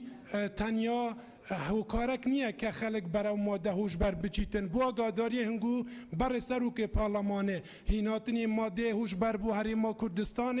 برنامه دارش راوه امش جاره کی تر پلانه کی تره ایمال حکومتی خومان نک بشکو گمانینه بشانازی و به حکومتی خومان در رامینین سپاسی همو او حزب الله کانش دکن که لم وضعی آلوز دا لم وضعی خراب دا لم قیرانه دا حولی چاره سر کردنی که شکان دادین و خالی ترکی حزکم باز بکم هر کاتک حکومتک تنیا یعنی حتی حوالاتی اگر نیتی او بیتن که صبح لزانکوک درد چیتن ارک وظیفه حکومت که دامزرینیتن براسی او کمالگا براو پیش و ناچیتن براو پاش و دا چیتن بویا داوا دکین لو برزانه که هرچند وزیری پلاندانا لیره نیه بلام پیوسته اگر حزکی کمالگاه کی سرکبتو تبیتن و دستی بو حکومت عراق درش ناکی دبیت کمالگاه کی برهم هنر اتو پیک بینی نک اول چاویتن آخر نقطه برای آخر نقطه سروکی پارلمان چون کم خاله زور گرینگه گویا ایمال لیره دانشتوینه حزك ما بسيارة لبارزانة بكم أجر أما بعاطفة بريار بدين كبلي أجر بعاطفة بيتن أما 6 سال بيش أصلا دبيتن أم بريارة ندرابة بالفعل أما لقاليني نهيش كسيش لقالنيا بلام أجر إيما أم بريارة بدين يعني أجر بتمانة أم بريارة بدين آيا فعلا بريارة أتوانيتن حكومتي هريمي كردستان أما تنفيذ بكتن يعني لقال رزم زور سپاس ليلى خان فرمو برای سروکی پارلمان موچای فرمانبران ایکل کشه سرکیکانی هولاتیان بویا پیوست زور شفافانه قصه بکن آستانگی و گرفتکانی بردم کوکرنوی دهات بخین رو لسر ام بنمایه دا پرسم و بریار بو که حکومت هزا که هاوبش پیک بهینید بو کنترول کرنی دروازه سنوریکان و پاشتر دهاتکان بگرن توا بو خزینه حکومت دخوازم بپرسم تا چند ام هزا دستی بکارکانی خوی کردوه یان اگر دست بکار نبویه هوکارکانی چنه سبارت برای کوتنی هرم و بغدا لسر پروژه یاسای بودجه 2021 باس لوا دکرد که شاندی هرم راضی بویا روزانه به نرخ سومو بری 250,000 برمیل بدد به حکومت فدرال بلام او ده هاتای لفروشنی نود للایان وزارت سامانه سروشتیکانی و دگرت و بو حکومت لو برا کمتره بویا گرنگ رون کرنوا من لسر ام خاله بدن سبارت بداهات دینا نوتی لسر ام خالش حکومت دالید کابینه نوام دا توانی مانا رجای دهات دینا خو بدو برانبر زیاد بکن بلام لهمان که دا گویبستی اواج دبین که دالین دهات کمی کردوه آیا جوازی ام دو خاله چون یک دگرنوا لگل اواج دا پشگیری همو او حوالانه دکم که باسی پلا برز کردنی فرمانبران و هر وگری بستی فرمانبران و پرسی و پرسکانی تر دکم سپاس کاک جلال فرمو کاک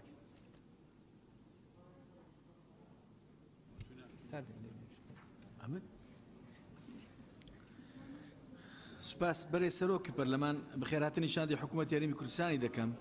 كاك جنان ببورة منتم كاك جلال دواي ما مزانية من عفوا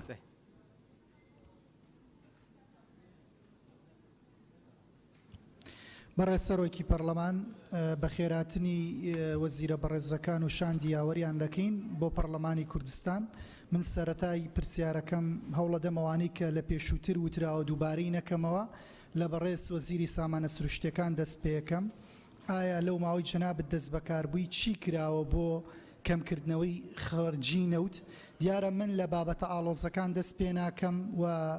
ئەو بابەتە ناڵێم کە عقوداتی مراجعی عقوداتی نەوت و ئەوانە کە هەندێکیان ڕەنگە کاتی بوێ هەندێکیان تەکنیکی بن من چەند نمونەیەکی ئاسان و بەسیط بە بەڕێز دەڵێم کە پێم وایە جەنابت لە ماوەی دەست بەکاربوونە ئەتوانی لە ماوەی مانگێکە معالەجەیەکی و داهاتێکی باش بۆ حکوومەتی هەرێمی کوردستان بگەڕێنیتەوە بە نمونە ئێمە سەرباری ئەو هەموو هێزە زۆرە لە برایانی ئاسایش و پۆلیس و هێزەکانی پێشمەرگە هەمانە ئێمە سکیوریتیمان هەیە لە کێڵگەی باڵین غازی سروشتی کۆرومۆر کە دراوە بە کوڕی بەرپرسێک مانگانە 600,000 دلار وەرەگرێت دیارە ئەمە لە مەسروفاتی نەوتەڕوا و دواتر بەناو و بە ئەوەش پێتی ئەڵێم و هەروەها نمونەیەکی تری بەسیت کە 32 ئۆتۆمبیل دیسان لە هەمان شوێن کە کارەکەن ماوەی 12 ساڵە هەموو مانگێک بۆ هەر یەکیەکیان کۆمەڵێک دانراوە کە بە مەجموع 23,000 دلار بۆ ئەو 30 ئۆتۆمبیلە دابین کراوە کە لە جۆنی میلی پاسە و دیسانەوە هی بەرپرسێکەوە بەڕێزت دەتوانی بیبڕیوە دواتر بە ژمارەش و بە ناوی بەرپرسەکە ژەیخەمە بەردەسی بەڕێزت دیسانەوە 2 ئۆتۆمبیلی تر لە جۆری درع کە ماوەی 12 ساڵە هەموو مانگێک 30,000 دلار بۆ ئەو 2 ئۆتۆمبیلە دابین ئەکرێ لە ماوەی ئەو کاتەی دانراوە تا ئێستا 4,320,000 دلار بەو 2 ئۆتۆمبیلە دراوە کە وەزارەتەکەی بەڕێستان دەیتوانی بە کەمتر زۆر لەو پارە 2 ئۆتۆمبیل بکڕێەوە چارەسەری بکە لە کاتێکدا ئەوە هی بەرپرسێکە و هەر بۆ معلومات بەڕێزت لەو کاتەوەی کراوە تا ئێستا سلفی بۆ پێ لێ نەدراوە بە حساب بۆ مدیری شەریکەی داناغاز کردراوە 2 ئۆتۆمبیلە کە درعەوە سکیوریتی باشە بەڵام بەداخەوە هەر لە ژێر کەپرەکان ماوەتەوە وەتایەکانی فسکراوەتەوە و وەکو ئەوترێ بار بەو زمانە گەرمیانە بیڵێم بۆی لی تێبگی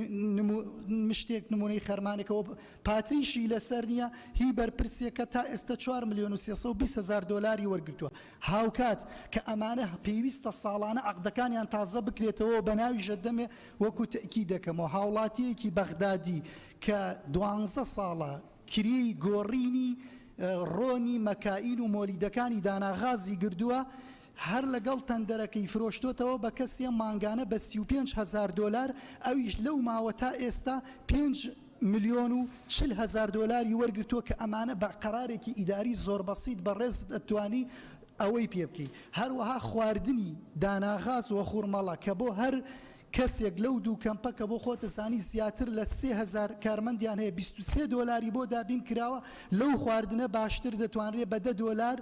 تێپەڕێنرێ ئەمەش بەبێ ئەوەی گۆڕانکاری لەم عەقدە بکرێ 12 ساڵ لەسەر بۆ یەک مقاول دەرچووە لە کاتێکە ئەکرێ ئەم شتە بەسیتانە ئێمە شتی زۆر قورس ناڵین کە لە توانای بەڕێستان نییە داواکاریەک ناکەین مراجعی عقودات ئەزانین کاتی ئێشتی تەکنیکیوە ئیلتیزامی بۆ سەر ئیقلیم ئیلتیزامی وڵاتە بیانیەکان ئەمانە قورسن بەڵام باوەڕەتە بێ ئەمەی من بە جەناب تەڵێم ئەگەر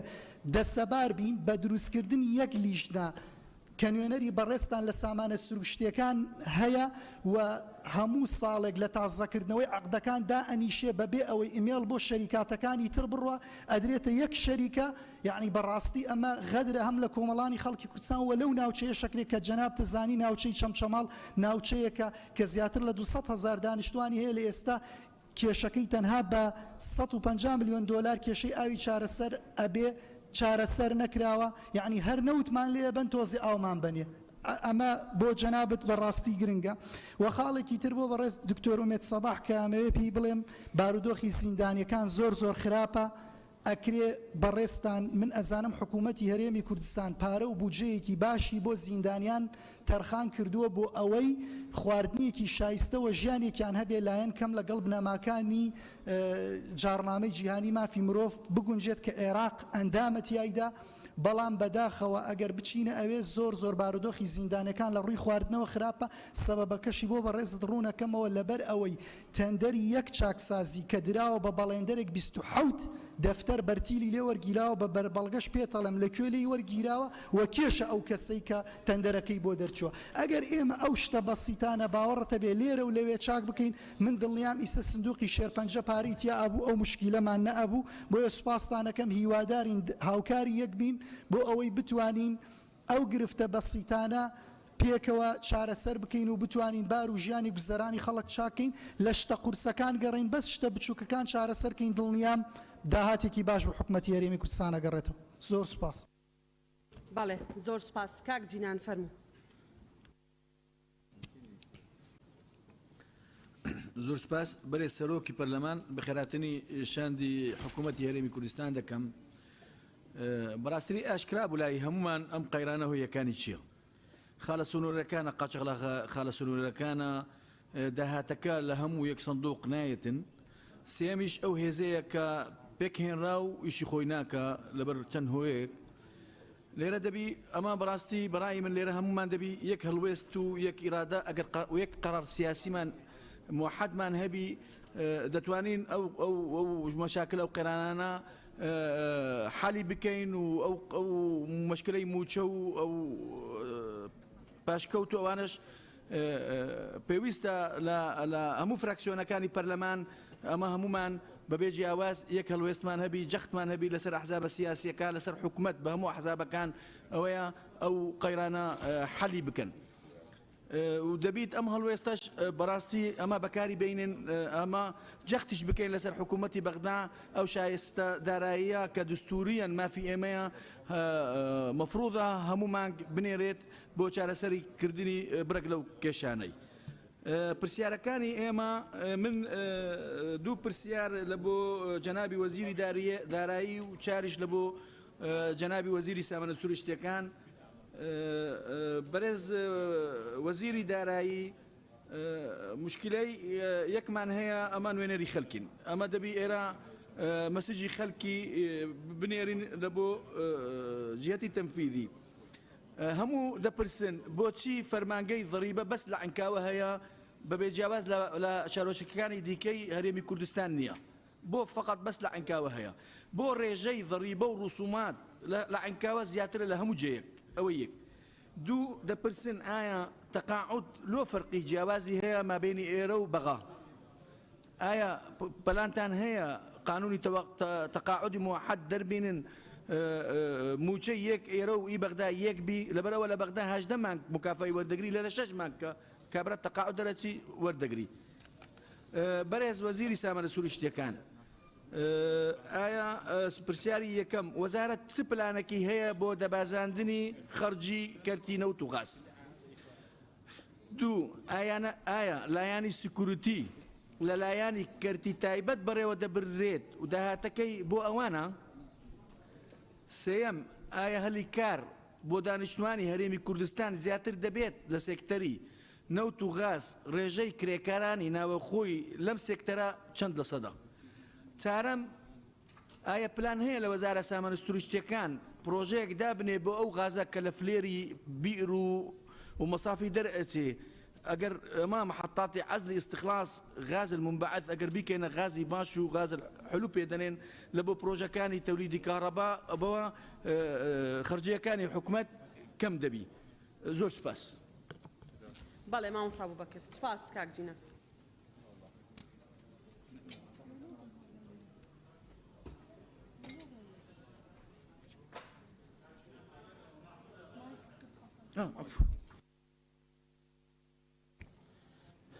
بەڕێز سەرۆکی پەرلەمان درێژە کێشانی ئەم جەلسەیە پەیوەندی بە بەڕێستانەوە هەبوو بۆ ئەم بڕگەیە 6 تەوەرتان داناوە لە شامەوە بۆ شیراز چۆنیەتی پڕکردنەوەی کورتێنانی بودجە وەکاری جێبەجێ نەبوونی یاسای چاکسازی یاسای بودجەی عێراق کە موکوڕی خاڵی سنوور داهاتی نەوت داهاتی ناوخۆ ئەکرا بەس ناوی بابەتی لێبڕینی موچە بووە و ئەمەنە درێژەکی ناچرا. دووەم من لە تیمی حکوومەتە پرسم بەڕێزت فەرموود ئەوان ڕاوێژی خۆیان کردووە و کۆبوونەوەی خۆیان کردووە. ئایا ئێوە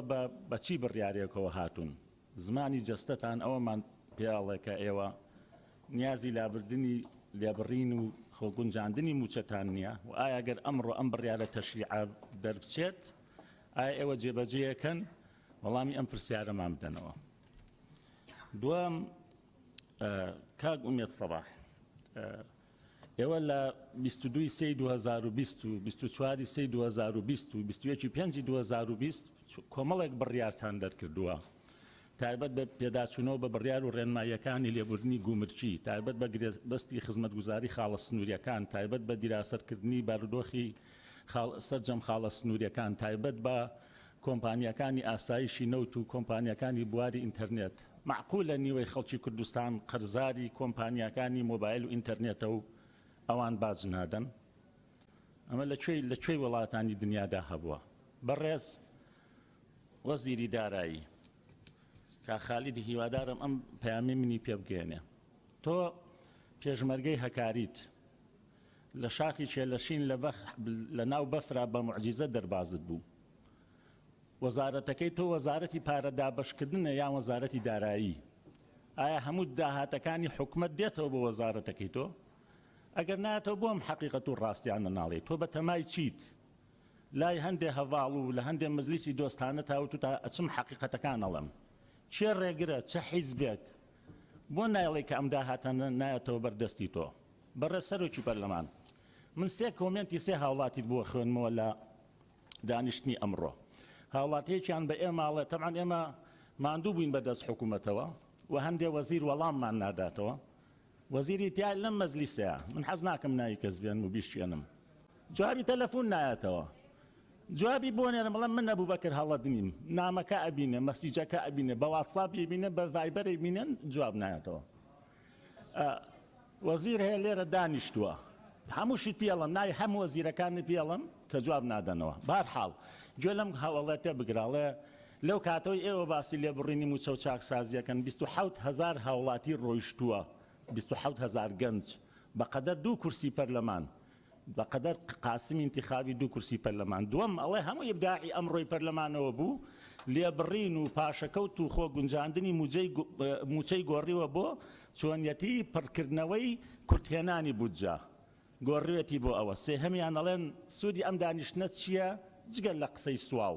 فعلا هەمومان قساکەین و دڵنیام کۆتایی ئەم مەجلیسەش بە بڕیاری تەشریعیەوە دەرناچین چونکە ئەم بەڕێزانەی ئەنجومەنی وەزیران کە هەڤاڵ و هاوڕێمانن بەو بڕیارەوە نەهاتوون کە کۆتایی بەم مەسئلەیە بهێندێت خاڵێکی ترەوەیە لە ڕاستیانی ئەنی کە ئێمە ئەم تیمە لە 2014ەوە تاوەکو ئێستا بە قسەی کاک حازم گۆران 40,000 کەس خانەنشین بووە ئەم ساڵیش لە دایکبانی 1958 خانەنشینە بن 5,000 تر ئایا بۆ لەو کاتۆ تاوەکو ئێستا خەڵکدا نەمەزراوە ئەم ڕێژە کە خانەنشینە بێ بۆ نایەن وەکو هاوڕێیان وتیان دەرچوانی سیەکەمەکانی زانکۆ و پەیمانگاکان و ئەوانی تریش لە ڕاستیە دابمەزرێنن وانە بێژەکان گرێبەستەکان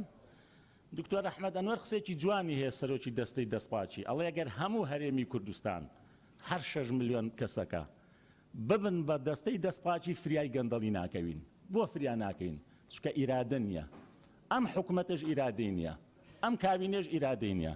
دکتۆر عەبدولحەکیم خسرە و معاشەکەمان چاک حەواڵ کردووە برای خۆم بەخوا هەردوو راپۆرتەکەی تۆم لەبەرە ئێستا چینە ئەو دیو ئیمتیحانم کە هەموم لەبەر کردووە هەر هەموو راپۆرتەکە ئێوە جگە لە دەرکردنی ڕێنمایی هیچی کە هەڵێن وا ئەکەین تێبینی لەسەرا یاڵە ناوی 100 کەسم پێ بڵێ 100 بندیوارم پێ بڵێ بڕی بێتان 100 دووموچەم پێ بڵێ بڕی بێتان لەبەرەوە خۆشەویستان حکوومەت و پەرلەمان ئێمە لە دوو جەبهەیانین بەرامبەر بە یەکتر ئەگەر لەم جەلسەیە دەرچین و دڵی خەڵک خۆشکەین ئاهێک بەبەری ئەو گەنجە خێر لە خۆنە دیوانە بێنی نەوانێ بەخوا گەرمیانی هەیە گەرمیان لە سموت ئەوە کاک ڕزگار ڕزانێ تاقانەی ئەنفالە شیرینخانی ژێناسێ بە تاقی تەنێ دەرچووە ڕسمی پرۆفایلەکەی کردووە بە سەدام حسێنی گۆڕ بە گۆڕ دەسەڵاتی کوردی تەریق نابیتەوانێ عیلە ئەناسم لە ڕانیە لە ئەو زێدەی کاک یاسین باسیەکە 5 شەهیدی سەنگەری هەیە کوڕی ئامرکرد و ئامر مەفرەزەی هەفتاکان و هەشتاکان ئەڵێ چوون شەقم لە چێلی شەهیدەکانم هەڵداوە بۆ کاکە ئیرادە هەبێ بۆ چاکسازی ئیرادە نەبێ بۆ چاکسازی بە دڵنیایەوە ئەم ئەزمونەش بەڕاستی لە لێواری لێکترازانە ئەخیر قسەمەوەیە بۆ ئێمە ئەم لێبڕینە بەردەوامە لەبەرەوە ئێوە نە چاکسازیەکەن نە چاخچێتی خاڵە سنوورەکان دەستکاری دەکەن و دەیبڕن نە هەموو داهاتەکانیش دێتەوە بۆ حکوومەت تەنانەت ئەوە هەموو ئەم کوردستانە من بیرۆکەی شمە پێشکەش بە ئێوەکەم 50 ساڵی تر هەرێمی کوردستان عەرەب بووە بە موچی عەرەب 928,000 ئاوارە لێرەیە سەرۆکی حکوومەت تەڵەیە تێچوونەکەیان ساڵانە 869 ملیۆن دۆلارە بۆ کارێک ناکەنەمانە بگەڕێتەوە بۆ تەنها بەرپرسەکانی حکوومەت ئەوانەی گوند و ڤێلاکانیان هەیە تەنها خەمی پڕکردنی جیرفانەکانیانە بۆ ئەم یەکانی نیشتە جێبوون هاوڵاتێکی کەم دەرامەت و موچەخۆرێکی قڕبەسەر کە 8 ساڵە 12 ساڵە زەوی وەرنەگرتووە ئەوانە ناتوانن سوودمەند بن لێی قسەی تر زۆرە زۆر سپاس بۆی بیهێڵمەوە بۆ کاتی هاوڕێکانم زۆر سپاس بەڵێ زۆر سپاس کاک سیروان بەڕێز سەرۆکی پەرلەمان بێگومان بە ئەو چەند سەعاتەی کە دانیشتون لێرە و وەفدی حکوومەتی هەرێمیش لێرەن ئێمە هەمومان خەمەکەوا کۆی کردوینەتەوە کە ئومێدیشمان وایە خەڵکیش لە دەرەوە ئومێدی وایە کە بە یاسایەکی تەشریعی ئەو یاسایە ئەو بڕیارە نایاساییە هەڵبووە شوێنینەوە کە لێبڕینی موچەیە هیواداریشم ئەو مافە بگەڕێتەوە کە بەسیترین مافە کە لەم پەرلەمانە بەڕێزەیە بگەڕێتەوە. هیچ زانستی ناوێت و عیلمێکی گەورەی ناوێت کە بزانی ئەم وڵاتە هاوڵاتیەکانی لە دۆزەخا ئەژین بەوەیە بزانین کە ئێمە لە وڵاتێکە ئەژین هیچ خزمەت گوزاریەک نییە شەقامەکان و ڕێگەوبانەکان هەموو وەزیرە بەڕێزانە و هەموو ئەمدان پەرلەمانە بەڕێزانە و هەموو هاوڵاتیانە لە سلێمانیەوە بێن بۆ هەولێر ئەزانن کە شەقامێک و جادەیەکمان نییە شایستەی ژیان بێتیایە ژیان بە مانای مردن و ژیان. ئێمە هەمومانە بێ بزانین کە سیستەمی تەندروستی لەبەر گەندەڵی و لەبەر قۆرەخکاری و لەبەر فرۆشتنی قاچاغی دەرمانی خراپ کەس ئومێد و هیوا و ئەمەلێک و کەس بڕای بە دکتۆرەکان نەماوە. نازانم ئێوە بینیتانیاننا من بۆ خۆم لەگەڵ پێشمەرگەیەکا بۆ 2 مناڵی کەم ئەندامی سواڵم کرد خوا عەلیمە سواڵمان کرد چەند ڕۆژێک بەس بۆ ئەوەی کە پارەیەکی پێبێ بڕوا لە وڵاتە ڕاکات. من پاش 23 ساڵ لە وڵاتی غەریبی ژیام هاتمەوتم ڕەنگە لەگەڵ هەندێک هاوڕێیا فێر ببێتین شتێک بخەینە سەر ئەم خەرواری ئەم ژیانە ناخۆشەی ئێرە. ئێستا بە دڵی لەرزیەوە ئەڵێم خوا عەلیمە ئەگەر بمرین ڕەنگە لەو دنیا محاسبەمان نەکەن بڵێن ئێوە لە دۆزەخا هاتوونەتەوە ئەم شوێنە. ئەگەر سەیرێکی هەندێک داتا هەیە نرخی یەدەگی نەوتی جیهانی لە عالەمە 81 تریلیۆن و 700 ملیار بەرمیل نەوتە. ئەم کوردستانە داماوەی خۆمان 50 ملیارد بەرمیل نەوتی خەمڵێنراوی بۆ هەیە ئەو 81 تریلیۆنە بای 47 تریلیۆن دۆلارە. ئەمەی کوردستان ئەگەر هەمووی دەربێنن بێ جابی فرۆشن نەجاتمان بێ ڕێک بای 350 ملیارد دۆلارە. یعنی هەر هاوڵاتیەکی کورد لە 10 ساڵی ترا خاوەنی لەو نەوتەی کە ئێستا بەدەر ئەڕوات و کەس نازانێت چی لەکەین هەر هاوڵاتیەکی کورد لەو نەوتە 391,000 دۆلاری بەرەکەوێ. هەر هاوڵاتیەکی کورد خاوەنی 391,000 دۆلارە لە داتاکەیە. هی کوردستان هی کوردستانی هەر هاوڵاتیە لە کوردستانە بە تورکمان و عەرەب و هەر کەسێکۆ لێرە ئەژی. دوبەی دوای ئەوەی کە بە نەوت بوو بە دوبەی ئێستا لەکەیەکەوە نەوت نافرۆشن لەویج نەوت دەرناهێنن. ئێمە باسی نەوتەکەین باسی فرۆشی نەوتەکەین باسی ئەوە ناکەین لە حاصڵاتی نەوت چیتر دەرەزێ خەڵک لە نەوت تا دروزەکە خەڵک لە نەوت نازانم چی دروزەکە ئەم بەس باسی ئەو بەرمیلە نەوتە ئەکەین. ئەوانی تر بەڕێز سەرۆکی پەرلەمان وەفدە بەڕێزەکەی حکومەت ئەمڕۆ سەنگی مەحەک ئەوەیە کە ئێمە بەرپرسیارەتیمان لە ملایە لەسەر شانمانە ئێمە بەڕووڕووی ئەو خەڵکە ئەبینەوە خەڵکەش یعنی حەقی خۆیان خەمانەگرن بە کورتی و بە کوردی من هەندێک خاڵ ئەڵێم یعنی خۆکوشتن لە وڵاتەمانە لە جیهانە لە ستانداردی جیهانیە لە سوید لە بەروی ژیانێکی سارد و کە ئابەیە خۆکوشتن زۆر زۆرە بەس لێ ئەحسایات هەیە ئەگەر بی باسی بکەین ئەگەر یەکێک بێت بە وجدان و ئەحسایات کا لە کوردستان خۆکوشتن کوشتن لەسەر ناموس مناڵ کوشتن تعزیبدان خراپ بەکارهێنانی خێزان ئەمانە هەمووی مای ئەوەیە کە خەڵک موچەی نییە پێشمەرگەیەک دوێنێ لەگە فەرماندەیەکی پێشمەرگەیە قسەم کردووە من وام ئەزانی 13 ڕۆژ بە 13 ڕۆژ دەوامەکە ئەوی تری لە ماڵەوە ئەڵێ وەڵڵا 27 بە 3 ڕۆژە یعنی پێشمەرگەی 27 کاکە تۆ دابنێت 23 پێشمەرگەیەک لە جەب هەیە لە ڕەبایەکە 27 ڕۆژ دەوامەکە 3 ڕۆژەگرێتەوە لای ماڵ مناڵەکەی ئەو 3 ڕۆژە موچەکەشی پێ نییە. ئێستا کە ئێمە باسی موچاکەین باسی هەموو خەسڵەتەکانی ژیانێک باسی هەموو سەکتەرەکانی ژیانەکەین لە وڵاتیانە دامەزراندن هەیە و کاگاسینە لە کوڕەکەم تۆتی جامنیش بخوێنم چی کۆتایی ناکرێم نەدامەزران هەیە نەخانەنیشینی هەیە نەجێکۆڕکی هەیە کاگە بەکرەڵێ ئەڵێ وەزیر جواب نایەتەوە وەڵڵاهی ئەم سیروانە پەرلەمانتارم نامەم ناردوو بە مدیرێ لە سلێمانی مدیرێ ئەڵێم گەندەڵی کراوە دزی کراوە 9 ملیۆن دینار دزی کراوە سەیری کردو جواب نایەتەوە. ئێستا چی بکەین ینی ئێستا ئەوەیە ئێمە داوا لە جەناب دەکەین و داوا لە پەرلەمانی بەڕێز دەکەین ئەبێ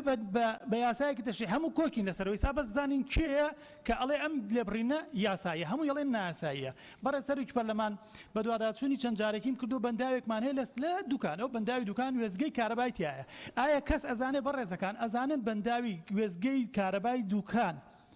یەک دیناری بۆ ناچێتە ناوەوە کەس نازانێت پارێ بۆ چێچێ من ئالێ ڕۆژە داواکەم هەر بەڕێوەبەرەکەی بانکن خۆی ئەڵێڵەی هاوارم ئەم کارەبایە سەرۆتێکی نیشتیمانیە لە زمانی مەلیکەوە دروستکراوە یەک دیناری ناچێتە ناو بەشی حکومت نییە هەر ڕات و هیچ نییە چێتە ژیرفانی جۆ کەس نازانێ ئایا هەیە نییە یعنی سەرڕۆیەکە لە وڵاتەیە بەڵێ ئەوە بە نامە نووسیمە یامە بەڕێز سەرۆکی پەرلەمان بۆتان ناتێت یعنی تێکەڵبوونێک هەیە لەم وڵاتەیە ئەو سەری دیار نییە ئێستا ئێمە ئەگەر باسی ئەوە بکەین کە کێشەکانی ئەم وڵاتە چیە کێشەی خوێندنە کێشەی تەندروستیە کێشەی سامانە سروشتەکانە کێشەی دنیاە ئاوە گەڕێکێکگەی لە سلێمانی ناوی خەلیفاوەیە هەزاران خەڵکی تایە واللهی دوو لە ڕووی ئەمەزیستە پیسایی پیاڕوا پیسایی ببەنە بە ژووری میوانەکانیانە ئەڕوا بودجەی بۆ دەرچووە شارەوانی سلێمانی پارەکەی دەستگیر کردەوە پارێزگار هەموو بەرپرسەکان بودجە یەک سنوور قەدروزەکرێ بە 9 ملیار دینارە 9 ملیار دینار نەسرێ یەک وەزارەت نییە هی بۆ هەفتەیەکی هیچ چەندێکە یعنی هەزاران خەڵک لە ناو پیساییە ئەژین ئەمە چێمە لە وڵاتێکە ئاژین نەوتمان لە ژێرایە ئەمە چێمە لە وڵاتێکە ئاژین ناوێرین قسە بکەین ینی خەڵکەکە منە چم لایڤەکەم وڵێ بە قوربانم گاکسران با ماڵەکەم دەنێکە بەخوا ئاسایشە ماڵەکەمە ڕوخێنێ ماڕ ڕووخاوە ئێستا ئەم ژیانە کوولە مەرجی ئەم عەزابە ئەوە هێنێ ئێمە ئەوە بکەین بۆی اینجا لەکوێی بێنین لەکوێی بەرین هەموو ئەم فراکسیۆنە بەڕێزانە و هەموو ئەم پەرلەمانتارە بەڕێزانە کۆکین لەسەر ئەوەی کە حکومت پارێ هەیە من بە ئاخری شبی سەلمێنم بۆچی حکومت پارێ هەیە بەڕێز وەزیری دارایی لە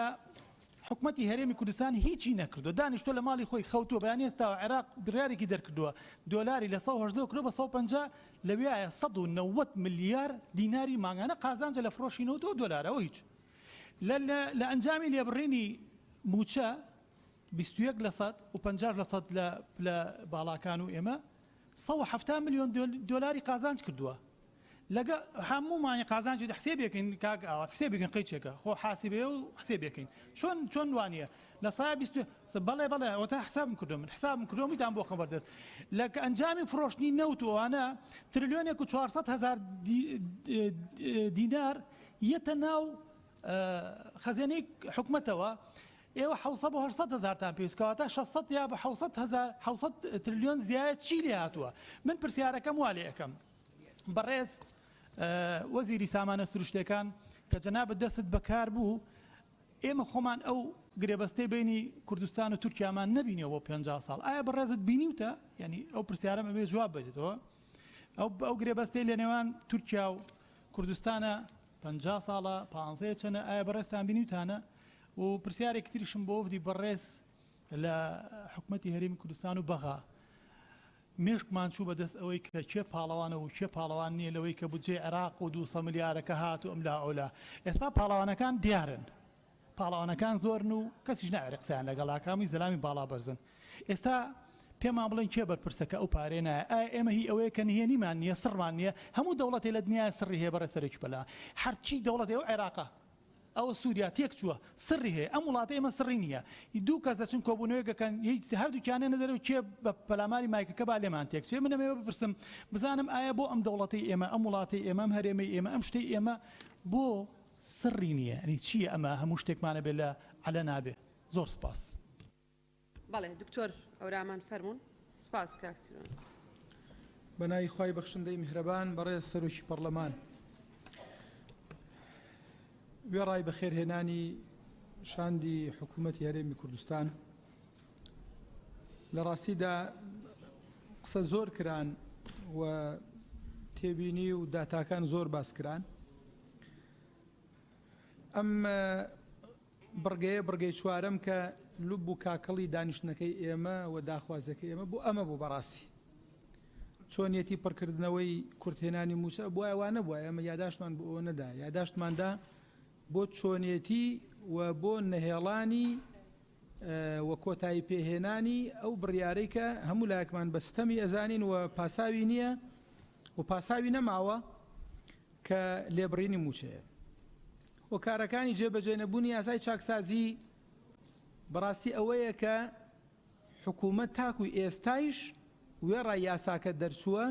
هێشتر هەر نایەوێت چاکسازی بکە هۆکارەکەی ئەمەیە کە نایەوێت چاکسازی بکە ئەجین بەڕاستی من خۆم قەنەعەتم وایە کە چاکسازی بە ڕۆژێک و دوو ڕۆژێک و بە 5 مانگ و 6 مانگ و ساڵ و ئەوانە تەواو نابێت چاکسازی قۆناغی هەیە کۆمەڵە قۆنا و کۆمەڵە پلەبەندی هەیە بەس دەبوو ئێستا دوای ساڵێک و دوای دەرچوونی ئەم یاسایە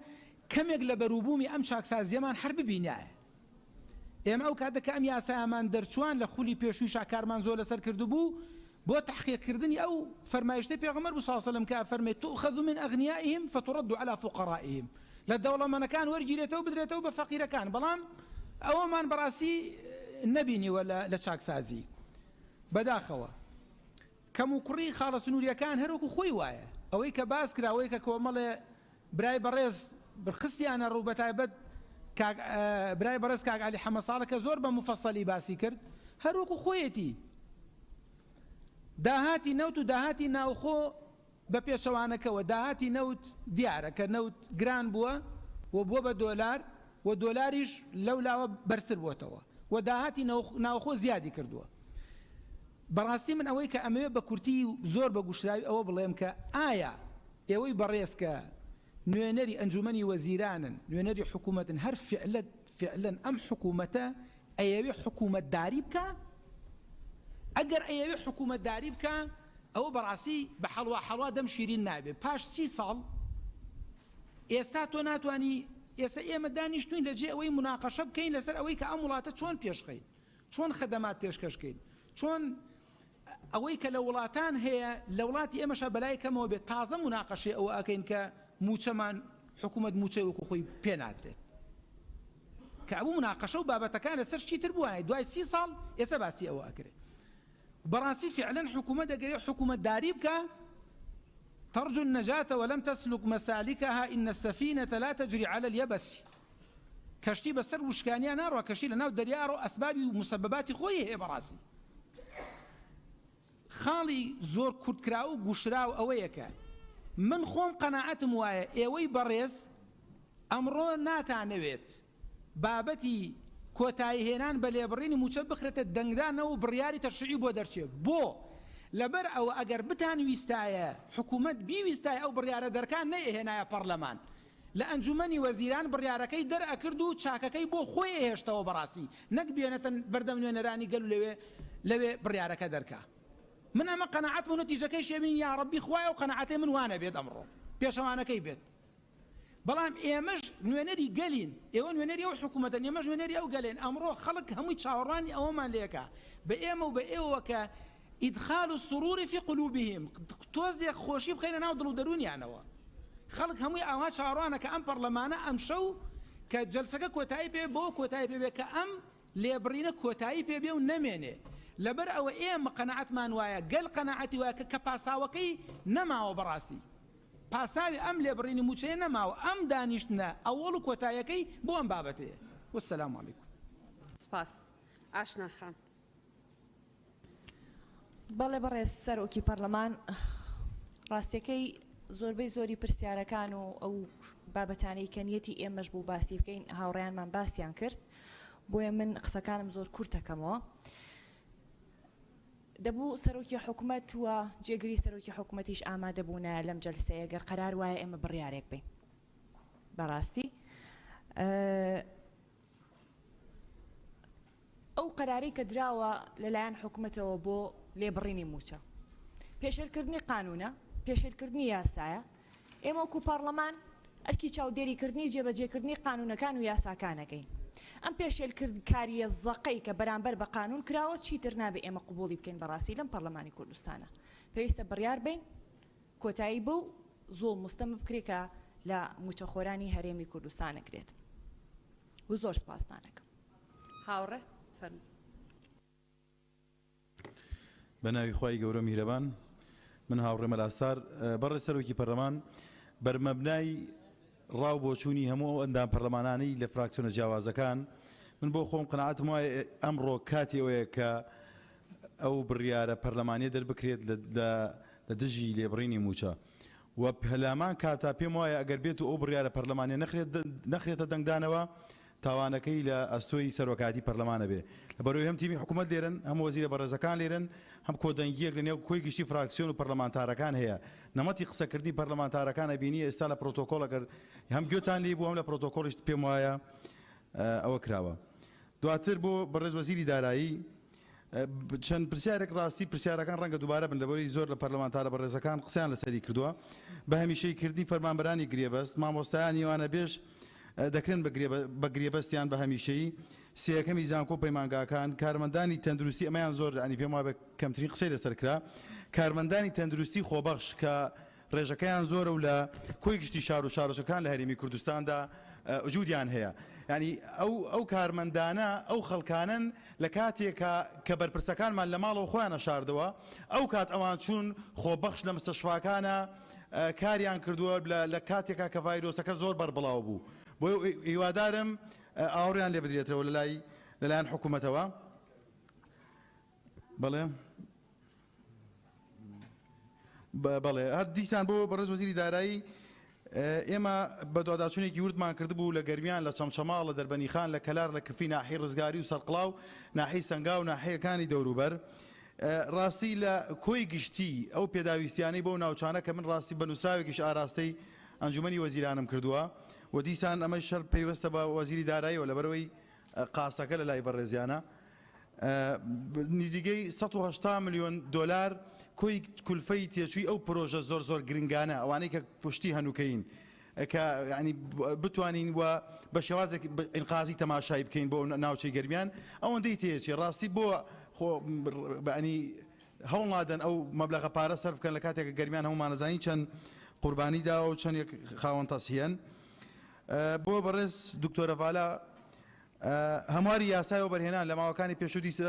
لەگەڵ بەڕێزە دانیشتین وەکو سەرۆکایەتی لیژنەی وەبەرهێنان گەشتووەتە چی ناکۆکیەکان لە نێوان دەستەی وەبەرهێنان و وەزارەتەکان چییە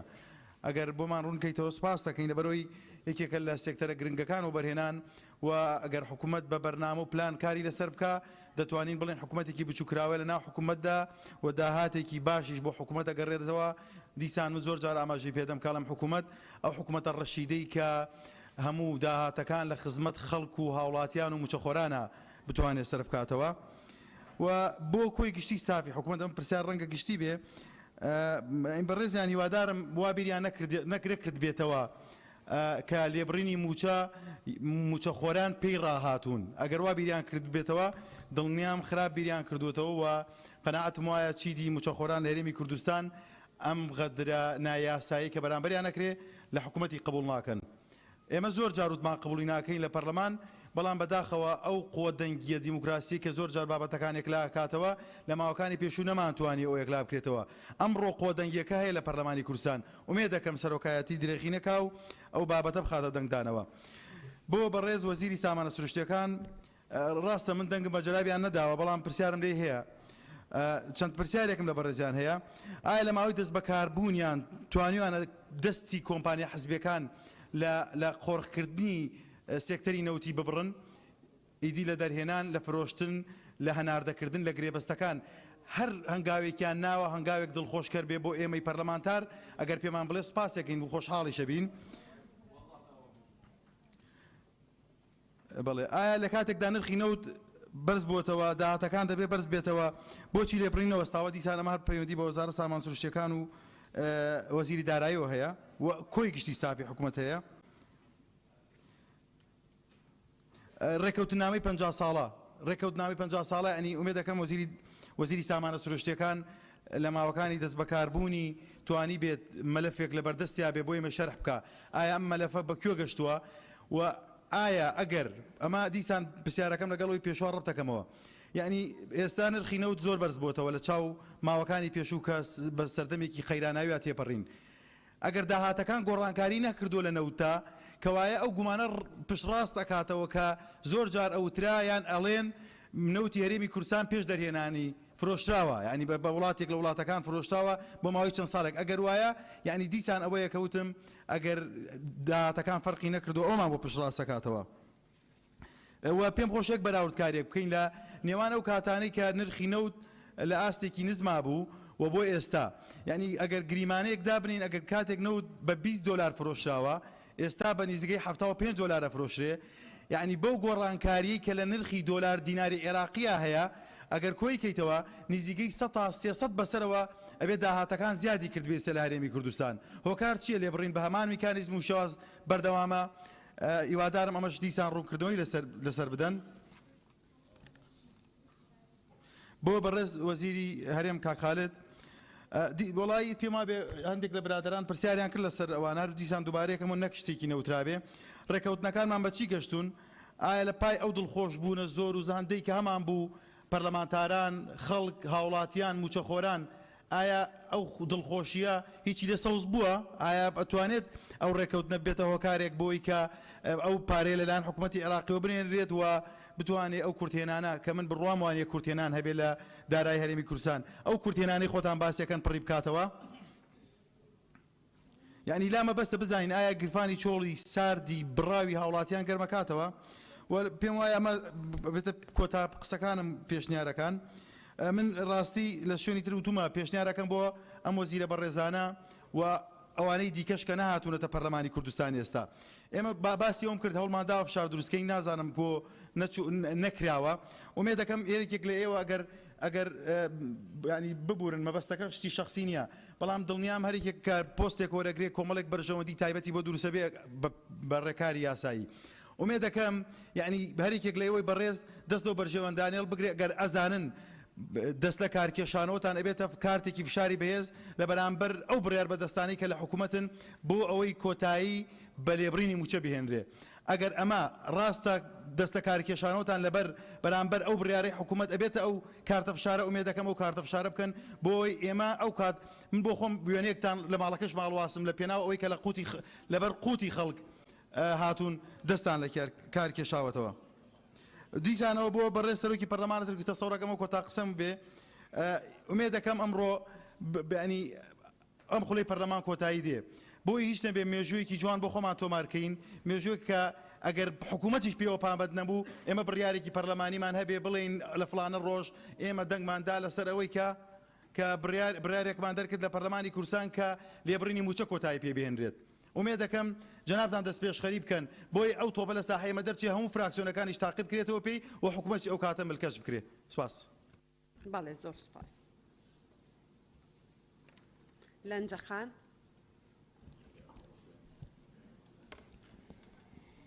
بە ناوی خوایی گەورە و میهرەبان بەڕێز سەرۆکی حکوومەت ببوورە بەڕێز سەرۆکی پەرلەمان داوای لێبوردن دەکەم سەرەتا بە خێرهاتنی بەڕێزان دەکەم لە شاندی حکوومەتی هەرێمی کوردستان خاڵی یەکەم منیش هەمان پرسیاری هەواڵانم لە ئەندامانی پەرلەمانی بەڕێز دەربارەی ڕێکارەکانی چارەسەری پرسەکانی دەواازە سنووریەکان و لێبڕینی موچە ئاراستەی شاندی بەڕێزی حکوومەتی هەرێمی کوردستان دەکەم ناچوە ناو تەفاسیلەکان لەبەر ئەوەی زۆر شێواز باس لێوەکرا خاڵی دووەم ئایا هۆکار و ئاستەنگەکان چین کە بوونەتە ڕێگر لە جێبەجێکردنی یاسای موازنەی ئیتیحادی و ناردنی پشتی هەرێم کە ڕەزامەندی سەرۆکی ئەنجومەنی وەزیرانی ئیتیحادیشی لەسرە ئێمە دەزانین کە هەندێک لایەنی شۆفینی لە عێراق ئەم بابەتە وەک بانگەشە بۆ هەڵبژاردن بەکاردێنن ئایا پلان بی حکوومەتی هەرێم چییە بۆ ڕووبوونەوەی ئەم بابەتە کە قوتی خەڵکی کوردستان دەکەنە ئامرازی بانگەشەی هەڵبژاردن ئەمە خۆی لە خۆیدا تاوانێکی گەورەیە و هەمان پرسیاری برای بەڕێز مامۆسامەلا ئەحسان دەکەم ئایا ئەو 200 ملیارەی کە دێت قەرز حسابە لەسەر هەرێمی کوردستانیان لە پشتی موازنەی ئیتیحادی حساب دەکرێت خاڵی سێەم پرسیار ئاراستەی شاندی بەڕێز ئایا لە بودجەی ساڵی 2021 حکوومەتی هەرێمی کوردستان تا چەند ڕەچاوی بودجە لەسەر بنەمای دادپەروەری کۆمەڵایەتی واتە یەکسانی جێندەری کراوە و جێی کراوەتەوە کە بەشێکی باش لە کێشەکانی ئافرەتان و تونند و تیژی و یەکسانی جێندەری لە هەرێمی کوردستان چارەسەر بکات ئەگەر بەرچاوڕوون یەکمان لەو بابەتە بدەنێ گرنگە و سوپاسان دەکەین خاڵی چارەم بەڕاستی جێی ئاماژە پێکردن و دەستخۆشیە کە چ لە کابینەی پێشوو پاشەکەوتی موچە چ لە کابینەی نۆیەم لە کاتی خۆگونجاندن و لێبڕینی موچە کە سوکاری سەربەرزی شەهیدان و زیندانیانی سیاسی لەم بڕیارە بەدەربوون و ئیستیسناکران نە پاشەکەوت گرتنیەوە و نە لێ بڕینی موچە بەڵام ئەو بابەتەی کەماوەیە کە لە ئارادایە و کاری لێ دەکرێت لە نێوان ئەنجومەنی وەزیران و وەزارەتی کاروباری شەهیدان بە پێی یاسای چاکسازی ئەو زیندانە سیاسیانەی کە 10 ساڵی منحەکەیان بە پێی یاسا تەواو بووە و هیچ موچەیەکی تریان نییە لە حکوومەت منحەکەیان بەردەوام بێ ئایا ئەوە بەچێ گەیشتووە و ئەگەر پەلەی لێ بکرێت چونکە داواکاریەکی زۆر لە زیندانیانی بەڕێزی سیاسی کەوانەی هیچ موچەیەکیان نییە لەسەر ئەو بابەتە لە ئاراستەی ئێمە وەکو لێژنەی شەهیدان و ئەندامانی لێژنەی شەهیدان دەکرێت. خاڵی چارەم سەبارەت بە فەرمانبەرانی گرێبەست گرنگە و کاتی هاتووە کە بە دوو وەجبەشبی بخرێنە بودجەی ساڵانی 2021 و 22 بەپێی ساڵانی خزمەت و هەمومان دەزانین فەرمانبەر هەیە 8 ساڵی تێپەڕاندووە تا ئێستا گرێبەستە و چاوەڕێیە ببیتە فەرمی و پشتگیری لە ڕای برای بەڕێزم کاک عەبدولسەلام دۆڵەمەڕی دەکەم تا ئەو کاتەی کە دەبن بە فەرمی بەلایەنی کەم ئەوانەی کە ساڵانی یاساییان تەواو کردیە لە مۆڵەتی خوێندنی فەرمانبەران بێبەش نەکرێن و ئەو مافەیان پێ بدرێ. خاڵی شەشەم لەبارەی چاکسازی بە گرنگی دەزانم کە ئەو ماوەی دادێ جەخت لەسەر بڕینی موچە ناشایستەکانی پلە باڵاکان و پلە تایبەتەکان و سەربازیەکان و دووموچە و سێبوومچە بکرێ کە دەبوایە لە هەنگاوەکانی یەکەمی چاکسازی بی بەڕێزان. نازانین بۆ نەکراوە هاوکارەکان چییە؟ گەڕانەوەی ئەو بڕە بودجەیە ڕەنگە تا ڕێژەیەکی باش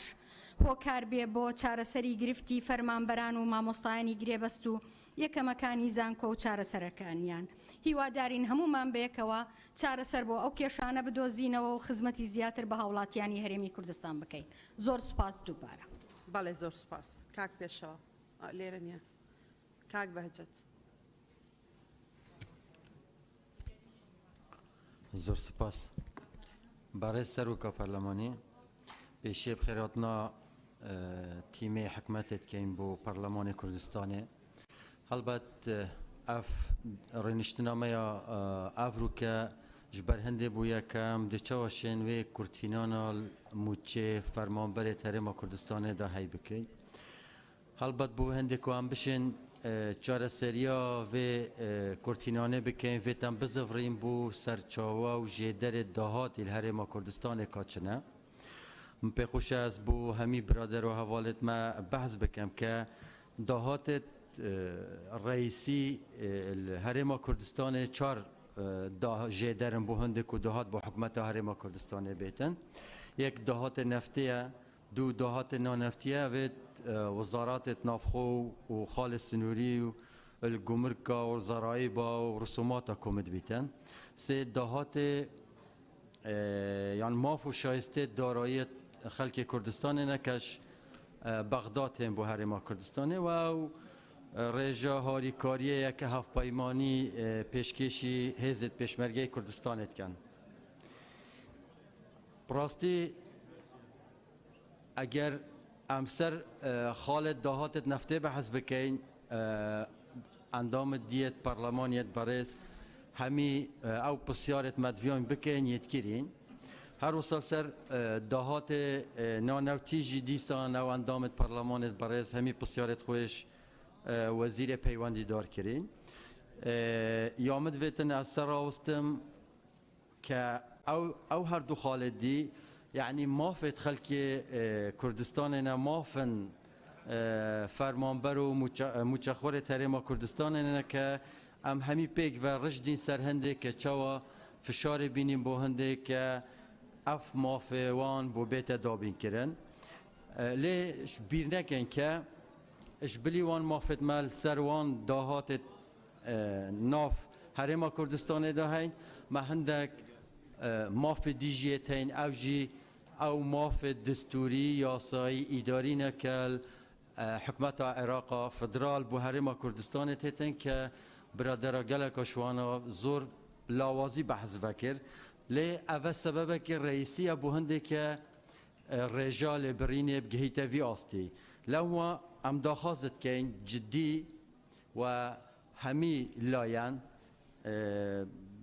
بەشدار بن و فشارێ بۆ لایەنên خوێن سیاسی بینن بۆ هەندێک کە فشارێ حکومەتا عێراق بدەکەن ئەف ماف و شایستێ داراییە هەرێما کوردستانê کە زۆرت دستورینە و گۆرەی بودجێ عێراق مادە دەهێ و یازدێ ئەvە یەتێ داهاتینە دیارکردن و شاندێ دانستانکاری حکومەتا هەرێما کوردستانê ڕاستە بەردەوام سەردانێت کریم بۆ ڕێکەفتن هاتەکردن گەل حکومەتا مرکزی و بوو یاسا و لێ نەهاتە جێبەجێکردن. پرسیارت کەم بەڕێز کاک هاڵشوانی یعنی ئەف گیرروبوون یان جێبەجێ نەکردنا ئەvê یاسaya بودجێ کە ئەvە مافە یعنی بۆچی ئەم هەمی پێک vە نابینە پاڵپشت نابینە هاریکار بۆ ئەسڵەن ئەم ناڕازی بوونێت خۆ چ وەکو پەرلەمانژی دیار بکەین بۆ عێراقێک کە ئەvە حەقێمەیە بوت و نادەیەمە ئەنی سەبەب چنە بۆ مەبدەتە دیارکردن و هەروەها ڕاستی بەڕێز سەرۆکا پەرلەمانی یعنی ئەو پرسیارێت مەدڤیان هەمیە برادرایت کرین هەندەمایی دیان پرسیارش دەستەی سەرۆکاتیە پەرلەمانی بکەین یعنی چ نەمایە بێژین هەمی مەکردن بەرهەندێ ئەم داخوازت کەین سەرۆکاتیە پەرلەمانی و هەمی ئەندامێت پەرلەمانێت بەڕێزجی ئەوژی هەمی پێک و فشارێ بینن بۆ حکومەتا مرکزی کە ئەو ماف و شایستێ دارایەت خەڵکی هەرێما کوردستانێکە نزیکی 35 بوو 40% وێر بودجێ بوو موچێ فەرمانبەرایە نایەتە هەناردن و ئەvە سەبەبێکی ڕێژەیەکە کێمنینە کە ئەم چاوپوشیە لێ بکەین. بەڕێز وەزیرە دارایی لەسەر بودجا 2021 ئەvە ئەم تقریبان گەشتینە نیڤا ساڵە داراییە ما بەرەف سەری چوە یعنی ئەمێ دەرباز بووین حتانو کە ئەف بودجە نهاتیە یعنی ئایا بودجا 2021 بۆ پەرلەمانی کوردستانê دەهێتە هەناردن؟ پرسیارێکا دی بوو بەڕێز کاک عەبدولحەکیم ئەگەر بوومە وان ئاستەنگên بەردەم یاسایە چاکسازیê دەتە دیارکردن و بڕیار بوو کە هەر سێ مانگا ئەم سێ هەیڤاجارێکی راپۆرتێکا چاکسازیê سەر وان پێنگاوێت هاتینە هاوەتنشلای حکومەتا هەرێمەکە سەر هەمی سکتەرێت ناف مەئەسساساتێت حکوومەتێدا کە گەشتیە چ قۆناغ ئایا دەبوو راپۆرتە سێ هێتە هەناردن بوو پەرلەمانی کوردستانê یان ناو زۆر سپاس. بەڵێ زۆر سپاس. شێخ زاهیر بەناوی خوای گەورە بەڕێز سەرۆکی پەرلەمان بە خێراتنی شاندی حکوومەتی هەرێم دەکەم چەند پرسیارێکم لە وەزیری دارایی کاتێک بڕیاری لێبڕینی موچەخۆران درا چەند هۆکارێک هەبوون وەک دابەزینی نرخی نەوت هاتنی ڤایرۆسی کۆڕۆنا نەدانی بەشە بودجەی هەرێمی کوردستان لەلایەن حکوومەتی عێراق و کەمبوونەوەی داهاتی ناوخۆ بەڵام لە ئێستادا نرخی نەوت زۆر بەرزە و ڕۆژانە لە بەرزبوونەوەدایە کۆڕۆنا تا ئاستێکی باش کۆنتترۆل کراوە ڕێکەوتن کراوە لەگەڵ عێراق کە بەشە بودجەی هەرێم بنێرێت باج و ڕسومات زیادی کردووە نرخی دۆلار بەرامبەر بە دینار بەرز بۆتەوە ئایا تاکەی موچە بە لێبڕین دابەش دەکرێت و لە کاتێکدا مبەڕێک بۆ لێبڕینی موچە نەماوە خاڵێکی تر ئایا موچەی مامۆستایانی گرێبەست کەی سەرف دەکرێت کە چەند مانگە وەریان نەگرتووە خاڵی سێم بەڕێز وەزیری دارایی لە 2014 پلە بەرزکردنەوەی فەرمانبەرانی شارستانی وەستاوە ئایا کەی بڕیاری پێدانی ئەو پلە بەرزکردنەوەی دەدەن لە کاتێکدا ئەوە مافێکی یاسایی خۆیانە بۆ ئەوەی شایستە داراییەکانی خۆیان و پلەکانیان وەربگرن خاڵی چارەم بڕیار درا هێزێکی هاوبەش بۆ کۆنتترۆلکردنی خاڵە سنووریەکان دابمەزرێت و پرسیار ئەوەیە لەبەر چ و چ هۆکارێکەیە تا ئێستام هێزە دەست بەکار نەبووە و بۆ بنبڕکردنی قاچاقسیاتی لە خاڵە سنوورەکان خاڵی پێنجەم بەپێی یاسای چاکسازی هەر خانەنشینێکی نایەسایی کە خانەنشین کراون ئەو خانەنشینی هەڵدەوەشێتەوە ئایا بۆس تا ئێستا خانەنشینی یاسایی پلە بالاکان هەڵنەوە شاوەتەوە. خاڵی شەشەم دامەزراندنی سێ یەکەمەکانی زانکۆ و پەیمانگاکانی حکومی کە لە ساڵی 2017 تا ئێستا کەسیان دانەمەزراون لە کاتێکدا مافی خۆیانە کە دابمەزرێن و چونکە شەونخوونی و ماندیبوونیێکی زۆریان کردەوە بەشی هەرە زۆریشان کوڕ و کچی خەڵکی هەژارن. خۆ ئەگەر حکوومەت باسیەوە دەکات توانای دارایی نییە ئەوانە دامەزرێندرێن بۆز پاڵپشتیان ناکات بە دامەزراندنیان لە کەرتی تایبەت هەریەکە و بەپێی پسپۆری خۆیان. خاڵێکی تر ئایا بۆچ مەقاسە ناکرێ لە نێوان قەرزەکانی حکوومەت لە نێوان لەسەر موچەخۆران و قەرزی موچەخۆرانیش لەسەر حکوومەت وەک قەرزی کارەبا، قەرزی عقار، سلفەی زەواج، قەرزی بچووک، موچەی پاشەکەوت گەر ئەم مەقاسەیە بکرێت پێم وابێ سوودێکی هەیە بۆ حکوومەت و هەم بۆ موچەخۆرانیش. خاڵی هەشتم ئایا پرۆژە یاسای خانەنشینی هێزەکانی ناوخۆ کەی دێت بۆ پەرلەمان بۆ ئەوەی بکرێت بە یاسا لە کاتێکدا دەبینین موچەی خانەنشینانی هێزەکانی ناوخۆ زۆر کەمە کە ناکاتە ئەو ماندیبوونێک کە ئەوان داویانە و خۆ ئەگەر موچەی خانەنشینیان باش بکرێت دەبێتە هۆی ئەوەی کە ژمارەیەکی زۆریان خانەنشین بکرێت و بە دەرفەت بڕەخسێ بۆ دامەزراندنی دەرچوانی زانکۆ پەیمانگەکان. پرسیارێکی تریش بۆ وەزیری سامانە سروشتەکان بەڕێز وەزیری سامانە سروشتەکان هۆکاری بەرزبوونەوەی نرخی بنزین چییە لە ئێستادا؟ ئایا پلانی وەزارەت چییە بۆ چارەسەرکردنی ئەم بابەتە؟ دەکرێت چارەسەری ئەم بابەتە بکرێت لە ڕێگای دابشکردنی کۆبۆن بەسەر شوفێران بە شێوەیەکی گشتی بۆ ئەوەی نرخی بنزین داببەزێت. خاڵێکی تر هۆکار چییە بنزین لە مەسفاکانی حکوومەتی هەرێم دەپاڵێورێت و حکوومەتی عێراق بە 450 دینار دابەشی دەکات لە کاتێکدا لە هەرێمی کوردستان بە 750 دینار دابەش دەکرێت و زۆر سپاس. بەڵێ زۆر سپاس. هەدیە خان لێرە نییە. لیزا خان. بەڕێز سەرۆکی پەرلەمان سەبارەت بە داهاتی نەو دەمەوە قسە بکەم ببوورە بەس سەبارەت بە داهاتی خاڵە سنووریەکان دەمەوە قسە بکەم نەکەم. بەڕێزان ئامادە بووان لەم لەولا دەبیستین کە داهاتی خاڵە سنووریەکان کەم بووەتەوە هەر بەرپرسێکیش لە حکوومەتی هەرێم بێ و لە حکوومەتی عێراقیش بێ لێدوانی جیاوازەدەن.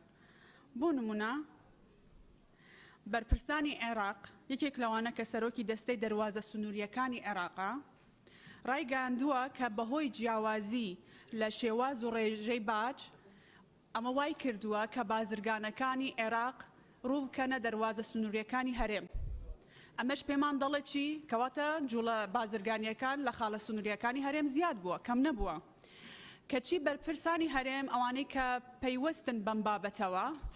هەندێک جار دەڵێن لە 1985 لە 1970 لە 1970 داهاتی خاڵە سنووریەکان بە تایبەتی لە باشماخ و پەروێزخان کەمی کردووە. هۆکارەکەشی بۆەوە ئەگەڕێنەوە ئەڵێن بازرگانەکان ئەچن بۆ دەواازە سنووریەکانی عێراق سێری ئەم لێدوانە پێچەوانەیە بکە. یەکێک ئەڵێ خەڵکێت بۆ هەرێمی کوردستان ئەویتر ئەڵێ خەڵکی ئێمە ئەچێ بۆ دەواازە سنووریەکانی عێراق. لەمەش نەوەستان بەڕێز تاماڵ عەبدوڕەحمان کە جەنابیان لێرن دەرفەتێکی باشیشە ئێمە وەکو لیژنەی دارایی دەمانویست بانگهێشتی جەنابی کەین وەبزانم دەبێت بانگیشی بکەین باسی لەوە کرد کە وتی شتیوان نییە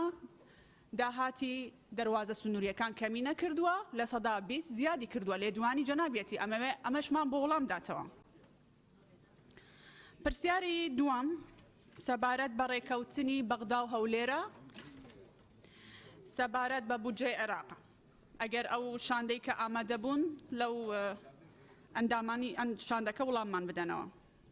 ئایا ئەو شاندەی لە دیوانی چاودێری دارایی هاتە هەولێر و هاتە خاڵە سنووریەکان و وردبینیان کرد هەڵسەنگاندنیان چی بوو سەبارەت بەوەی کە ئەو وردبینیان کرد؟ ئایا داهاتی خاڵە سنووریەکان لای ئەوان شەفاف بوو یان تێبینیان هەبوو هیچ کاریگەری دەبێت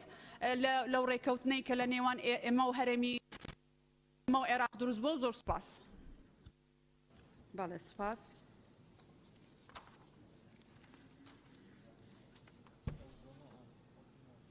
ڕۆبینە خان وڵا خردوو سێ بەڕێز سەرۆکی پەرلەمان هەرچەندە برادەران بەحسی هەموو ئەف بابەتە کرد و تایبەت موچەڤە بەس هەندێک کومنتت خەلکێت هەین ئەس پێشکەشێ وەفدە هەرێمی کوردستانێکم ئایا لێبیڕێنی موچەدێ حتا کەنگی مینیتن مەسیری پەشکەوتی موچەدێ چ لێ هێتن هوکاری بەرزبوونی نرخی بنزین و بەرزبوونی بەهای دۆلار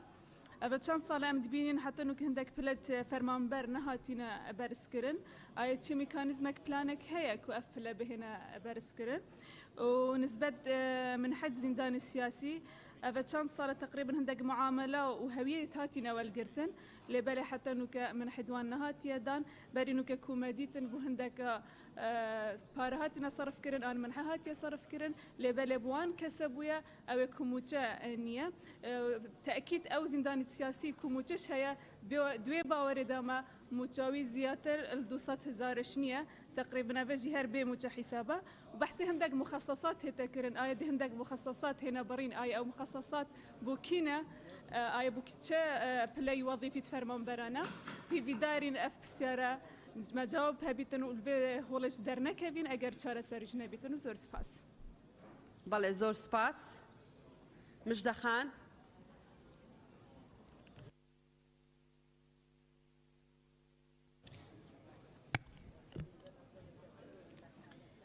بەڕێز سەرۆکی پەرلەمان من لە تیمی حکومەت دەپرسم بۆچی پارەنیە کاتێک سلفەی زەواج لە شەهیدێکی شەڕی داعش وەردەگیرێتەوە تەبلیغ بۆ ئەو کەسە دەچێکە کەفیلی شەهیدێکی شەڕی داعشەوە پێی دەگوترێت موچەکەت ڕادەگیرێ ئەگەر سلفەی زەواجەکەی نەدرێتەوە ئەوە بەڵگەیە بەڕێز سەرۆکی پەرلەمان کە شەهید ئاوارە ئەحمەد ڕەسوڵ لە شەڕی داعش شەهید بووە لە ساڵی 2016 و لە ساڵی 2010 فەرمانی بەخشینی بۆ کراوە لەو سلفەی زەواجە بەڵام هەتاوەکو ئێستا مانگی پێشوو وەکیلەکەی بەڕێز ستار جەلال کە مامۆستایە تەبلیغی بۆ چووە و موچەکەی چەند جارێک ڕاگیراوە کە بۆچی ئەو سلفەکەی ناداتەوە یاخود ئەو پێشینەیە ناداتەوە کاکە کابرا شەهید بۆ لەسەر ئەو وڵاتە یعنی چۆن دەبێ ئەو هەڵە ئیداریانە بەسەر حکومەتدا تێپەڕێ ساڵی 2018 حکومەت خۆی فەرمانی بەخشین و لێخۆشبوونی بۆ دەرکردووە جێگەی داخە کە منداڵی بێباوەک پارەی باوکی بداتەوە کە سلفەی زەواجی ڕاکێشاوە هیوادارم ئەو بابەتە حل بکرێ ئەگەر ڕۆشتنەوە بۆ ئەنجومەنی وەزیران لە وەزارەتی شەهیدان یاخود لایەنی پەیوەندیدار ئەو بابەتە حل بکرێ و ئەو کەسانە ئیزعاج نەکرێن کە بوونەتە کەفیلی ئەو شەهیدە قارەمانانە کە لە پێناو ئازادی و دانیشتنی ئێمەدا ئەوانە شەهید بوون سەبارەت بە مامۆستای وانەبێژ هەرچەندە ئەو بابەتانە زۆر باسکرا بەڵام من بە پێویستی دەزانم باسیەوە بکەم مامۆستای وانەبێژ کە بڕیار بوو لە 2/6 دانیشتن ئەنجام بدرێ بەڕێز سەرۆکی پەرلەمان وەڵامی منت نەدایەوە دوایی و بەڕێز وەزیری دارایی بڕیار بوو پێشتر ئێوە ئامادە بن لەو دانیشتنە کە بڕیار بوو 2/6 ئەنجام بدرێ مامۆستای وانەبێژ لەم ساڵدا یەک فلسیان وەرنەگرتووە شوێن هەیە ناوچە هەیە بەس مدیرەکەی دامەزراوە میلاکە دامەزراوە ما باقیەمووی مامۆستای وانەبێژ پڕکرێتەوە ژمارەی مامۆستای وانەبێژ لە بەردەڕەش زۆر زیاترە لە مامۆستای میلاک باشە ئەگەر ئەوانە پێویستین یاخودیان نامەزرێن یاخود مشوریان ناخۆن ئایا بۆچی داتان ناون بۆچی فەراختان پێپڕکردونەتەوە ئەگەر پێویست نین ئایا ئەوان لە هاویندا چی بکەن ئەوان لە ساڵی 2021دا یەک فلسیان وەرنەگرتووە ساڵی 2020یان وەرگرتووە ئەنجا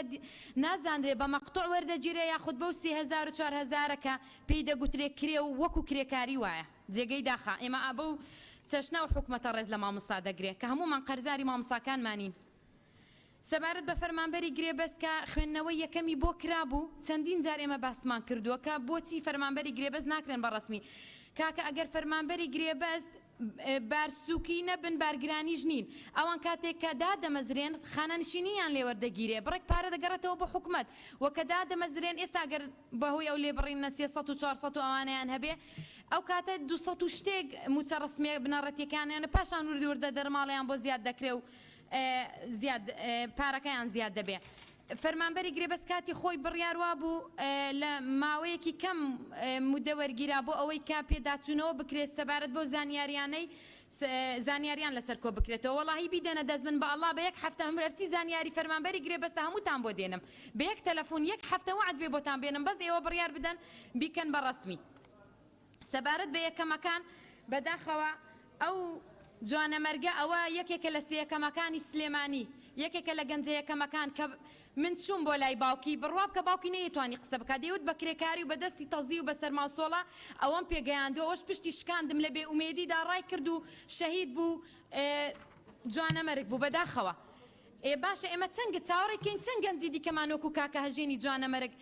لە ناومێدیدا ئەم وڵاتە بەجێ بێڵێ دەزانن بەڕێزان ڤیزە گران بۆ لەبەر ئەوەی کۆچی گەنجان بە لێشاو زیادی کردووە باشەوە گەنجەکانمان سەر هەڵدەگرن ئەی ئەوە کوڕەکان دەتوانن هەرچۆنێک بێ خانوو بە عیلەکانیان دەفرۆشن قەرز و قۆڵە دەکەن ئەی کچەکانمان هەمووی تووشی کە ئابە بوو لە ماڵەوە یەک دنیا کچی دەرچووی دانەمەزراومانێ هیچ زەرفەتێکی کاری نییە سەبارەت بە دەرچووی دانەمەزراو حکومەت هەمیشە دەڵێ کەرتی تایبەت ئێمە ناتوانین تەعینیان بکەین دەبێت لە کەرتی تایبەتدا جێگەیان بکرێتەوە باشە کەرتی تایبەت لە سەی سادق چی دەکات لە ڕانیە لە قەڵازێ لە زۆربەی قەزا و ناحیەکان چی دەکات وەرە کەرتی تایبەتێکم پێ بڵێ لە سەی سادق گەنجەکانی ئەوێ چی بکەن باشە ئەگەر حکومەت دەستی نەگرێ ئەگەر حکومەت پێشینەی پێنەدا یارمەتی نەگرێ لەو لەو صنعاتێک کە خۆی دەیزانێن نەتوانێت کارێکی دا بمەزرنێ قەرزی بچووک و مامناوەندی پێ نەدرێ یاخود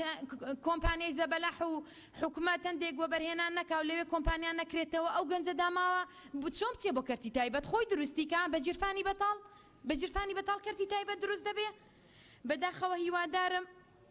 مشورێک لەو چوارچینە بخۆن کە بەداخەوە هەموومان تووشی کە ئابە بووین من بۆ خۆم پەرلەمانتارم خانانشینیم ڕات کردوتەوە باشە دوای پەرلەمانتاریم بچم چی بکەم کەرتی تایبەت نییە حکومەتیش دامەزراندنی نییە یعنی چی بکەم ئەوە هەر خۆم ناقەینە بەڵام ئەو هەمە گەنجە ئەو هەمە کچە لە ماڵەوەی وەڵی هەمووی تووشی کە ئابە بوون سەبارەت بەوەی کە دەگوترێ پارە نییە و کیسەڵ ئاسا موچەی خەڵکی دەدرێت کە بە جۆرێک ئاوا خاو دەکرێتەوە دەژڵم پارە لە بەردەستە و 45 ڕۆژێک دەخایەنێ یعنی نازانم بۆچی وای لێ دەکرێت لە دانیشتنی ڕابردووی پەرلەمانی کوردستان فراکسیۆنی تکایە بۆ تەشەنوج ئەوە باز ناکەم بەڵام ئەوە ڕاستیە کە دەیڵم هەمومان لێرە بووین لەو دانیشتە ئامادە بووین فراکسیۆنی پارتی فراکسیۆنی یەکێتی فراکسیۆن عەفو یەکێتی بەوە تاوانبار دەکرد دەیانوت ئەوان داهاتی خاڵە سنووریەکان نەخەنە سەر ئەژماری وەزارەتی دارایی فراکسیۆنی سەوزیش پارتی بەوە تاوانبار دەکرد کە داهاتی نەوت نادرێ بە نەخرێتە سەر ئەژماری وەزارەتی دارایی هەموو داهاتەکە لە ڕاستیدا قسەکەی هەردووکیان ڕاست بوو داهات دەبرێ بۆ حیزب لەبری ئەوەی بدرێ بە حکوومەت باشە ئەو حکوومەتەی کە یەکێتی و پارتی سەرۆک و جێگیری ئەو حکوومەتەن پارە نادەن بۆ حکوومەتی کە بە خۆیان سەرکردایەتی دەکەن بۆ خۆیان بەڕێوەی دەبن ئەی باشە چۆن گلەی لە بەغداد دەکەن کە پارە نادا بە حکوومەتی هەرێم ئەوان پارە نادەن بە حکوومەتەکەی خۆیان کە خۆیان تێدا حکومڕانی دەکەن کە خۆیان تێدا سەرۆک و جێگیرن باشە چۆن داهاتی هەرێم یاخود ئەو مەلەفانەی کە پێویستە بخرێتە بەردەستی بەغدا لە پێناو ناردنی بودجەی هەرێم لەلایەن بەغداوە یعنی ئەوە چۆن معالەجە دەکەن بۆ خاتری خۆ کە پارە نادەن بە حکوومەتەکەی خۆیان بەڕێزان ئێمە کاتی خۆی کە لێبڕین بوو بڕیار بوو هەر بۆ یەک مانگ بێ ئەو کاتێک کە لێبڕین بوو بنزین بە 45 عفو بنزین بە 450 بوو کاتێک ڕێژەی لێبڕین ئەو کاتە هەر 121 بوو نرخی نەوت 33 دۆلار بوو بەڵام ئێستا بە 76 دۆلارە ئەو کاتە دۆلار بە 120 هزار بوو ئێستا دۆلار بە 150 هزار دینارە بەڕێزان هەر هەموومان خۆ ئەلحەمدولیلا خوێندەوارین بەس حاسبەی مۆبایلەکانمان دەربێنین ئەو 76 بۆ 30 ڕۆژ زەربی 470 هزار بەرمیل نەوتیکەینەوە هەز ئەوەی کار بەس بە بۆری دەڕوا وەڵی بزانن سەر و ملیارێک دۆلار ناکە وەڵی نیوەشی بدزرێن نیوەکەی دیکەی لەگەڵ داهاتەکانی دیکە لەگەڵ داهاتی خاڵە سنووریەکان داهاتی فڕۆکەخانەکان لەگەڵ داهاتی ناوخۆ ئەو پارێکە لە هاوپەیمانانە دیۆ زۆرێک لە داهاتەکانی دیکە وەڵی بەشی موچە دەکا وەڵی بەزیادەوە بەشی دەکا عنی ئەوە مەتەڵە نەوت بە 33 بێ بە 33 دۆلار بێ لێبڕین هەر 121 بێ نەوت بە 76 دۆلار بێ هەر لێبڕین 121 بێ دەزانی حکوومەتی هەرێم چ قازانجێک دەکا لە گۆڕینەوەی ئەو دۆلارە بە دینار خۆ موچە بە دینار دەدرێ بە دۆلار نادرێ بۆ خەڵک وا باشتر بوو نەوت بە 33 دۆلارەکە بێچکە ئەو کاتەر لێبڕین بە 121 بوو و بنزینیش هەرزان بوو بەڵام بەداخەوە ئێستا بنزین هێندێک جار دەگاتە 900 دینار لیتری یعنی ئەوە کارەساتە لەم هەرێمەدا کارەبانیە خەڵک کرێکی دوو کارەبایە کرێی مۆلیدە دەدا کارەبای ڕیسی کرێی دوو ئاو دەدا ئاویشی نییە ئاوی تەنکەر و ئاوی ڕئیسی نەوتمان نییە بەنزین گرانە وە زۆرترین باجوەر دەگرێت بە ڕێزان ئەو کاتێک کە یەکەم جار لێبڕین بە 121 بوو یەکەم لێبڕین ئەو کاتە باج بە ڕێژەی ئێستا زۆر نەبوو ئێستا باج زۆر زیاد کراوە چەند هێندە باج زیاد کراوە فەرمو ئەو دوکاندارانە با بدوێنین بزانە هەمووی داد و بێدادێتی لە دەست باجی ئەم حکومەتەکە بۆ کۆمەڵێک ناوە باج لە دوکاندار و بازرگان وەردەگیرێ هەروەها ئەم حکومەتە دەڵێ ئێمە ئابوونە لە پێشمەرگە وەرناگرین لە کاتە سەختەکاندا هەمومان دەڵێن هەمومان پێشمەرگەین و پرۆفایلی فەیسبوکەکانمان دەکەین بە وێنەی پێشمەرگە بەڵام وەڵاهی وانیە وەڵاهی دڵسۆزی پێشمەرگە نەبووین بەقەد ئەوەی پێشمەرگە دڵسۆزی ئەو میلەتە و ئێوەی دەسەڵاتدار بووە پێشمەرگە ئابوونەی لێ وەردەگیرێ دەزانن تاکیدم دەزانن و بە زۆریش لێ وەردەگیرێ هەیە 25,000 لێ وەردەگرێن من نازانم زیاتر هەیە یانە بەڵام لە 2,000ەوە دەست پێ دەکا هەتا 25,000 من دەزانم ئێتخوان گوناح نییە پێشمەرگە کە کرێتیەکە موچەکەی بە لێبڕینەوە دەدرێ کە لە کاتی خۆیدا موچە وەرناگرێت کە ماڵ و منداڵەکەی و خێزانەکەی بەجێ دێڵێ گوناح نییە ئابوونە لە پێشمەرگە وەربگیرێ بەڕسمی حکومەت دەڵێ ئەمە وەری ناگرین بەڵام وەری دەگرن وەرە هەر پێشمەرگەیەک دەدوێنی دەڵێ من ئابوونە دەدەم و مەوادی بەسەرچوو دەرخواردی ئەو میلەتە دەدرێ بەڕێزان ئەوە ئەو پسکیتەیە کە لە زۆربەی مارکێتەکان هەیە چەند ساڵ ئەو پسکیتە هەیە هەر ئەوە نا ئەوە بچووکترین نمونەیە کە دەیێنمەوە باشە ئەوە لە ژێر دەستی ئێوەدا تێپەڕ نابێ ئێوە مەئمورتان نییە ئەو دەسەڵاتە باشە ئەگەر بازرگان و خەڵکی حیزبی و دەسەڵاتدار ئەوە نەهێنێ چێ دەهێنێ فەرمو ئاوای لە کە تاریخەکەی لێ دەبێتەوە زۆربەی ماوادەکانی مارکێتەکان دەستی پێدا پێێنە لێ دەبێتەوە من دەبەیەک زەیتم کڕیوە خۆزگە بمهێنا بایە لە بیرم چوو لە دیبێکی نووسراوە 2019 لە دیبێکی نووسراوە 2020 لە ساڵی 2021 من ئەو دەبەزەیتم کڕیوە 2020ەکە بەتەنە ڕەش کراوەتەوە بەڵام ئافرین لە بیریان چۆ ئەو دیوە کە 2019 لێ نووسراوە بیسڕنەوە باشە ئەوە لە ژێر دەسەڵاتی ئێوە دانیە خەڵک سەرەتان دەکرێت لە وڵاتەدا لەوەتەی بەتەمای یاسای چاکسازین بڕواکە قاچەقچێتی زیاتر بۆ مەوادی بەسەرچوو ڕێژەی سەرەتان زیاتر بۆ ئەوە حاڵی خەسخانەکانیشمان بەڕێزان چەند پرسیارێکمە دەمەیە کورتی کەمەوە من دەبێ ئەوە بپرسم بەڕێزان من لە کاتی کەسدا قسەم نەکرد و هەر کەسێک کە قسەی کردو قسەم بە کەس نەبڕیەوە تکایە ئێوەش دەرفەت بە من بدەن چکە منیش وەکو ئێوە نوێنەری خەڵکم بەڕێزان کاتێک ئێوە موچە نادەم بە خەڵک لە کاتی خۆیدا بەڵام ئەو قەرزانەی کە خەڵک لە سەرێتی بنمونە قەرزی سندوقیەوە بەرهێنان و ئەوانە کاتێک کە وەری دەگرنەوە یان لە کاتی خۆیدا ئەو خەڵکە قیسەکە ناهێنێتەوە ئێوە سزایان بەسەردا دەستەپێنن دەبێت سزا بدرێن و غەرامە بکرێن ئەی خەڵک چۆن غەرامەی ئێوە بکە ئەی ئێوە یەک پرس ئێوە چۆن لە کاتی خۆیدا کە موچەتان نەداوە لە کاتی خۆتدا ئێوە قیستان دەوێتەوە ئەی خەڵک چۆن سزای ئێوە بدا بە پارە غەرامە دەکرێنی ئێوە و بەڕێز وەزیری دارایی موچەی خاتوونی بێهاوسەر لە ساڵی 2014 بڕاوە بە ناوی کۆمەڵێک ناوە باشە ئەوانە هاوسەریان لە دەست داوە شەهیدانەیان نییە هیچ شتێکیان نییە مەدەنین یعنی ئەوانە چی بکەن هەتاکەی چاویان لە دەستی خێرخواز و کۆمەڵێک ڕێکخراوی خێرخوازی بێ بەڕێز وەزیری دارایی تەندەر بۆ کۆمپانیای پاکەوانی بۆچی نوێ ناکەنەوە دەزانی لە ڕانیە لە کۆیە زۆرێک لە ژمارەی پاکەوانەکان زیاتر لە 6 مانگە 250یان وەرنەگرەوە کە توالێتی خەستخانەکان پاک دەکەنەوە بە شایستەیەکی زۆر کەم 200,000 بۆ 250,000 ئەوەندە وەڵای کەسمان دڵمان یعنی تەحمولیەوە ناکەین بچین توالێتی نەخۆشخانەکان و شوێنە تەندروستیەکان پاکەینەوە ئەگەر ناچار نەبین زۆربەیان گەنجی دانەمەزراون زۆربەیان خاتوونی بێهاوسەرن تکات لێ دەکەم نامەشم ناردۆ بۆ بەڕێستان بەڵام بە هیچ شێوەیەک وەڵام نەدراومەتەوە لە ڕێگەی پەرلەمانەوە هیوادارم وەڵامی ئەوەم بدرێتەوە و وەڵامی من مەدەنەوە بەس تکایە بە زووترین کات ئەو تەندەرانە بۆ ئەو کۆمپانیانە نوێکەنەوە بۆی ئەوان بتوان شایستەکانیان بۆ سەرف بکرێ یعنی ئێوە بۆ خۆتان 6 مانگ هەر وەزیرن 6 مانگ پارەتان بۆ سەرف نەکرێ ئامادەن لە وەزارەتەدا بمێننەوە نەبەخوای نامێننەوە تاکیدم نامێننەوە ئەوە تا لە ئێستای یاسای چاکسازیەوە پاستەوانەکانی خۆتان لە 6 پاستەوانەوە بوو بەدا ئەی کوڕی فەقیر ئەدی ئەو دەرچۆدانە مەزرانە ئەدی ئەوانەی کە پێویستیان پێ ئەو هەر ئەوانەی کە پاکەوانن لە نەخۆشخانەکان یعنی بۆ تەندەرەکە بۆ ئەوان نوێ ناکەنەوە بڕوا بکە ئەوان بە موچەیەکی کەم ئەوە نیە لی پاشەکەوت بکەن بە قەرز و قۆڵە دەگەنەوە سەریمان بەڕێز وەزیری سامانە سروشتیەکان بۆچی بانزین یاخود سوتەمەنی نادەن بە پاڵاوگەکانی ناخۆ ئەو پاڵاوگانەی کە ئەو سێ پاڵاوگەیە کە هەن دیاری حکومەتی بەغدایە بۆ حکومەتی هەرێم هی خەڵکە هی حکومەتە یعنی بۆچی دراوە بە کەرتی تایبەت دوو کەڵەکەی بۆ ئێمەیە بۆ میلەتە سەرەتانەکەی بۆ خەڵکە بەڵام ڕەحمەتەکەی بۆ کۆمپانیا حیزبیە بەداخەوە و هەمیشە وەزیری کارەبا و وەزارەتی کارەبا دائیمان دەڵێن ئێمە سوتەمەنیمان بۆ دابین ناکرێ بۆی ڕێژەی کارەبا کەم دەبێت پێدانی سەعاتەکانی کارەبا کەم دەبێتەوە کاتژمێرەکانی کارەبا یعنی بۆچی نادێن ئێمە لەسەر نەوت دانیشتین وڵای ژێرمان هەمووی نەوتە یعنی بۆچی نەنەوت لە زستاندا تەوزیع دەکرێت وڵای خەڵک ئەو زستانە جلیکانێک نەوتی وەرنەگرتووە معقولە چەند ساڵە خەڵک جلیکانێک نەوتی وەرنەگرتووە کە ژێرەکەی منەوە نەوتیش دەفرۆشین بەڵام سوتەمەنیەکەی و سەرەتانەکەی بۆ وڵاتی خۆمانە مژدەخان زۆرن ماوە یەک تۆس یەک تۆزم ماوە 15 دقە نەبوو بخوا بەڕێزان وەفدی بەغدا بەقەد ئەوەی کە سەردانی بەغداتان کردووە خوا چەندی ناتان بە حکومەتی هەرێم هێناوەتەوە بۆ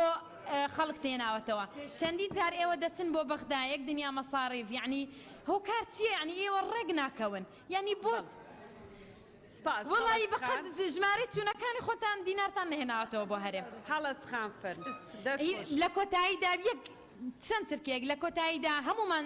دەڵێم هەموو پەرلەمانتارن و وەزیرە بەڕێزەکان ئالێوێ سوێندی یاساییمان خوار ئالێوێ دەستمان نا بە قورئاندا بۆ خەڵک دڵسۆز بین تو ئەو قورئانە بە هەمومان ئەوڕە دەنگ بدەین بە کۆتایی هێنان و لە گۆڕنانی لێبڕینی موچە بەڵێ سپاس هەڵەسخان سپاس مژدەخان بەڕێز سەرۆکا پەرلەمانی سەبرتانە بێ سەبر هەلس ئەحمەد فەرموو من سێ پرسیارەت هەین بۆ بەڕێز وەزیرێ سامانە سروشتیەکان ئەگەر ئاگەهێلمە هەبن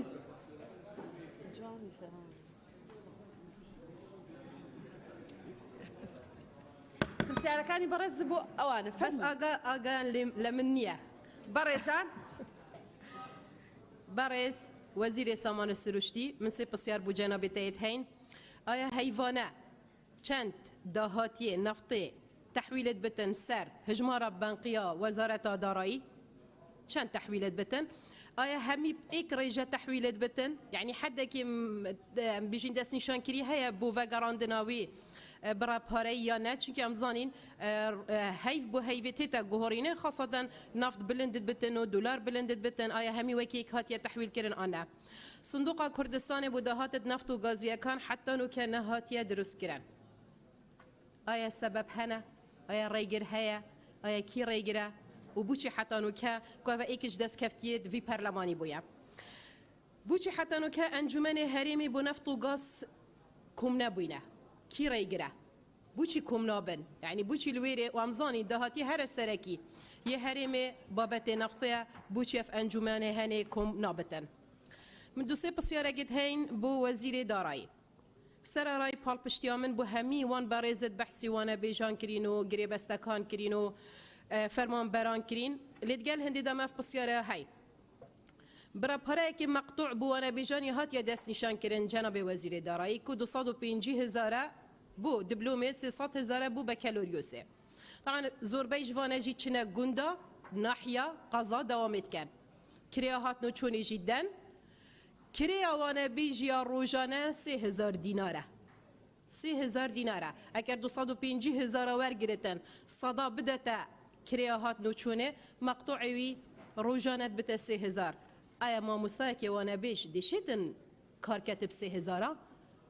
يعني نا أبا ندادية كدر حقوانتي تكرينه قال هندي جدا شايستيت وانا دارائيل هيفا دو سي وشارو بينج وشش ناتي ندا بشكرن يعني أفما مصاب شبشتا دامه صباي بيتن ما نقدرني جيب كاتن بيت قالكش ما بيجن مزايدة بس ما في وانا بوشي حتى نوكا اتشاف خشاندنا كاديتر يعني بيجين لي زفرينا كاديتر الفيبرياري نهات يدانه ودي كنجي شايستيت وانا دارائي هنا دان اف باري هاتا باشا كفت كري کابینت چویدا دیار بوشیش آخفتنا سروک انجمن وزیران گوتی نزدیکی 28 میلیارد دلار حکومت قرض داره آیا اف پاره پاشا کفتی اضافه الگلوی دایه یا اف بتن قرضه دو اف پاره شپار ورا و حتی نوکب بریارا لیبرین بریارا 61 هات یدانه اف پاره هنه مصیری ویل کریه يعني فرمانبري حقا وكبسيار بكتن اف باريت متئتا بريني هيفانا صدا بستو ايكا مصيري كي ديدتن اف كابينه خلاص بد كابينه كادي بيت بيجتن مشولا بوينينا كابينه بو نو كامن سروشني دس بكما ايا الزام حكومه كابينه بديتا كريني بدانا في قرضي انا بريارا لبرينا موتشي صدا بستو ايك يعني بس من بسيارك هاي ويتسري زور بي جماوريدا وخلكي كردستاني دا بوشي جمارة بستويك جمارة بستويك الدفمة جالك ريزة هاي يعني سر صلاة كردية خوزي هوا اف جمارة جهارد با يعني اف بستويك هني بو خلكي نو كابويا يا بويا جهة كابي آیا البرنینه في حکومت گوران کاریه که تداب که دهاتی کیم بد زیده بتن و کی خوبتن هر صدا بیستو ای که و چه گوران کاری بسردن آیتن بوچی پلا برس کردن حتی نو که ماوی 5 سال 6 سال جی نهاتیه کردن که اوه ما فکی یاسایی فرمان براب خوب خواه دیما یک بسیارا من اوه جناب وزیر دارایی او ما مستعد هاتی ندام از رادن حتی 2003 موچی وانه غلطية كاتدا هاي دقلوان ما مستاين تايبتيان بيجين موچيوانه بنرد يه كيم ترشوانه اول 2003 خارتر هاتينا دامزراندن ال 2012 بريار هات دان قربويا وان ما مستان بيتكرنه وبدو بينغافا يعني بيجيم دو وجبه قربويا ما مستاهات كرنه اف موچيوانه بو هات وگراند اللي بشتي اف بريارا ام بيجين اف قيرانا دارای هاتي زور بی زوری ما مستان نوکه چاورین بزانن آیا جوازیا موچیوانه دی کنگی تدان گوش تقریبا 4 سال تپارین زور ممنونم کاک بالامبو بناوی خوای بخشنده و میرابان بخیراتنی ستافی حکومت یاریمی کردستانکم بەڕێز سەرۆکی پەرلەمان لێبڕینی موچە دابەزینی بەهای دیناری عێراقی بەرزبوونەوەی نرخی خۆراک و شتومەک و سوتەمەنی بووە بەهۆی بێزاربوونی دانیشتوانی خەڵکی هەرێمی کوردستان و بووە بەهۆی سزبوونی جوڵەی بازاڕەکان و لە دەستدانی هەزارەها هەلی کار. من لێرەدا دەپرسم لێبڕینی موچە بووە لە کاتێکدا نرخی نەوت لە کاتێکدا کە بڕیاری لێبڕینی موچە درا و لەگەڵ ئێستا ئەوە نەونیوێک فەرقی کردووە بەرز بووەتەوە. نەوت بە دۆلار دەفرۆشرێ موچە بە دینار دەدرێت لێرەشا حکومەت هەم داهاتی بۆ گەڕێتەوە. بەرزبوونەوەی داهاتەکانی کەش تەبعەن بە هەمان شێوەیە وەک بەرزبوونەوەی نرخی نەوت کەواتە پێویستە حکومەت زانیاری لەسەر ئەم بابەتانە بە ئێمە بدا. و من لێرە دەپرسم هۆکار چییە تۆ وڵاتێک بی فرۆشەری نەوت بی لە کاتێکدا پێویستت بەوە نەبێ میزانیە تەرخان بکەی بۆ ئەوەی بتوانی نرخی سوتەمەنی نزم بکەیتەوە خۆت لەو وڵاتەی کە هەرێمێکی سەر بۆ وڵاتە لە وڵاتە فرۆشەرە نەوتەکە ئەوە نەونیوێک زیاتر سوتەمەنی بفرۆشی. بەڕاستی ئەمەش زەختکردنە لە هاوڵاتی هەرێمی کوردستان حکوومەت هەرێمی کوردستان نەوت بۆ بەغدا دەپاڵێوێ بەغدا دەیدا بە 450 دینار بەڵام لێرە خۆی خراپترین بنزینیانەدا بە 750 دینار. من لێرە دێمە سەر باس لە یاسای چاکسازی.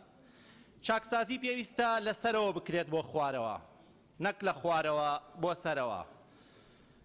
من لێرەدا پێشنیار بۆ حکومەتی هەرێمی کوردستانەکەم ئەگەر هەر بەم شێوەیە ئەزانن بە هیوام وانە بێ بتوانین چارەسەری لێبڕینی موچە بکەین بەڵام ئەگەر چارەسەری لێبڕینی موچەیان پێ ناکرێت لە جێ ئەوەی لێبڕینی موچەی فەرمانبەران بکەن با قوارەی حکومەتەکە بچووکەنەوە هەیکەلەی حکومەتەکە ئەم حکومەتە گەورەیە لەگەڵ ئەم بارە گرانە ئابووریە بەیەکەوە ناڕوە و حکومەت پێویستە لە خۆیەوە دەست پێ بکاتەوە هەیکەلەی خۆی بچوو کاتەوە ئەو کاتە لەوە چەند کورتهێنانی هێنا ئەو کاتە توانێت دابەزێ بۆ خوارەوە نەک بۆمانەوەی خۆیان لەسەرەوە بیانەوێ زەختەکەیان بخەنە سەر هاوڵاتیانی هەرێمی کوردستان.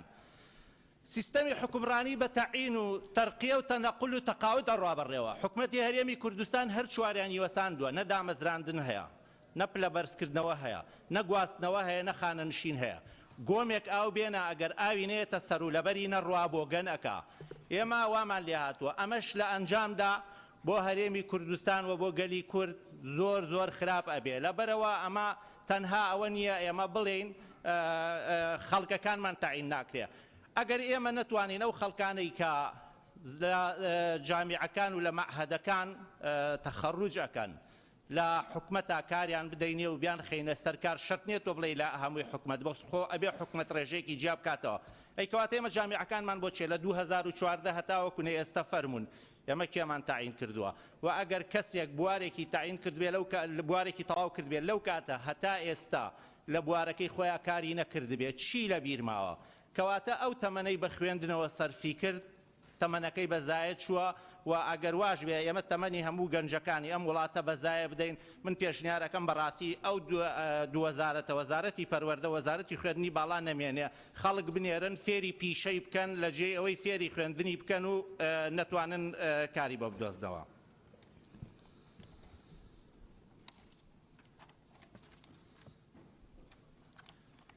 من پرسیارم بۆ هەردوو بەڕێزان وەزیری دارایی و وەزیری سامانە سروشتیەکان من ئەمەوێ بزانم داهاتی نەوت بە ناوخۆ و دەرەوە ڕۆژانە ئێمە چەند نەوت ئەفرۆشین بە ناوخۆ و دەرەوە و مانگانە چەند ئەفرۆشین و چەندیش لە نرخی بازار کەمتر ئەیفرۆشین. خاڵە سنووریەکان بەڕاستی وای لێ هاتووە حکومەت تۆپەکەی فرێداوەتە ناو پەرلەمانەوە ئێمە برادرانی پارتی تۆمەتبارەکەین بەوە ئەوان داهات ناگەڕێنەوە ئەوان برادرانی ئێمە تۆمەتبارەکەن بە ئەوەی کە ئێمە داهات ناگەڕێنینەوە فەرمونون ئەو داهاتەی کە هەیە لە سەرجەم خاڵە سنووریەکان با وەزارەتی مالیە بۆ پەرلەمانتاران و بۆ خەڵکیشی ڕوون کاتەوە بزانین هەر دەواازەیەک مانگانە چەند پارە ئەنێرێتەوە خەزێنەی حکومەت بە پێی پارێزگاکان و بە پێی شوێنەکانیان. داهاتی ناوخۆ وەکو هەمومان دەزانین باج ڕسومات بە شێوەیەکی بەرچاو بەرز بووەتەوە بەڵام ئایا ئەم باج ڕسوماتانەی بەرز بووەتەوە ئەم داهاتانە وەکو زەریبا وەکو هاتوچۆ ئەمانە ئەگەڕێنەوە بۆ خەزێنەی حکومەت یان ناگەڕێنەوە خەزێنەی حکومەت. داهاتی غاز حکومەت هەر ئێمەی مەشغوڵ کردووە بە نەوتەوە ئایا ئێمە غاز بە دەرەوە فرۆشین یا هەر لە ناوەوەی فرۆشین و داهاتی ئەم غازەش چەنە ڕێژەکەیمان پێ بڵێن. جەنابی وەزیری دارایی ئایا مانگانە لە چەندی مانگدا یان بە ڕۆژانەیە یان بە کاتێکی دیاری کراوە ئەم داهاتانە دەگەڕێتەوە خەزیێنەی حکومەت و ئەو داهاتانەشی کە گەڕێتەوە خەزیێنەی حکومەت وەک ئاماژەم پێدا بە پێی جۆرەکەیان بە داهاتی نەوتی بە داهاتی خاڵە سنووریەکان ناوخۆیەکان چەنە؟ خەرجیمانەوێ حکومەتی هەرێمی کوردستان خەرجی موچەیەوێ خەرجی موچەمانەوێ بە لێبڕین و بەبێ لێبڕین. دەرهێنانی نەوت کولفەی تێچووە و پارەی ئەوێ دانەوەی قەرزی دەرهێنانی نەوت جێگیرە یان جێگیر نییە و مانگانە چەند بۆ قەرزی نەوت دا ئەندرێ و ئەدرێتەوە. گواستنەوەی نەوت مانگانە چەنی ئەوێ خزمەتگوزاری مانگانە چەنی ئەوێ و دەستنیشانیش بکرێ ئایا شارەکان بە چ شێوەیەک بودجەیان بۆ تەرخان کراوە و چۆن و بەرهێنانیان تیا کراوە و چۆن خزمەتگوزاریان تیا کراوە ئەوەش پارێزگا بە پارێزگا بۆمان دەستنیشان بکەن. دانەوەی قەرزی ناوخۆ دەرەکی ئەمەش مەبلەغەکەیمان بۆ دیاری بکەن کە مانگانە چەند لە قەرزی ناوخۆ درێتەوە و چەند لە قەرزی دەرەکێ درێتەوە بەس تکایە با تەمویلی ئەمریکان نە لە داهاتەکان و نە لە قەرزەکان نەبێ. و ئەش پرسم ئایا حکومەتی هەرێمی کوردستان بێژگە لەم داهات و خەرجانە هیچ داهات و خەرجێکی کەی هەیە ئەگەر هەیە تکایە ئەو داهات و خەرجانی کەشمان پێ بڵێن. ئەمەیە کۆی گشتی ئەو قەرزانەی کە لە لای حکومەتی هەرێمی کوردستانە کەی و لە کێ قەرز کراون بۆچی خەرج کراون. لە کاتێکدا حکومەتی هەرێمی کوردستان تا پێش 2014 لە بەغداوە بودجەشی بۆ هاتووە و داهاتی ناوخۆییشی هەبووە. کۆتا پرسیارم بۆ بەڕێز وەزیری هەرێمە بۆ کاروباری پەرلەمان تەبعەن یاسای خانەنشینی هێزەکانی ناوخۆ قرار بوو لە حکوومەتەوە بێتە پەرلەمانی کوردستان لە ئێستادا کۆمەڵێکی زۆر لە هێزەکانی ئاسایش و ناوخۆ بە تەمای خۆخانە نشینکردنن و بە بیانووی ئەو پرۆژە یاسایە بۆی بێتە پەرلەمانەوە لە ئێستا کار بە یاسای چاکسازی ناکرێ و پرۆژە یاساکەش تا ئێستا زۆر تاخیر بووە. پێم باشە ئەگەر جوابێک بداتەوە ئەگەر ئەم یاسایە دێتە پەرلەمانەوە ئەوە بە ئەو خەڵکە چاوەڕێ بکە، ئەگەر ناشێتە پەرلەمانەوە ئەو دەرگایە بکەنەوە بە ئەوەی ئەیەوێکە بە پێی یاسای چاکسازی خۆی خانە نشینکە خۆی خانە نشینکە و خەڵک لەوە زیاتر چاوەڕوان نەبێ و زۆر سپاس. زۆر سپاس کاک بەڵێن. بەڕێز سەرۆکی پەرلەمان دیارە من نامەوێت پرسیارەکان دووبارەکەمەوە بە دەقیقی ئێمە ئەمڕۆ دانیشتوین لەسەر دۆخی دارایی و ئابووری لە هەرێمی کوردستان قساکەین. ئەم پەرلەمانە بەڕێزە لیژنێکی تایبەتمەند هەیە. ئێمە لە ماوەی ڕابردووە دوو راپۆرتی تێر و تەسەلمان هەم لەسەر دۆخی دارایی هەرێمی کوردستان و هەم لەسەر دۆخی خاڵە سنووریەکان باس کردووە. دیارە بە شانازی وەڵام ئێمە یەکێک نەبووین لەو ئەشخاصانەی بچم مۆبایلەکەم دەرکەم هەر لە خۆم ڕسمی کۆنتێنەرێ بگرم بڵێ مەمە قاچاغە. نزیکی 57 سعات ئێمە خەریکی کۆبوونەوە بە دوواداچوون بین لەو خاڵە سنووریانە هەتا توانیمان راپۆرتێکی ورد بە کۆمەڵێک ڕاستپاردەی باشەوە بخینە بەردەم حکوومەتی هەرێمی کوردستان بە دەردی برای بەڕێزم کاک عەبدولحەکیم وتی بری ئەنجومەنی وەزیرانیش حەقی موچە و نەسرەکەی خۆیان بدایە لانی کەم راپۆرتەکانی ئێمەیان بخوێندایەتەوە ڕاستپاردەکانیان لە ماوەی یەک ساڵی ڕابردووە هەندێکی جێبەجێ بکردایە لەوانەیە ئێستا دۆخەکە بەرەو باشتر بووە. مەلەفی نەوت لە هەرێمی کوردستان من زانیاریەکە حەزەکەم بەڕێز وەزیری سامانە سروشتیەکان باسی بکە. باس لەو خراپ ئیدارەدانە ناکەم کە لە ماوەکانی ڕابردووە لە مەلەف و لە کەرتی نەوت کراوە هەموو هاوڕێکانم بە ورد و درشتی بە هەندێک ئەرقامەوە باسییان کرد. ئێمە چکە سەبەبی ئەو خراپ ئیدارەدانە سەبەبی ئەو کۆمپانیاکاری شخصی و حیزبیانەی کە لە کەرتی نەوت هەیە وای کردووە ئێمە ئێستا لە $170 نرخی نەوتەوە خاوەنی $22 بین بۆ هەر بەرمیلێک نەوت. بەڵام بە پێو زانیاریانەی لای ئێمە هەیە ئەگەر کۆمپانیاکان کە ئێمە وەکو حکوومەت هەرێمی کوردستان قەرزار یارین ماوەی مودەی قەرزەکانیان درێژ نەکەنەوە مەلەفی نەوتی هەرێمی کوردستان لە ساڵی 2024 بۆ 2025 ئینهارەکە بەشێکی زۆری ئەو کاتی داهاتی نەوت لەوەی کە ئێستا هەیە دوو ئەوەندە ئەچێتە بۆ کۆمپانیاکان لە بەرامبەر پێنەدانەوەی قەرزەکانیان کا پێم وایە ئەرچێکی گرنگی ئێستای ئەنجومەنی وەزیرانە ڕێگە و ڕێوشێنێک بدۆزێتەوە بۆ یەقنیعکردنی ئەو کۆمپانیانە بۆی ئێمە مودەی دانەوەی قەرزەکان درێژ بکەینەوە. مەسەلەی مەلەفی باج و ڕسومات باجی کۆمپانیاکانی وەبەرهێنان پەیوەندی ئینتەرنێت هەموو ئەوانە بە تەفاسیلی لە ماوەکانی ڕابردووە لەگەڵ بەڕێوەبەری گشتی باج و بلایەنە پەیوەندیدارەکان باسی لێکراوە ڕێوشوێنەکان هەمووی خراونەتە ڕوو. هەموو ئەم چوار سێکتەرەی کە باسم کرد ئەمانە چارەسەری قەیرانی داراییەکە لە هەرێمی کوردستان کە ساڵێک و 3 مانگ پێش ئێستا حکوومەتی هەرێمی کوردستان بڕیاری بۆ دەرکردووە. من ئێستا جۆم لە بەشێک لە هاوڕەکانمە بێڵن با بڕیاری تەشریعی دەرکەین. حکوومەت خۆی بڕیارەکانی خۆی جێبەجێ ناکە. بڕیاری پەرلەمان چۆن جێبەجێیەکە؟ بڕیارێکە بە ئیرادەی ئەنجومەنی وەزیران دەرچوو بێ کە هەموو لایەنەکان تیا بەشدارن ناچێتە بواری جێبەجێکردن بڕیاری پەرلەمان کە ئێمە قوی هەموو ئەم بەڕێزانازان قوی قانون لەسەر و قوی بڕیارەوەیە. ئەنجومەنی وەزیران بە لێبڕینی موچە پێشێلی قانونی کردووە. ینی تۆ قانون ینی قوی قانونی زۆر گەورەترە لە قویەکی قەرارێکی پەرلەمانی کە تۆ قانون پێشێلکەی بێگومان ئەشتوانی پێشێلکەی. من ئەمێ کورتەی پوختەی قسەکانم بەمە بکەم بەڕێ سەرۆکی پەرلەمان. ئێمە دڵنیاین هەمومان لەسەرەوە کۆچین کە چاکساسی پێویستی بە ئیرادەیە چکاگا ئەدا لە مەسلحەتی کۆمەڵێک خەڵکی مستەفید لە پرۆسەی گەندەڵی. بەشێکی زۆری ئەوەی کە ئێستا ڕێگرە لە ئەنجامدانی چاکسازی ئەوانن کە مستەفیدن لە گەندەڵی ینی هاوکێژێکی زۆر بەسیتە. پرۆسەی چاکسازی لە جەوێکی ئیستیقرارە ئاکرێ. بەداخەوە ئێستا ئەوەی کە منەمێ بەڕوون و بە ئاشکرایی لە زمانی وەزیرە بەڕێزەکانەوە کە هاتوونەتە لیژنەی دارایی لە زمانی سەرۆکی پەرلەمانەوە بۆ سەرۆکی حکوومەت بەڕوون و بە ئاشکرایی دیارە ناکۆکی سیاسی نێوانی یەکێتی و پارتی ئەم ناکۆچە ڕەنگی داوەتەوە بووە بە ڕێگرێکی ئەساسی لەسەر پرۆسەی چاکسازی. من نامەوێت قسانە بکەم کە پێویستەکە لە بەردەم کامێرە بوتێ. من نامەوێت قسانە بکەم کە لە پشتی کامێرا گرنگە بیری لێ بکەینەوە چارەسەریان بۆ بدۆزینەوە. بەڕێز سەرۆکی پەرلەمان بە ئاشکرا لەسەر ئەو لەم هۆڵە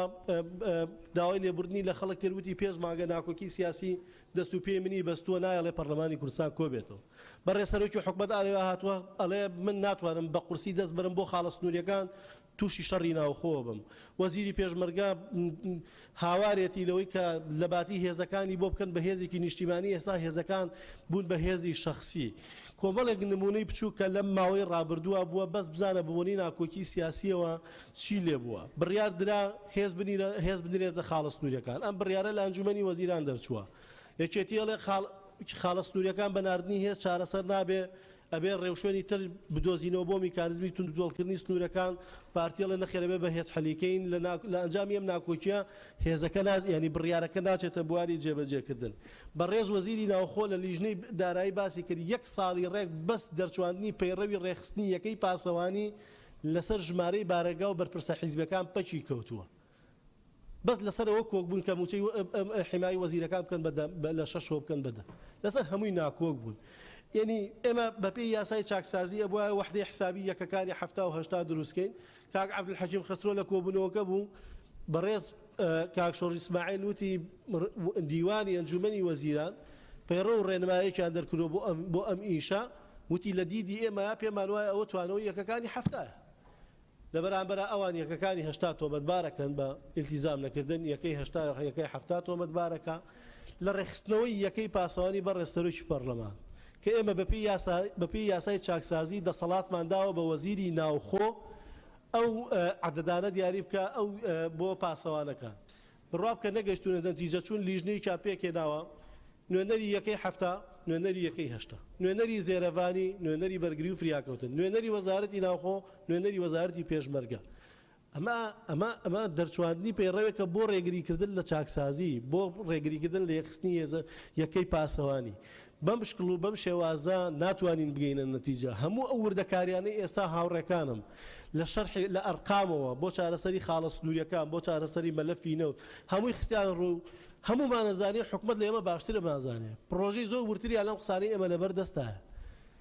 هەموو زەختی سیاسی ئەم پەرلەمانی کوردستانە ئەوەیە کە ئەم ئیرادە سیاسیە فەرزکا بەسەر حکوومەتە کاڵم حکوومەت یعنی بەو شەرحی کە من کردم بەڕێز سەرۆکی پەرلەمان ئێستا شتێکی ناوی حکوومەتە خەریکی ئیجازەی ساقی و تاپ و زەریبە و باج و ئەو شتانێ شتێکی شێناوی دەسەڵاتی سیاسیە کە پارە و چەکی بەدەستە ئەم دەسەڵاتە لە حکوومەت گەورەترە جەنابەت لە کۆبوونەوەکە بوویەوە بە بەڕێز کاقوبا تاڵەبانیمان و دوتمان ناوی ئەو گروپە سیاسی و ئەمنیانەمان پێ بڵێن کە ڕێگرن لە پرۆسەی چاکسازی چکە لە هەندێک شوێن حکوومەت قەرارەکەی دەرکردووە وەزیر قەرارەکەی دەرکردووە پەیڕەوی بۆ دەرچووە ڕێنمایی بۆ دەرچووە ناچێتە بواری جێبەجێکردن لەبەرەوەی بەرپرسێکی حیزبی بەرپرسێکی سیاسی بە قووەتر لە حکوومەت دەتوانێت ڕێگری لێ بکە فەوج و پاسەوانەکانی ئەم وڵاتە کە موچە لە حکوومەت وەرەگرن بەوانە ئەوان ڕوبەڕووی هێزی ئەمنی و هێزی ئاسایش و پۆلیسە بنەوە زۆر سوپاس شیرین خان ڕێز سەرۆکی پەرلەمان سەرەتا بە خێراتنی شاندی حکومەت دەکەم زۆر بەخێر بێن طبعا هاوڕێکان و هاوزەمینەکانم قسەکانیان هەمویان کردووە و کە باسی موچە و لێبڕینی موچە و وانەبێژان و یەکەمەکان و بەڕاستی نامەوێت من ئەوانە دووبارەکەمەوە بەس هیوادارم ئیشی لەسەر بکرێ ئەوانە باز لە ڕەنگە من پرسیارەکانم زۆربیان ئاڕاستەی بەڕێز دکتۆر ئومێد سەرۆکی دیوان بێت خانەنشینی هێزی ناوخۆ ئایا دێتە ناو پەرلەمان یان نا چونکە ڕۆژانە ئێمە پەیوەندیمان پێوە دەکرێت هێزەکانی ناوخۆ پەیوەندیمان پێوە دەکەن و حەقی خۆشیانە چونکە موچەکی زۆر زۆر زۆر کەمیان هەیە کە خانەنشین بکرێن هەمووشیان یعنی زۆربیان بەتەمەند بوونە و تااقەتی واجب و کارەکەی پیشەکەی خۆیان نییە و بەڕێز سەرۆکی دیوان گرێبەستی من باسی قەزای کۆیە دەکەم بەداخوا کە بەسەر خۆڵ و خاشاک و زبڵدا وێران بووە گرێبەستی کۆمپانیای کۆکەرەوەی خۆڵ و خاشاک ئایا بۆ درێژ ناکرێتەوە هیوادارم دەست خۆش بێ ئەگەر تەواو بووە و پێدانی موچەی کارگوزارانی نەخۆشخانەی شەید دکتۆر خالید کە چەند جار ئێمە چوینە لەگەڵیان دانیشتوین بەڕاستی 6-7 مانگە بە بەلاش لەوێ کار دەکەن و ناشتوانن دەست لە کارەکەیان هەڵگرن و بێ موچەش لەوێ دەکەم هیوادارم ئەوەش ببێتە ئەولەویەتی کارەکانی بەڕێزت و ئێمە لە قەزایەکدا دەنیشین کە کۆنترین قەزایە یەکێکە لە کۆنترین قەزاکان لە شاری کۆیە کە نەوتی تێدا ڕۆژانە دەکرێت هیوادارم حکوومەتی هەرێم هەر بۆ تەنکەرە نەوتەکانی خۆی ئەو دووسایدە تەواوکە کە ڕۆژانە تەنکەرە نەوتی پێدادێ و دەچێ بۆی ڕۆژانە تەنکەرە نەوتەکان لەسەر ڕێگاکان ئاگر نەگرن و ناخێر دووسایدی ئەو دووسایدێک کە 10 ساڵە حکوومەتی هەرێمی کوردستان ئەوەی لێدراوە قراری لێدراوە و بەعنقەس تەواو ناکرێت چونکەوە بەعنقەستە لێرە من لەوەتەی لە پەرلەمانم 120 و 150 و چەندین ئەو جادانە تەواو بوون دووسایدەی کۆیە هەر تەواو نەبوو بەداخەوە یعنی هۆکارەکەی نازانین چێ ئێوە تەنکەرە نەوتەکانی پێدا دەبن هیوادارین هەر لەبەر خاتری نەوتەکەی خۆتان ئەو دووسایدە تەواو بکرێت و چیتر نەکرێت باسی خاڵە سنووریەکان دەکرێت خاڵە سنووریەکان سەرتاسەری خاڵە سنووریەکان قاچاغی تێدایە بێ فەرق و جیاوازی لەو زۆن و لەو زۆن هەموو خاڵە سنووریەکان قاچاغی تێدایە هیوادارین حکوومەتی هەرێم زەبط و ڕەبتی تەواو بەکاربێنێ و تریاک یەکێکە لەوانەی کە ڕۆژانە لەو خاڵە سنووریانە دێت بۆ هەرێمی کوردستان کە خەڵکی مە و گەنجی مە وێران بووە بەوەی کە منداڵەکانمان دەگەنە 15 ساڵی تووشی ئەو پەتایە دەبن ئایا حکوومەتی هەرێم ناتوانێ ئەوە ڕێگری لێ بکات کە چیتر ئەو تریاکەنێت موچەمان نییە ئاومان نییە کارەبامان نییە هەرچی نیمانە بەڵام منداڵەکانیشمان خەریکە بەلا ڕێدا دەچن هیوادارم یعنی ئەوە زۆر ترسناکترە لە موچە و لە هەموو شتێک ترسناکتر ئەوەیە ئاوی چەمچەماڵ کە چەند جارە و قایمقامی قەزای چەمچەماڵ و خەڵکی چەمچەماڵ لێمان دەپاڕێتەوە هەر کەسێک دەچێت کا و ڕجایی لێ دەکات بۆەوەی خەڵکەکە بە 8 ڕۆژ یەک جار ئاوی دێت یعنی ئێستا بووە بە 15 ڕۆژ جارێک ئاوی دێ ئایا کەس لە ماڵی خۆمان دەتوانین بە 15 ڕۆژ جارێک ئاو بێ و ئەگەر یعنی نازانم هەڵوێستی حکوومەتی هەرێم تاکەی بێ هەڵوێست دەبێت لە ئاستی ئاوی چەمچەماڵ وشکە ساڵی کە بەرۆچی هەموو کوردستانی گرتوتەوە زۆربەی گوندەکان خەریکە چۆڵ دەکرێ و بیر مەمنوع لێ بدرێت و حکوومەتی هەرێمیش تا ئێستا هیچ دەست پێشخەریەکی نەکردووە بۆ ئەوە من دەڵێم خەڵکی تەعینکردن دڵنیاین لەوەی کە جارە چکەوە حکوومەتی هەرێم موچەی ئەوەی پێتاو ناکرێت 121 کە دڵنیاین لەوەی کە تەعینات نابێت بەڵام هیوادارین کەرتی تایبەت بکرێتە ئەولەویەتی حکوومەتی هەرێم بۆەوەی ئەوانەی کە دەردەچن بارسوچێکی زۆرە بۆ حکوومەتی هەرێم بچن لە کەرتە تایبەتەکان ئیش بکەن و دەستان خۆش بێ و سوپاس ببورن بەڵێ زۆر سوپاس بۆ ماوەی 1 سعات پشووەرە گرین سعات 9 دێنەوە